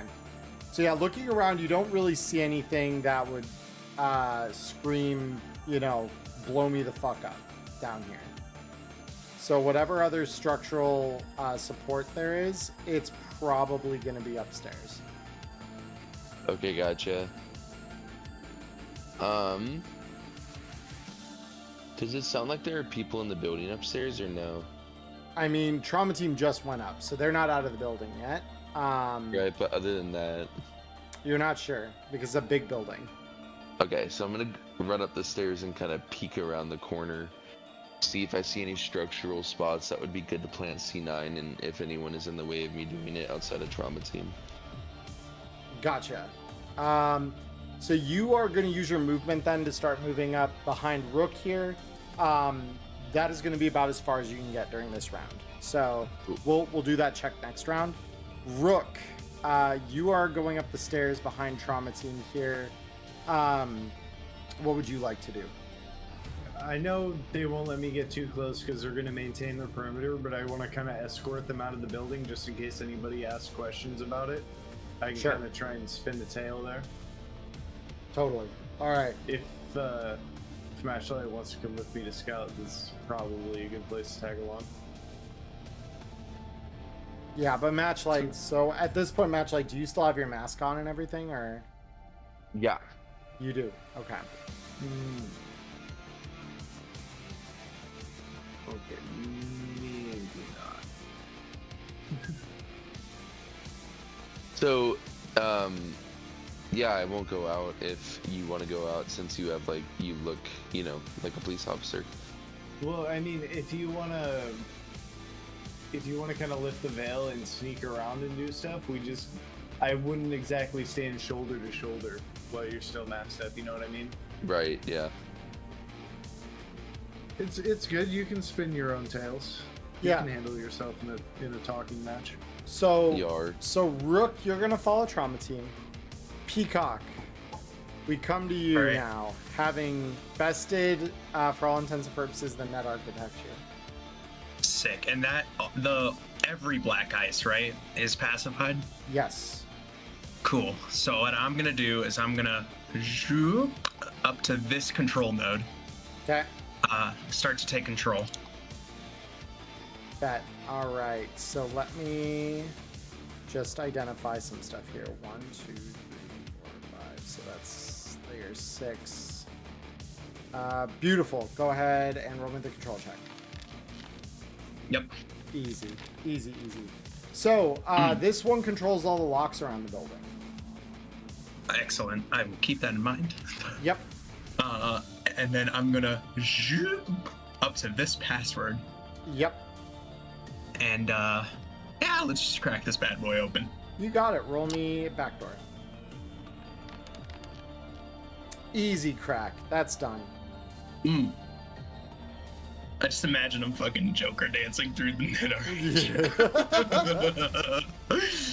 All right, and last but certainly not least, let's take control of this puppy. Not quite. Oh, not quite. Not quite. Yeah, not quite. Oh, All right. Back to you guys. So, Matchlight, what do you want to do now that we've kind of established where things are? Yeah, so is Trauma Team out of the hallway or no? Yes. So they've already escorted the at the top of this initiative. They are going to finish escorting the injured officer out of the front door, and behind them, through the brief opening of the door, you hear, "Wait a minute! Fuck, that's Rodriguez! The fuck they do to our wirehead?" Oh. Okay, cool. So I'll take my mask off, and get ready to act Okay. for when they come around the corner. Beautiful. So you're preparing action for when they come to investigate? Yeah. Beautiful. All right. Skinny, come on. Girl. Please. Now we come to you, Ro. So I'm guessing because I was following behind Trauma Team, he's essentially saying that to me as they kind of pass by him. So they're saying it out to no one in particular at first as they see them come out, and then they catch you. They lock eyes with you. They say, "What the fuck's happening? What happened to him?" Don't know, one of these fucking sibs from the party must have slipped some way and found some dumbass maintenance hatch. Fucking fried him. I think he must have got him because he passed out with a smile on his face, but fuck, man, it must have been bad if Trauma Team showed up. Go ahead, roll me an acting check. I believe. I am going to put my 2 luck into this. Okay, let's see it. I believe. Okay. Now, That's solid. That's a solid DV. Come on. yeah, now let's see if the cop buys it, shall we? Human perception. Let me see that Crefeo, baby. Cops ain't got no empathy. It's true. Yeah, let me Darn dude. find- Where is... Pops ain't got no empathy. Oh, I see what happened here. What's that algorithm? Because somehow my Danger Gal dossier folder got moved inside my corporations, which it shouldn't have. Hold up a minute. Let me just untangle that real quick. No problema. Let me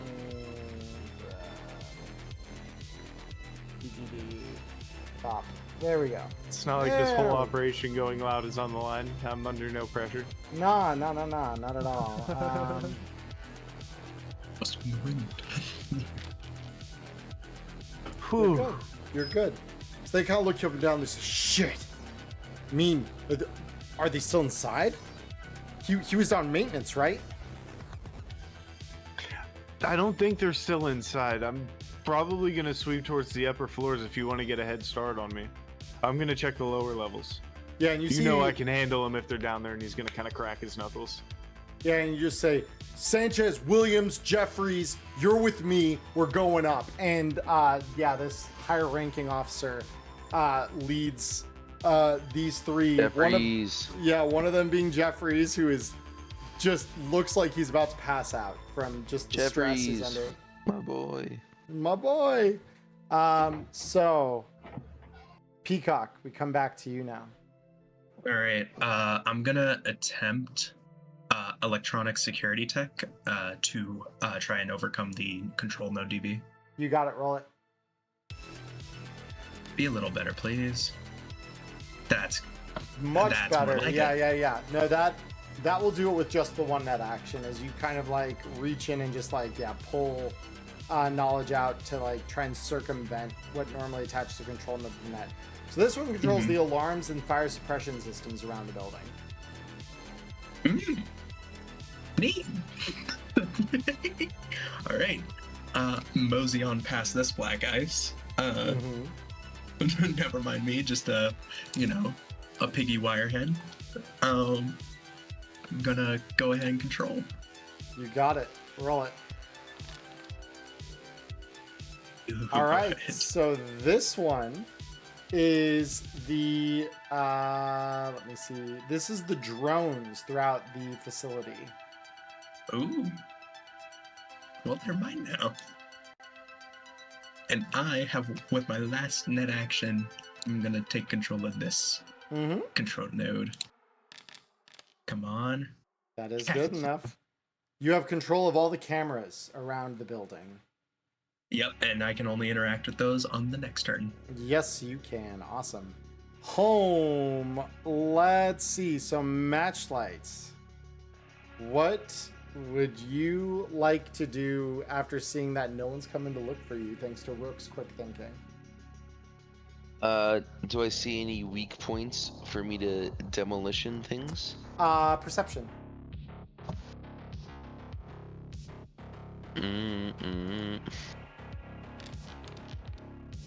There are several supports on this level just in front of you here, and you think you know which ones are load bearing. It'll give you a +1 to your demolitions check to plan. Or +2, excuse me. +2. Yep. Okay. Again, this was one where you think it's placed right. Not 100% sure, but think it's about right. But yeah, that's going to be your action then. Rook. Here. What do you like to do? After breathing a giant sigh of relief, I'm gonna kind of look around, make sure there's no more wanderers out in the open office that I need to keep an eye out for, and then start looking for Matchlight to try and help him any way I can. Yeah, so as you turn back around, you just see the last glimpse of him disappearing behind a pillar, with what you can only presume are the demolitions charges. Nice. Okay. Well, I want to move kind of by him, as close as I can get. I don't really know the sense of scale here, and start scanning around with my agent. Totally. All right. So your move is 8. Yeah, you're able to get to him, no problem, from where you are. So you're gonna just start scanning. So I will remind you that Fortify does require quite a bit of time to work. Fortify requires 5 minutes scanning a section of cover. Well, to be fair, we are pretty much set, and the area that I'm going to be scanning in is right by the only area that I really need to keep an eye on. So it's probably the most productive thing I could do besides just holding an action. Yeah, fair enough. Yeah. Yes, you start scanning. Sorry, guys. This is taking a bit.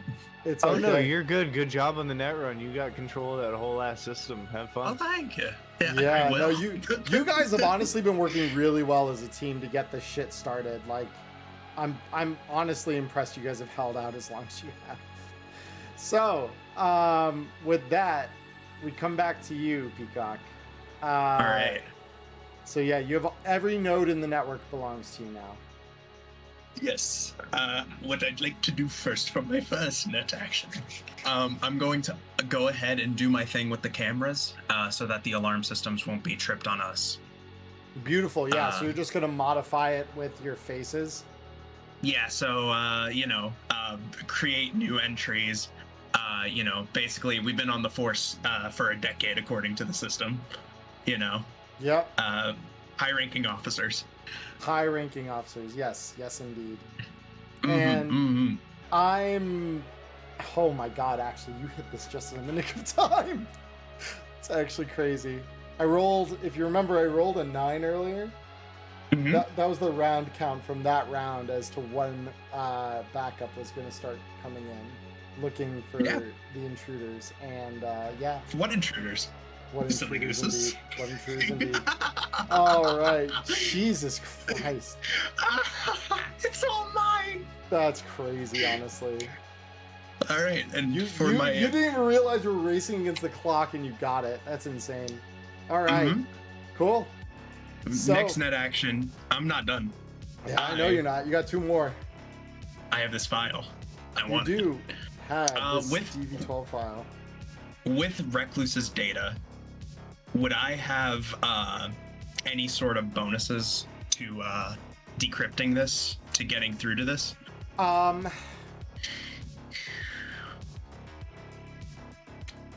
You go ahead and roll for me. Roll ID. Let's see. I've got an idea in my mind, but I need you to roll first. Let's see what this looks like. Damn. Yeah. So you attempt to breach the security of the file through normal means. And it unfortunately does not give you access. However, when you get the error message coming up, the error message that displays across your vision is error, administrator privileges required for access. And you remember that part of the keys you downloaded, one of them was Was the- Lejeune's. Lejeune, my boy. I have your password. Mm-hmm. So if I type into the terminal Lejeune's ID and password, It responds with a successfully authorized. Decryption in progress. And in the next few seconds, you watch as this file unlocks and then spills. There is so much data here. What I would like you to roll me is your choice of library search or concentration for this. okay. Library search, would my agent's bonus apply? It would not, because this isn't using your agent to parse the data. It is simply to see if you yourself can manage the sheer volume coming to you right now. And if any of this is going to catch your eye, because it's just an overwhelming torrent of data, basically, that you've just seen streaming out of this file. Okay. Come on, dice, don't fail me now. Fuck yeah. All right. So yes, you actually are able to keep better pace with this than maybe you initially were expecting, as you kind of lock in and just wait for the rush as this flows through your mind. Here, there are purchase records.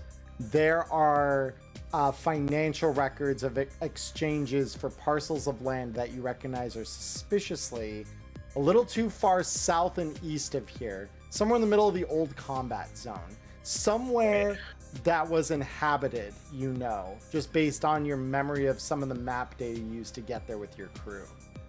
There are details here of exchanges with corporations, Kang Tao, Biotechnica. There are a few dealings even with Night Corp, which is kind of the de facto corporation that owns a fair chunk of the city. Mm-hmm. And Hang on, sorry, writing all this down. yeah. No, like, what you have landed on here would be, by most media standards, a goddamn gold mine, a career maker, and solid for the next, 5 years of infamy, and potentially this could overturn, the entire state of the city as you know it. Even just from the bits and pieces you're picking out of this, you don't have the whole picture, but the pieces you have of it are by themselves already damning. Fantastic. All right, I'm gonna download as much as I can to my agent. And your agent rapidly just fills with data, and she says, please insert additional storage media to continue download. I have a memory chip. I have one. Can I slot that in? I will let Please? you do that on your next turn. Okay, fair. Yeah. Oh, this is awesome. All right, Matchlight, we come to you. Beautiful. I am going to let's see. I'm going to hold off and help Rook on his next charge so that he gets a +1 so I can make sure we're doing them correct. Beautiful. So I'll just like throw him some C9 and be like, your turn. All right, very cool. So, and you are going to be spotting him for this to try and like second. Yeah, to just try to give him a +1. Okay. Go ahead and roll me a perception check for that. Because like you're now gonna basically be like more narrowly looking at like these supports for like specific areas that are weak. Okay, very cool. Yeah, that'll be enough to give him a +1. And this will stack with the +1 you already have, by the way, as well, Connor, because you rolled a fairly high perception when you walked in the room too. This will be when you roll this ghost, it'll be at a +2 demolitions. Nice. I was about to say, Rook catches the C9. He looks at his phone in the middle of the scan, looks at the C9, looks at Matchlight and goes, well, I mean, if you say so, and kind of cancels the scan and just sends it. Roll it. +2 situational mod. On demolitions? Yes. Situational. I remember how to do this. I don't. Additional mods. The one that's grayed out. Yeah. That's where it always gets me. It's the only one that's a different color. Yep.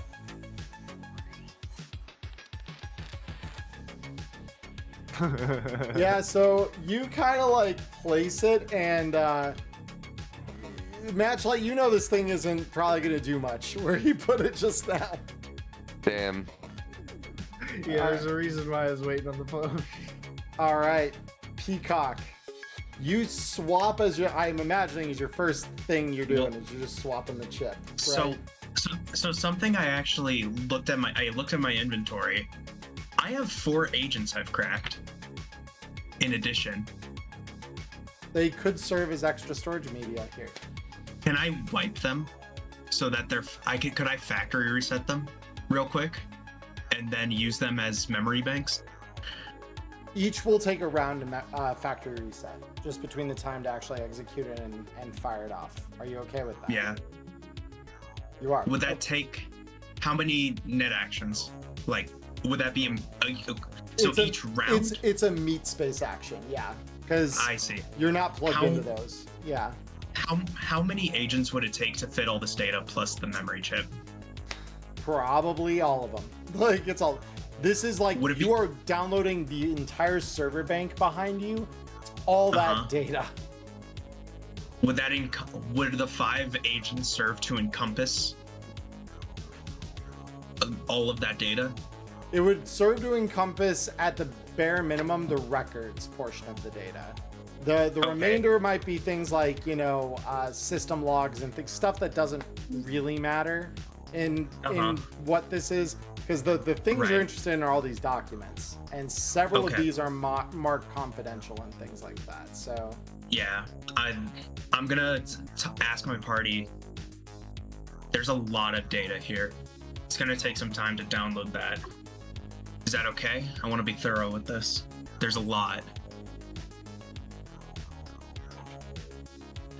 We're not gonna get a second chance at this, so we'll buy you as much time as we can. Okay, let's do it. All right. So at the top of the next initiative, you know that prick that came by before, that asshole? Well, he's back. And this time he sees you two kneeling over some C9, and he's looking at you, Rook. And remind me your actual name. What is Rook's actual name? Like his legal name that he would be known by? I actually can't remember. Do I have it in my life path? I may not have actually jotted it. Oh no. That's okay. Do you want to? Yeah, it's not jotted. Do you want to come up with a name for me real quick?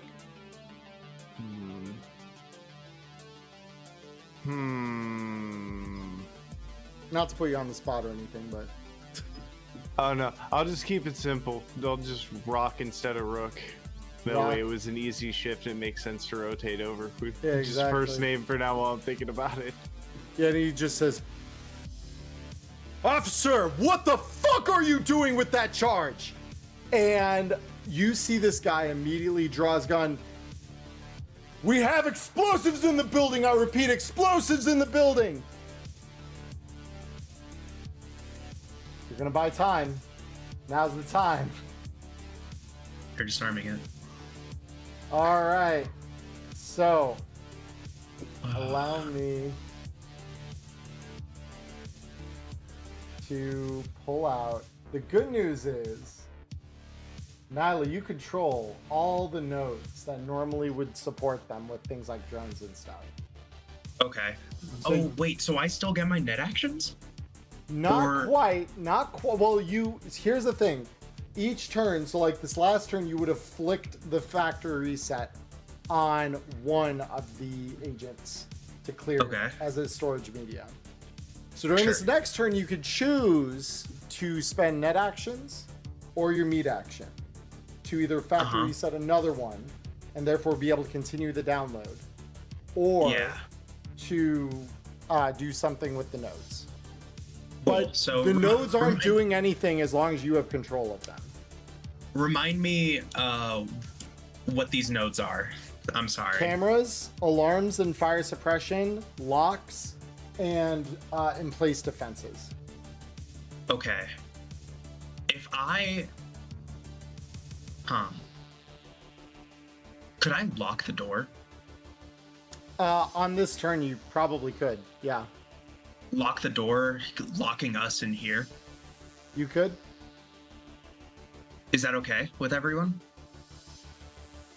Yeah, we're upstairs. If you want to seal yourself off, honestly, I've been waiting to punch this guy in the face, and I think I finally got an excuse, and I don't know if I Alright. can hold myself back. Let's do that. Let's lock the door, barring everyone from the outside. And yeah, just Seal off the pack upstairs. Those guys that started running up, you could just seal off the entire building. that's right there. true. You could. So Yeah, this so guy, this guy's coming into initiative right now. Just so we're clear on that. Let me lock. Could I lock all of the doors? You can when we get to your turn. Sorry. Yeah. Yeah. But yes, you can. The locks are basically the holding cells, the internal locks, and external locks are like the Okay. three sets that you can just like flip all of them from one state to another.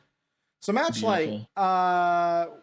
let me more clearly kind of illustrate things here. Actually, I'll draw a battle grid really quick and pull you guys over so we're clear on like what this looks like. Let's see.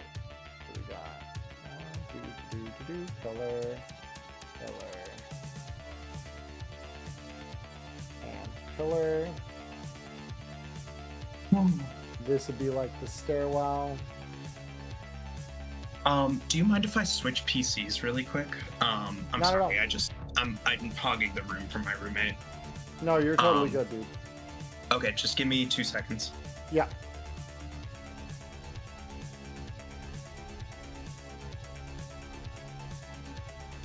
Then over here is kind of like another hallway.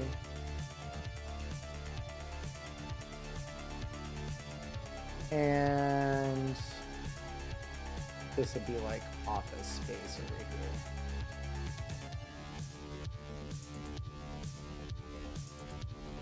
All right, and then let me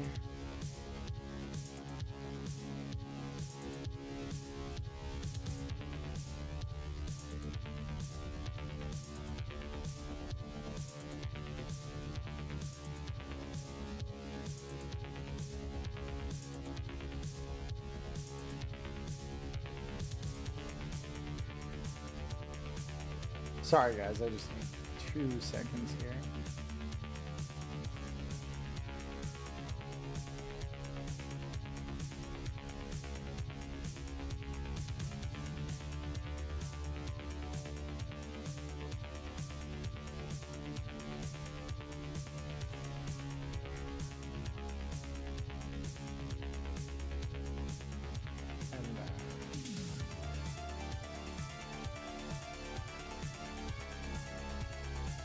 All right.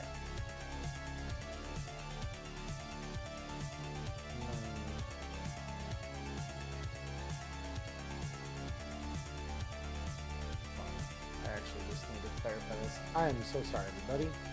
There we go. This is more like the entrance. That's more like it. And then back over here is where we have like a couple of like offices. All right. So pulling you guys onto the scene real quick, we've got this dude, and then the 2 of you. Matchlight, Rook. Activate this. And so Matchlight was 14, Rook was 13, Grinder was 13. So update 14. Can we just establish an initiative? Because we haven't had a fight since we were like down in the basement. You know, that's entirely true. Yeah, go ahead and both of you roll me new initiative, and I'll just keep this guy at 14. It's okay, because I'm the one that asked. I'm going to end up rolling a 1 and go super negative.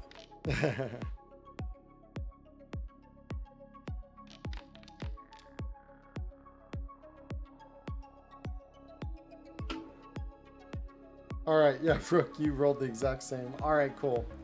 So we were on round 14. All right, yeah, but we're not concerned with counts anymore. Counts are kind of past. All right, cool. So, Matchlighter, it is your turn now. Can I have acted before he touched his radio? So he came in when a new combatant enters. They go in at technically at top of initiative, at least that first round. So yeah. So he is talking that radio. He's telling people that there are people in the building. So yeah, that is flown. Okay, gotcha. I'm just gonna shoot at him. Yeah. Yeah, okay, cool. Let me see. I'm just double checking something here. Because Nyla just put in, because he's no longer part of the VC, so I just want to make sure he hears what's going on. Gotta drag you back. Oh yeah, I got you. Do.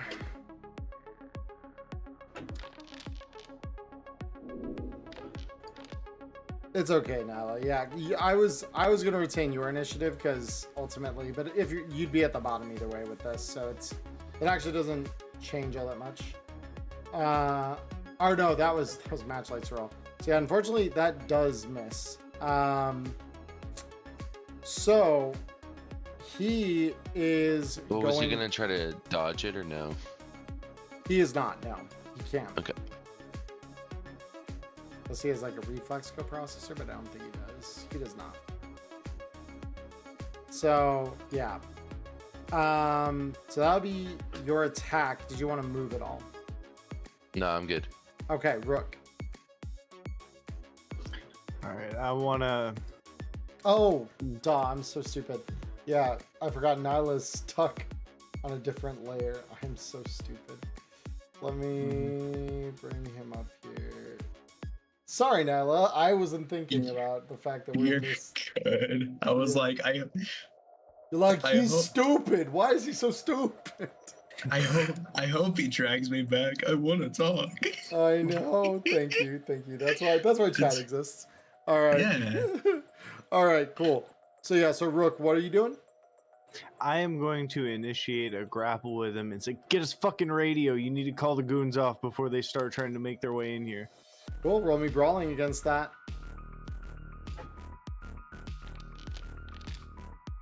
Shit. All right. Well, yeah, you immediately wrap your arms around him and start holding him in a grapple. I forgot to mention, because there was a bunch else going on, I wanted to do a whole starting thing of like, when he first walked up, I wanted to try and like, and he calls out, "Officer, what the fuck are you doing with that?" Like, turn his face away so he hopefully doesn't see, and then put his mask on before he goes to stand up.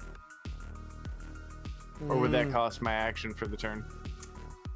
I figure he'll probably know that it's me anyway. Yeah, it reasonably would cost your action, because each round is only 3 seconds, so reasonably that would cost an action.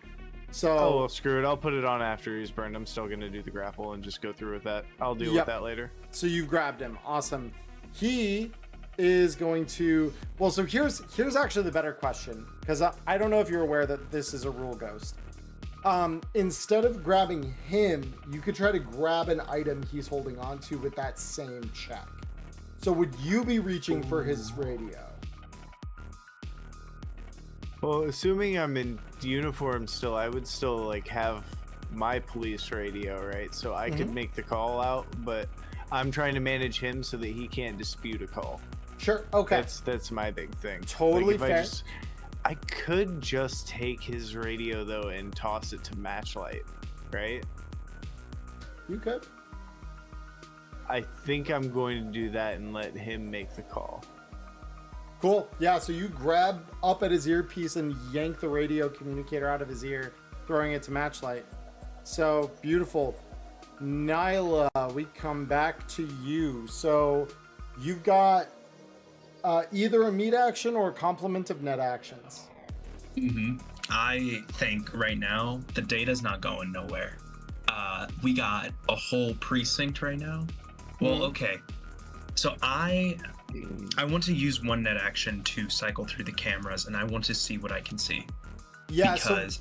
so as that radio call goes out, you notice that there are quite a few officers that are in the front of the building that are starting to they're starting to, because there's still a crowd out in front that have been further galvanized by the fact that they got shot at by trauma team.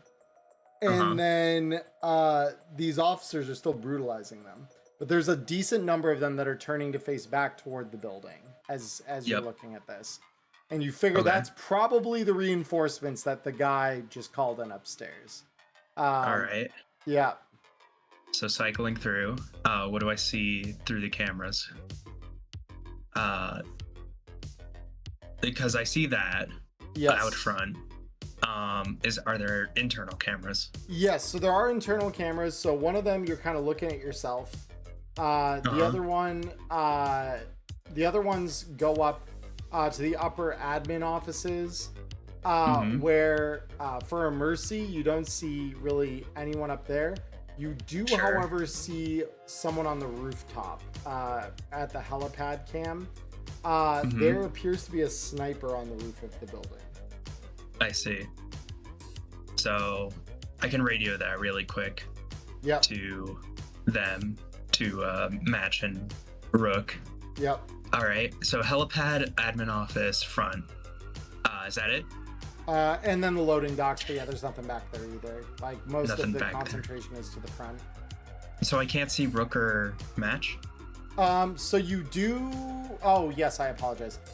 You would see that on the lower level cams. Yes, you would see where they are being confronted by Grinder, this asshole cop who's approached them in his full ride. Sure. Here.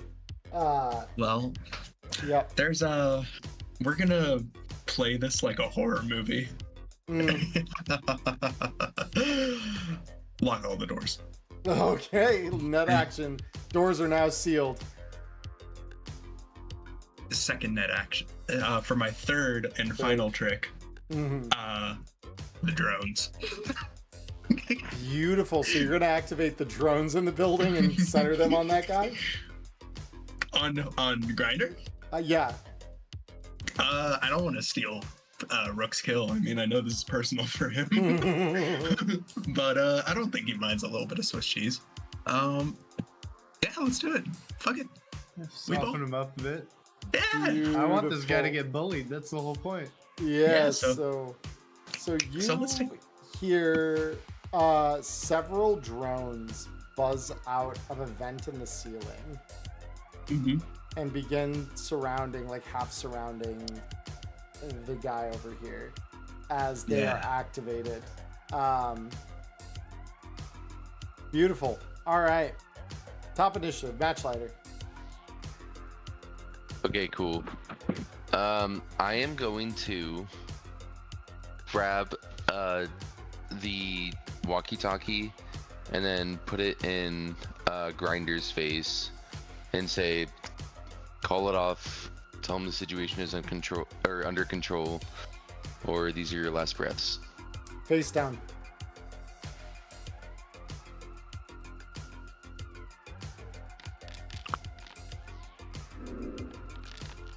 Okay, did my rep go up at all, Charles? I'm at 3 right now.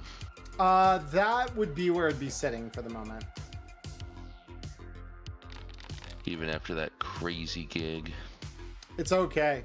Like the rep here doesn't change the fact that you just face down this guy and he's looking at you both, and he's looking at the fact that these drones have an open fire on you and recognizes that, oh fuck, like this is probably worse than he thought.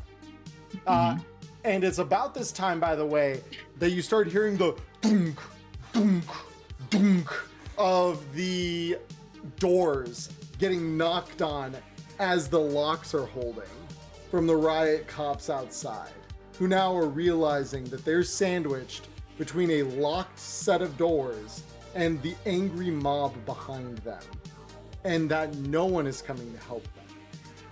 So this guy taking all this in, looks back and says, and I assume you're just holding this up with the line open at this point? Yeah. Beautiful. So yeah, he just looks at you with like nothing but fucking hatred in his eyes, and with Rook's arm wrapped around his neck, he says, "All units, stand down!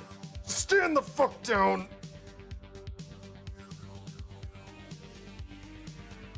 Nice. All right. Rook, what would you like to do? Can I disarm him? Like, take that fancy submachine gun. Does he have other weapons on him, or is it just a submachine gun? So the submachine gun was the super prick. This is the captain who can actually give you orders. He's just to be clear, he does have a very nice pistol though. This guy. Oh, he's just an asshole. No, I thought it was the it's not submachine gun guy. it's not the uber prick who walked by you early. He went out to the line. As a matter of fact, he's one of the assholes knocking on the window right now. Well, goody. Well, I guess I'm gonna start choking him. He's seen my face. Fuck yeah. So basically you cut the line and all of a sudden you're just like, all right, now it's nap time, and you just tighten that grip. So yeah, he's gonna take 12 damage straight to his health. And as you constrict his windpipe, you're sure, "Oh, I did as you asked. What do you want from me?" Nothing anymore. Thanks for that, though. Roll me brawling, Ghost. He's gonna try and resist you. Hey, can I ask you a question? What? Did you think this gig would go a lot worse? We're not done yet. It's not over. Yeah. Yeah. Don't taunt him. We can always get surprise AV on the ride home. We could. It's true. So Now, you succeeded holding the grapple. Grinder can't do shit. Matchlighter, we come back to you. What would you like to do? Oh, well, no, Okay. I'm so sorry, Matchlighter. We're not at you yet because I forgot I didn't have Nyla in this track. So Nyla, we're next on you. I'm so sorry. I'm gonna radio Match and Rook saying, "Yo, let's get Shinobu's forces in here. Tell him we got the place locked down." And for that, there's something really funny I could do. Well, how close are we to blowing the charge here? Yeah, I mean, we're you've sinking got- this building. You've got about you've got a little less than half of them placed. Of course, you placed one on a giant explosive pipe in the basement of the building near a bunch of other supports. So, the fact is, you're probably going to topple the building, even with what you just have now. That's your guess. You're not a demo tech, so. I'm gonna. Oh, God, sorry. I was just gonna say, like, if he wants my vote, I would say head downstairs, get the, like, start packing one on each server just for all of our extra explosives. May as well burn it and make sure that they have nothing recoverable of all that data that you just siphoned. All right. And speaking of siphoning data, I'll take the meat action and start Back to siphoning more reset data. another one? Okay. Yeah. Beautiful. All right, so this is the second of your 4 agents that you have cycled. All right, back to you, Matchlighter. Now we are really to you. I apologize. Okay, cool. So yeah, I'm just gonna start to plan our escape route here. So I'm gonna look around and see like what seems to feasibly be the easiest way to leave. For instance, I know that there's less complications on the roof. Yeah. So is there like a ladder nearby that leads to the roof? There's a sign up over this direction that says AV helipads, and it's got an arrow pointed up. So you assume there's like a stairwell back here or Cool. something. Yeah, I'm just gonna start to kind of secure our exit. So can I climb up that ladder or the staircase or what so have you? you are scaled for movement right now, so you can move 5 or run if you want to. You can move 10. So if you want to, because yeah, let me see. 'Cause this is, Can you point again where it was? yeah, it's over here. Okay. 1, 2, 3, 4, 5, 6, 7, 8, 9, 10. Beautiful. All right, that's your actions. Rook, I assume you're gonna make this guy go sleepy by, right? Yeah, and I imagine at this point as the choke sinks in, because it's like a naked, I'm gonna drop down to the one knee and we're just kind of sitting and choking now. Yeah, and he's just like tapping furiously against your heavily augmented arm. He's not asleep yet. We need one more turn, but he's badly wounded from the force of your choking him. I hate to inform you, but this isn't a choke for nap time. Like I said, he saw my face. It's done for him. Sorry, Cap. Touche. Yeah. No, totally. Right. All right. He's gonna try and break the grapple. Go ahead and roll me brawling. Good luck. 7 is pretty good. Your 5 is 21. better by a lot. So yeah, you got firm hold on him. Nyla, we're back to you. You factory resetting again? Sorry, muted. Factory resetting. Yep. Beautiful. Number 3 of 4. One more, right? Yeah, one more after this. Yep. Matchlighter, we're back to you. Cool. So now I can ascend, right? So it's back over here. So let me draw this for you real quick, because you guys weren't over here before, so I didn't draw everything. So these are kind of like offices over here, and then this wraps around, because this is like the other set of stairs that you were going down before. This leads up another flight over here, so that'll head up to the next story, basically. And then, yeah, you could presume this is just going to lead into like a stairwell, essentially. Okay. Yep. Cool. So I'll go over there. Yep. So, 1, 2, 3, yep. 4, 5. So if you're looking to just get up, that's what you're going to spend this round and next round just getting up the stairs, just climbing. Okay, cool. Yep. Rook. But I think you know what happens now, but how's he looking? How much longer is he gonna have to suffer? One more round after this because 12 HP is knocking him to 4. Oh, another one set to 4. Yeah. And I'm guessing he's asleep now, and I'm just Yeah, and you continuing to just- hold it. And yeah, you just feel that like collapsing, and he's starting to like get the twitches where he's like, you can tell his body's just trying to fight back for any air it can at this point. But yeah, he ain't long for this world. He can't even take actions against you anymore. And outside, you're just hearing the doom, doom, doom, doom, as a bunch of officers are literally watching this happen through the windows. Like, of course, they can't really see your face, but it is. Then with my movement, I'm gonna actually being mindful of that. Let's just kind of twist my face away. I'm guessing over here is kind of where the glass Yeah, this door is the entrance. Yeah. Yeah. Can I just pivot him to the side of me, just kind of swing the choke around? Yeah, exactly. Yeah, you can. Beautiful. All right. And Nyla, we're back to you.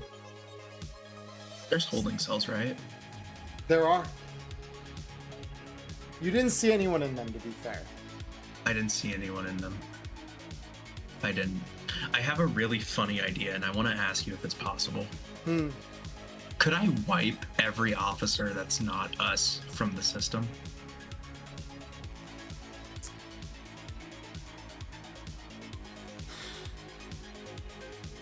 By activating the cams, yeah, because you can fuck with the records. Absolutely. This would, of course, burn your net actions instead of the meat action. You need to reset that last Keenly- agent. Keenly aware. But if that's But what you want, I really want it. I don't know if I should want it. Because, I'm not... it doesn't take a creative mind to see where that goes.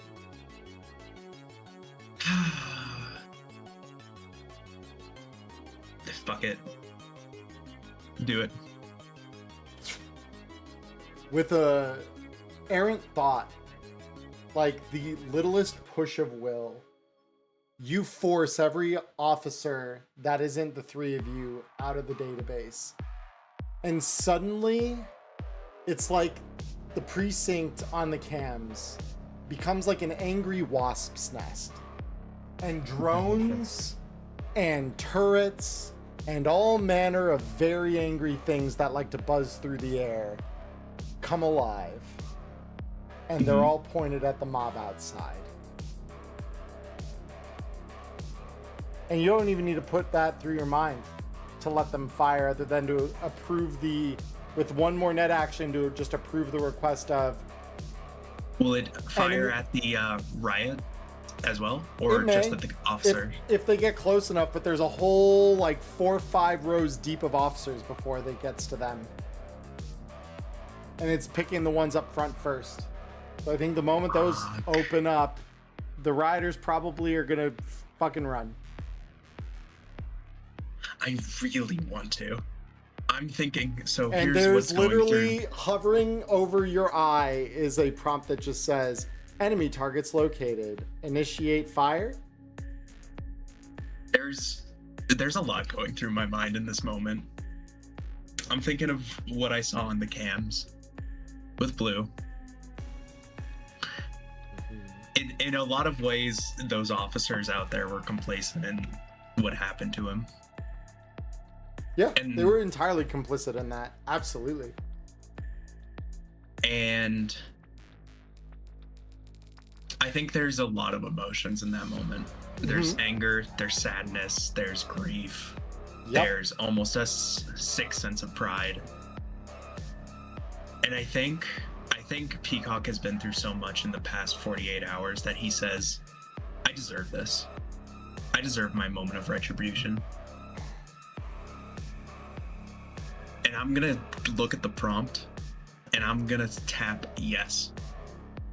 All of a sudden, you hear and feel reverberating through your body, similar to the bass on the stage earlier.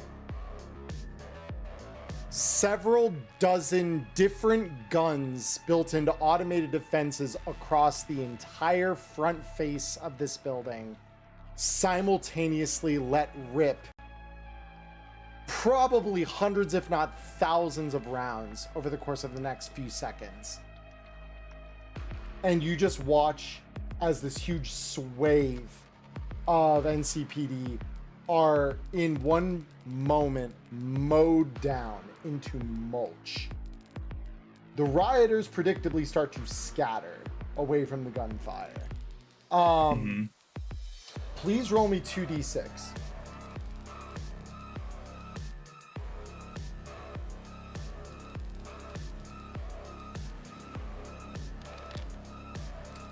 You lose 7 humanity as you have willed death on a scale that you probably never even had the opportunity to execute before. And something about it doesn't even make you feel badly. As a matter of fact, it makes you feel really good in a really dark part of your psyche. It's like that sense of self that just says, I am God, bow before me. Mm-hmm. And with Good. that, I think we are out of net actions for you for the turn. Because I believe it was 1 to activate, so you wiped it. 1 to activate all those. No, actually, you do have one more, so you can push downloads to one of the empty agents at this point. I'll do so. Beautiful. All right. Battle grid time, everybody. So, we are back to Matchlighter. And I know, Connor, you probably have to get going soon. So, you spend the next round, because at this point, we've kind of solved the parts of this where time is of consequence. Because you guys have kind of eliminated every problem in your path. So, Connor, what would you like to do with the next kind of few rounds here as things are starting to like melt down outside? First, I'd like to take all the credit for this gig. You're welcome. I'm just kidding. Yeah, so I'm still gonna go up the stairs and then see what's going on the helipad. Yes. Is there anyone up there? Well, there was. You see several. This is where the NCPD were. Well, there was a sniper up there. But it's that sniper is currently dealing with 4 very angry drones buzzing around his head, as well as a very large caliber AA gun that is starting to shoot at him. Thanks to Nyla's interference in the architecture. All right, well, I'll shoot him too. I'll add into the fun. Beautiful. Go ahead, roll me that attack check. Can I get into a good range for my assault rifle to be at DV-17 for auto fire? What's the range it has to be at? Is that 26 meters or 26 to Let's 50? take a look. So DV auto fire assault rifle confirm, and you're looking at 14 meters to 20 meters. No, 22. 24. Yeah, 14 to 24 meters. So is the 12. DV. The actual range is 12 to 25. But yeah, that's not a problem at all. From where you're standing, it's probably about at least 20 meters to the guy. So. Okay, cool. I'll shoot him. Yeah. Because I'm a bad boy. All right. And he's distracted. He didn't hear you coming, so he cannot take the chance to evade. So it's entirely Nice. DV based. So that will, do quite a bit of damage. Roll me the auto fire. damage, please. Hopefully, anyway. Yeah. Because you never know with auto fire. You could always do that. Well, And you you rolled look- it at a ~1. Oh, okay. Do you want me to roll it again? It'd be or- a ×4, so it'd be a 16. So yeah, so you buzz him for 16. Now he knows you're there, but it might not matter. Auto fire. Because then these are all going to... I just felt like that was going to happen. So this is... That's actually going to be too hard than this. Okay, so that one doesn't matter. That one does. And then this one does And this one doesn't. Okay. So the two things that hit him, both of them are the drones. So the drones are hitting him with ARs. So 5d6. And again. Yep.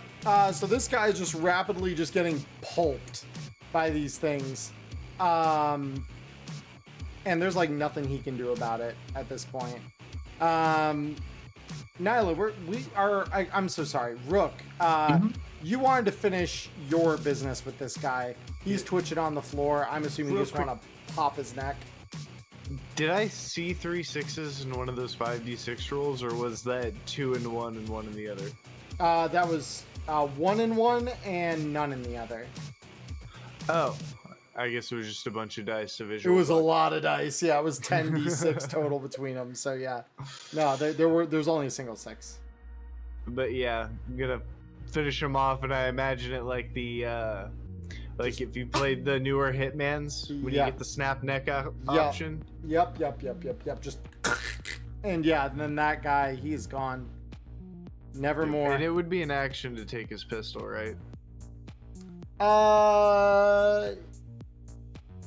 I would say you could just take it off him as you get up. I don't think that that's a problem in this instance, because it's not like he's really contesting you for it, you know, or any of that. If we could expend a little bit of extra time just because everybody's going, because it's mainly just flavor actions.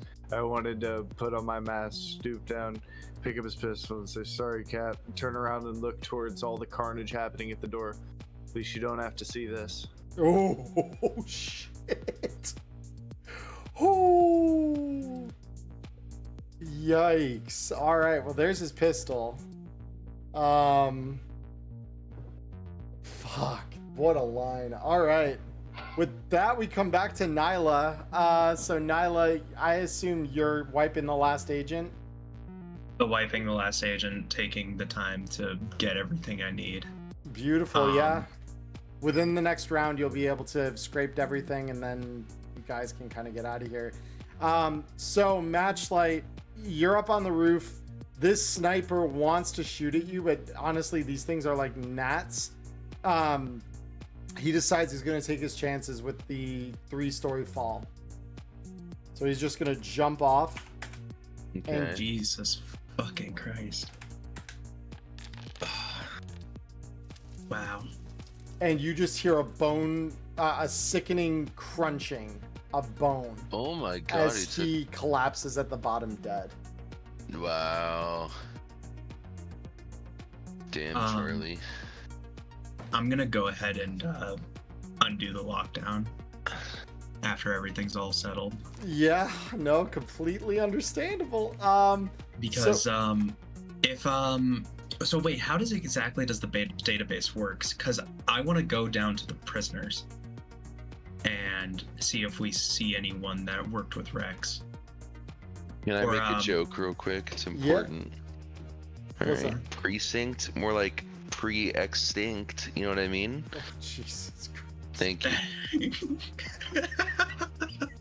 So, Matchletter, given that this was where your round sat in initiative, what would you like to do now that you've watched this guy dive off the roof? Are there any other little piggies around? Nope, just a bunch of drones that Wow. your god Wirehead Seriously? has. That's the thing, most of them were out front and he mulched them with Yeah, every no, automated defense in damn. the building. So yeah, that's how, like, I'm just gonna go up to where I can see the crowd and raise my gun in the air and put my fist in the air and pop off a few rounds.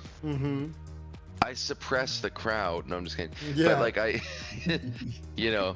victorious kind of like fucking triumphant moment. yeah. Where I kind of spray my AR into the air while like holding a fist in my left hand. Yep.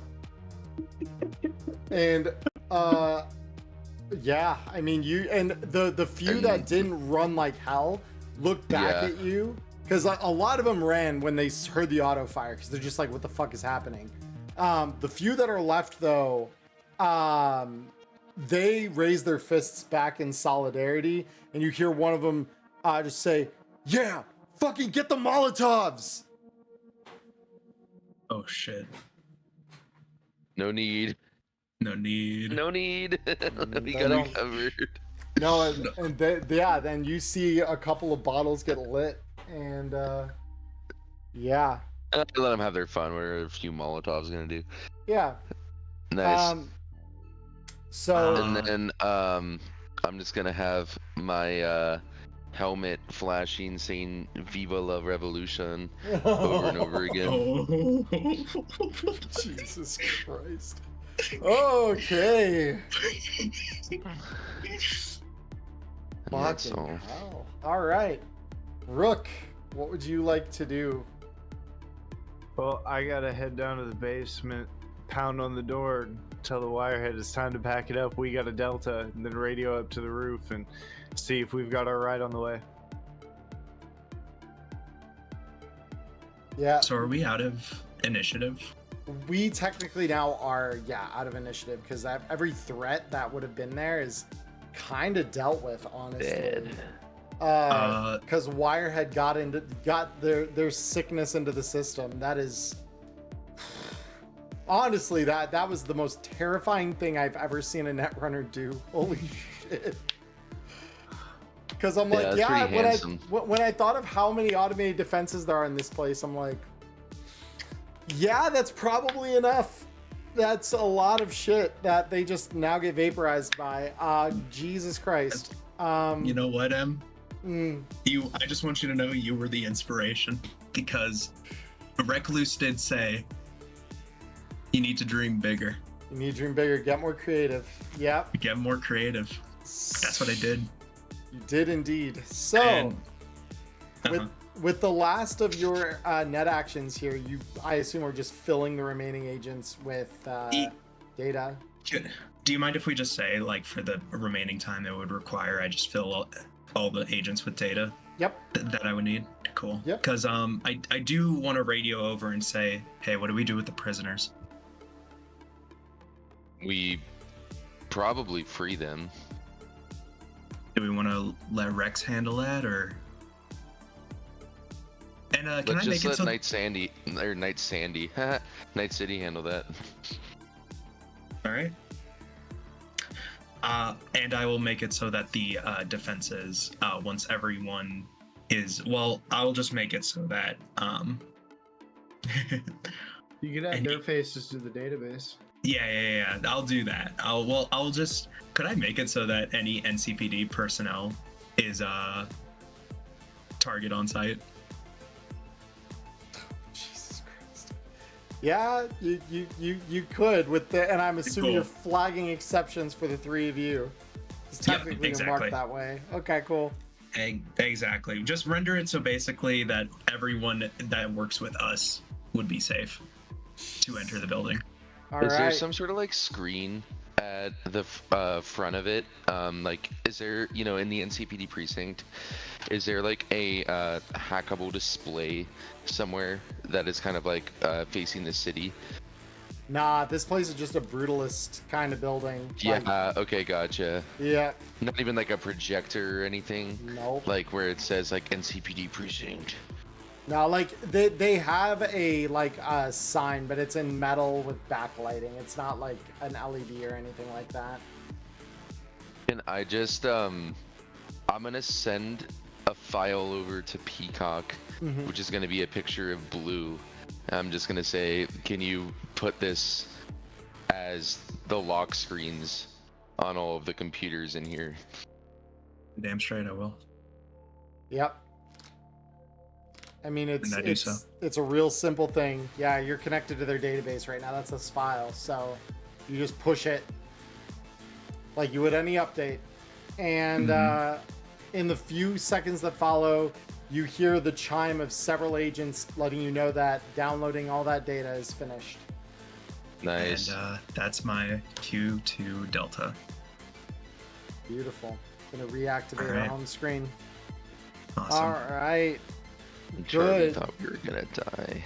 I mean, there was a non-zero chance of that, and if you guys hadn't rolled really good coming in, No, honestly, yeah. Oh yeah, Faces carried that, and then as soon as Network Runner got in the system, you carried that too. That was Right, so exactly. good. That was such a good two-pronged attack. That was perfect execution. Thank you. yeah. So, And So I'm our it- new tech, I guess. so at this point, Definitely demolitions tech. so I assume at this point you guys are calling in your ride out of here, Mm-hmm. and Get through the chopper. yeah, and so you are contacting Shinobu to do this. I assume, yeah. Yep. Beautiful. So they, so Wakako comes in with the Tiger Claw pilot and the same unmarked AV, just as the riders outside are starting to throw Molotovs on the pile of corpses that Peacock's actions have left behind. And Wakako says, "Did you get all the charges down in there?" Enough. Not all, but enough. They were well placed. All right, we're gonna take this guy, light the fucking candle. Okay. Let me just, and I kind of grab the intercom of the helicopter and I just say, if anyone is in the immediate vicinity, now is your opportunity to not get blown up. Thank you. And then I give it back. And yeah, after a couple of Molotovs thrown, you just see a couple of people down on the street exchange glances, and then they just start booking it. Yeah. Because they know you meant what you said. And yeah, you see them kind of scramble off down nearby streets and alleyways. I'm assuming you're pulling that fucking trigger. Well, I feel like Rook should have the honor, so I hand the fuse over to him. I imagine honestly. Save for because you, we've said brother. So many. Imagine like 5 or 6 detonators, so we're just reaching into the bag, grabbing them all, so we all get a chance to just hit a bunch of buttons. Is there Yeah. one universal detonator, or are we actually gonna be just like serial pressing them? They're each charge they are tuned to the same frequency, so one detonator will blow them. Okay, yeah. then. Yeah. So I give it to Rook, and I say it's only fitting that you gonna get to look- say goodbye to your old home. Just gonna look at it, look up, finally get to clock out. He's gonna hit the button. Damn. And sure enough, you see a few smaller just as the support ones go. And then finally the signal hits the basement. And this thing, when I say it explodes, it atomizes the whole lower story of the building. And it just, all in one, it implodes downward. And thus, Excellent. we see the end of NCPD Precinct number 1. All right. I like to think Rook did that whole thing just to be able to get his lunch break. They keep on having him skip, you know? He's like clocking out. All right. So, do we want to cover resolution in this session, or do we want to come to it next week? How long is it gonna be? I could definitely do like 10 minutes, 15 minutes, so that's fine. We can easily swing it in that time. Okay, sweet. Yeah. So, Wakako flies you all back to Purgatory. And as you all land, you get out of the AV, and Shinobu and several of his, trusted bodyguards are standing there waiting by the kind of makeshift helipad they've made out of the parking lot near the bar. And as he sees you all walk out, says, "Well, damn, you all look like you're in, honestly, better shape than I would have expected. I trust there were no wrinkles then." Just a few, but they were smoothed out. Not after me. Your warhead looks like he's loosened his connection just a little bit over there. What exactly did you all do? We're We just gonna covered him kinda and- clap his hands on Peacock's shoulders. You did good work. That's what he did. Thanks. Blue would have been proud. Yeah. And with that, Shinobu just kind of solemnly nods, like knowing exactly who you mean by that. Says, "Well, if it was vengeance you were after, you certainly found it. So, let's get everyone back here. Rex gave us a little diversion. He pulled some of their forces away to South Night City. My guess is they're not going to like coming home to a pile of rubble. So they might be angry for a time. Their nearest precinct is probably the actual Hall of Justice itself. And that thing is just a giant supermax prison, so we'll get Rex down here, get you all paid out, make sure you can rest easy with the eddies you've earned, so. If you're good for it, I don't want to give them any time to breathe. This should be just the beginning. Oh, it will be. It will be. But we need to figure out our next steps now. We didn't take this one without calculating first. Even if our hands were forced a little, we need to take our next steps carefully. It's not exactly what we call our home turf anymore once we're on the other side of the city from here. Right now, I need Eds and a nap, but once I'm recovered, I got something that'll really, really knock your socks off. Yeah. Well, let's get Rex down bet here you so do. you can all be paid, so that way you can rest. And with that, he he says, Rex, it's done. And just maybe 20 minutes pass. He's moved you all inside to the same meeting room that the two of you were in last time. And Rex walks in, even with it being a late hour in the night. Rex walks in and he's got a big old smile on his face. And he just says, so, I just hope you know tonight may have felt really fucking good. However good you feel right now is nothing compared to the relief I feel knowing that Royal has been avenged truly and completely. And the monsters that brought him low will never do that to another person ever again. Of course, kind words aren't the only thing I came to deliver.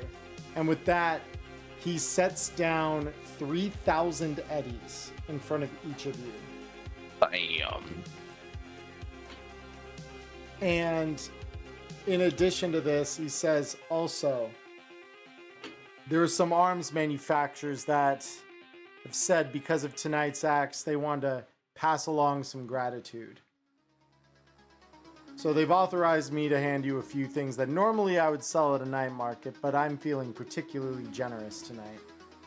And he reaches into a case that he's brought with him, and he pulls out 3. When I say these are immaculate and brand new, I mean that like to its fullest extent. Pulls out 3 Militech Perseuses and hands one to each of you. Oh my god. Somebody pinch me. And he says, I hope that this is not the end of our working together. We have a long way to go, I think, before the city is truly righted, but this has been a very important and sizable first step in that endeavor. Thank you all for your good work. Rest well. We'll speak again in a few days when you're feeling better. And with that, he shuts the case, picks it up, and walks right back out the door he came in through. I say, in here I thought he only liked mushroom clouds. I'm gonna go get some sleep. Yep. And so with that, you're all 3,000 eddies richer. You're also all 120 IP more experienced. Oh, geez. Hi, cat. I just bonked her on the face because I was trying to put my hand down. Stupid. Don't do that.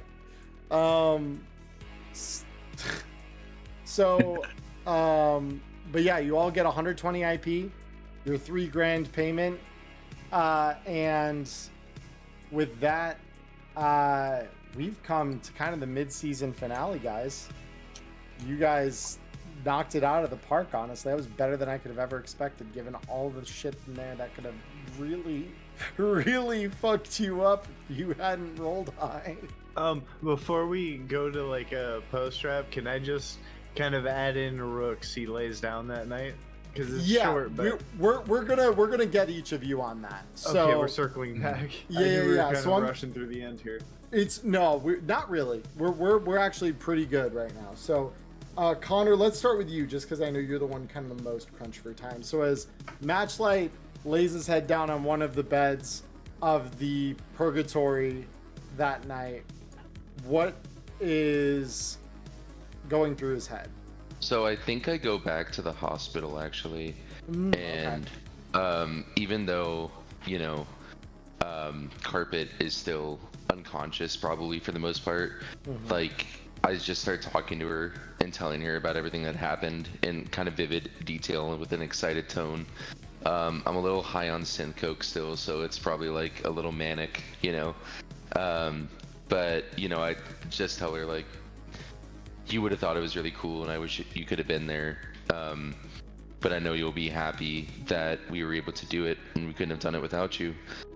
And then I give her a hug and kind of sit down and start to kind of like look at the screams and look at my blog, because I'm sure both of them are pretty active right now, and just feel that like serotonin drip of something you've been working towards for a long time finally being realized. And it was in a way like kind of more majestic than you would even initialize it in your head or imagine it to be, because now it's tangible, now it's real, it's not just a dream. And yeah, like definitely me, Connor, intellectually, obviously, like I know this is not the end of the story, but I think Matchlight is probably a little bit ignorant to this kind of thing, so he feels like this is the beginning of him being able to continue to have victories like this, and he's just feeling that quite a bit right now. Oof, hi cat, come on, let's stop. I should also mention that all of you except Matchlight, your reputations go up by a bit here. Your reputation goes up to, well, because specifically, I should actually say, Rook, you took efforts to really hide your identity and involvement here. So I would say your reputation is going to be 4, which is not always a bad thing to have a lower reputation. Peacock, it's hard to miss you, even when you're wearing your virtuality. Your reputation goes up to 7. What the fuck? A news story or 2 has been written about your exploits. If you don't think you're about to make the screams sing the next day here, you got another thing coming. And Matchlight, because you are largely seen as the kind of inflection point for why tonight happened by the news media, you become reputation 8. Shit. It was a trace. No, I'm just kidding. So yeah, and you see the results of this pretty much immediately, like you're describing. You're watching the feeds, you're watching N54, WNS, every major news source, any minor news source within the city, like the triumphant fist in the air is a photo on every major publication, because some street gaunt caught you in that moment, and now it's immortalized. Poor Peacock, dude. He did all the hacking and all the work, and I get the cover Nah, photo. man, you did the live stream. Like, you got that crowd out there. You're probably the reason why we didn't have more cops crawling through there. Oh For yeah, sure. 100%. group You're the effort. reason they were all out front to get locked out and mowed down. We all contributed equally, I feel. Right. I would agree. As the guy behind the screen here, I think all of you contributed significantly to this. But yeah, you find that sense of that well earned, I would say, sense of victory over the challenge that you've been given. Yeah, totally. And then, for better or for worse, like there's a bit of hubris, obviously, that's probably washing over Matchlight at this point. And we'll see where that goes. But yeah, that's it. Nyla, I'm going to skip you for just a second because I want to address the end with some of the files you pulled. Because I imagine you're going to be eager to start sifting through that ASAP. So, Rook, you just watched your workplace, and maybe not home would be a strong word for what the NCPD was to you. But in some ways, you watched your ideals and the golden-eyed youth that signed up for the NCPD at one point. He died in the wreckage today.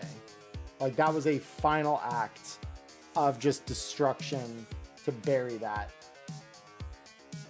So what is Rook feeling, I suppose, as he kind of settles in to try and sleep at the end of all that?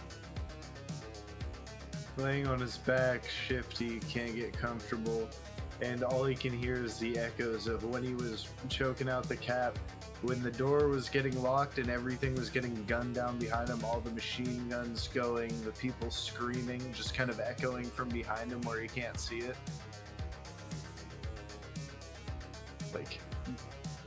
Like it was a major pushback, but he's definitely thinking more about how many people ended up falling to that. Yeah, you saw the bodies. Saw how many there were. You got the full aerial view. Yeah, it was more than just one or two for like an ends justify the means. I can kind of live with that, If it's gotta happen, it's gotta happen. They were locked up and gunned down. Roll me a d6. And I will...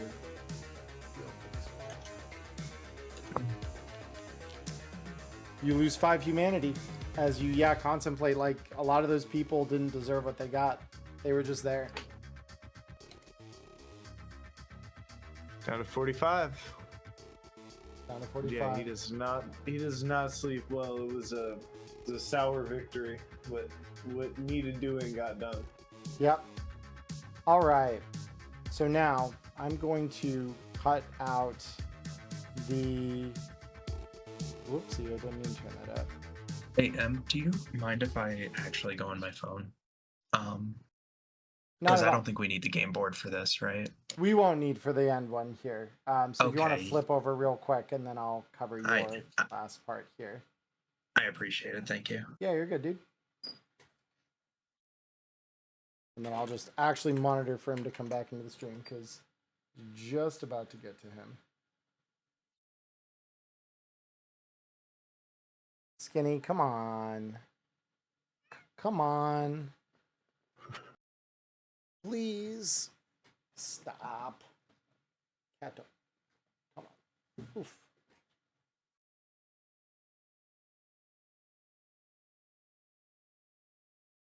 All right, there he is. Grabbing to stream. There we go. All right, there you are, Now. Hey. Yep. So I've cut the music. You walk to your room, your head ringing a little still from the beating it took from the Kraken, but you probably don't even notice pain from it, at least not to the extent you might normally. Because in your pocket is 5 agents, 1 your own, the other 4 just dummy hard drives, basically, at this point. Carrying in them a load of confidential information, records, and things like that. And like a kid at Christmas, you just cannot wait to open the little gift you found yourself. Is it? Can I add something for flavor? Absolutely.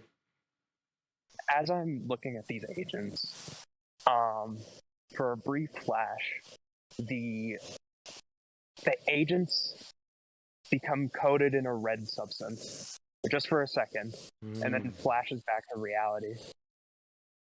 Yep.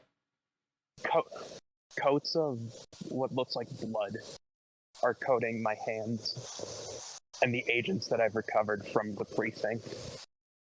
That's all. Mm.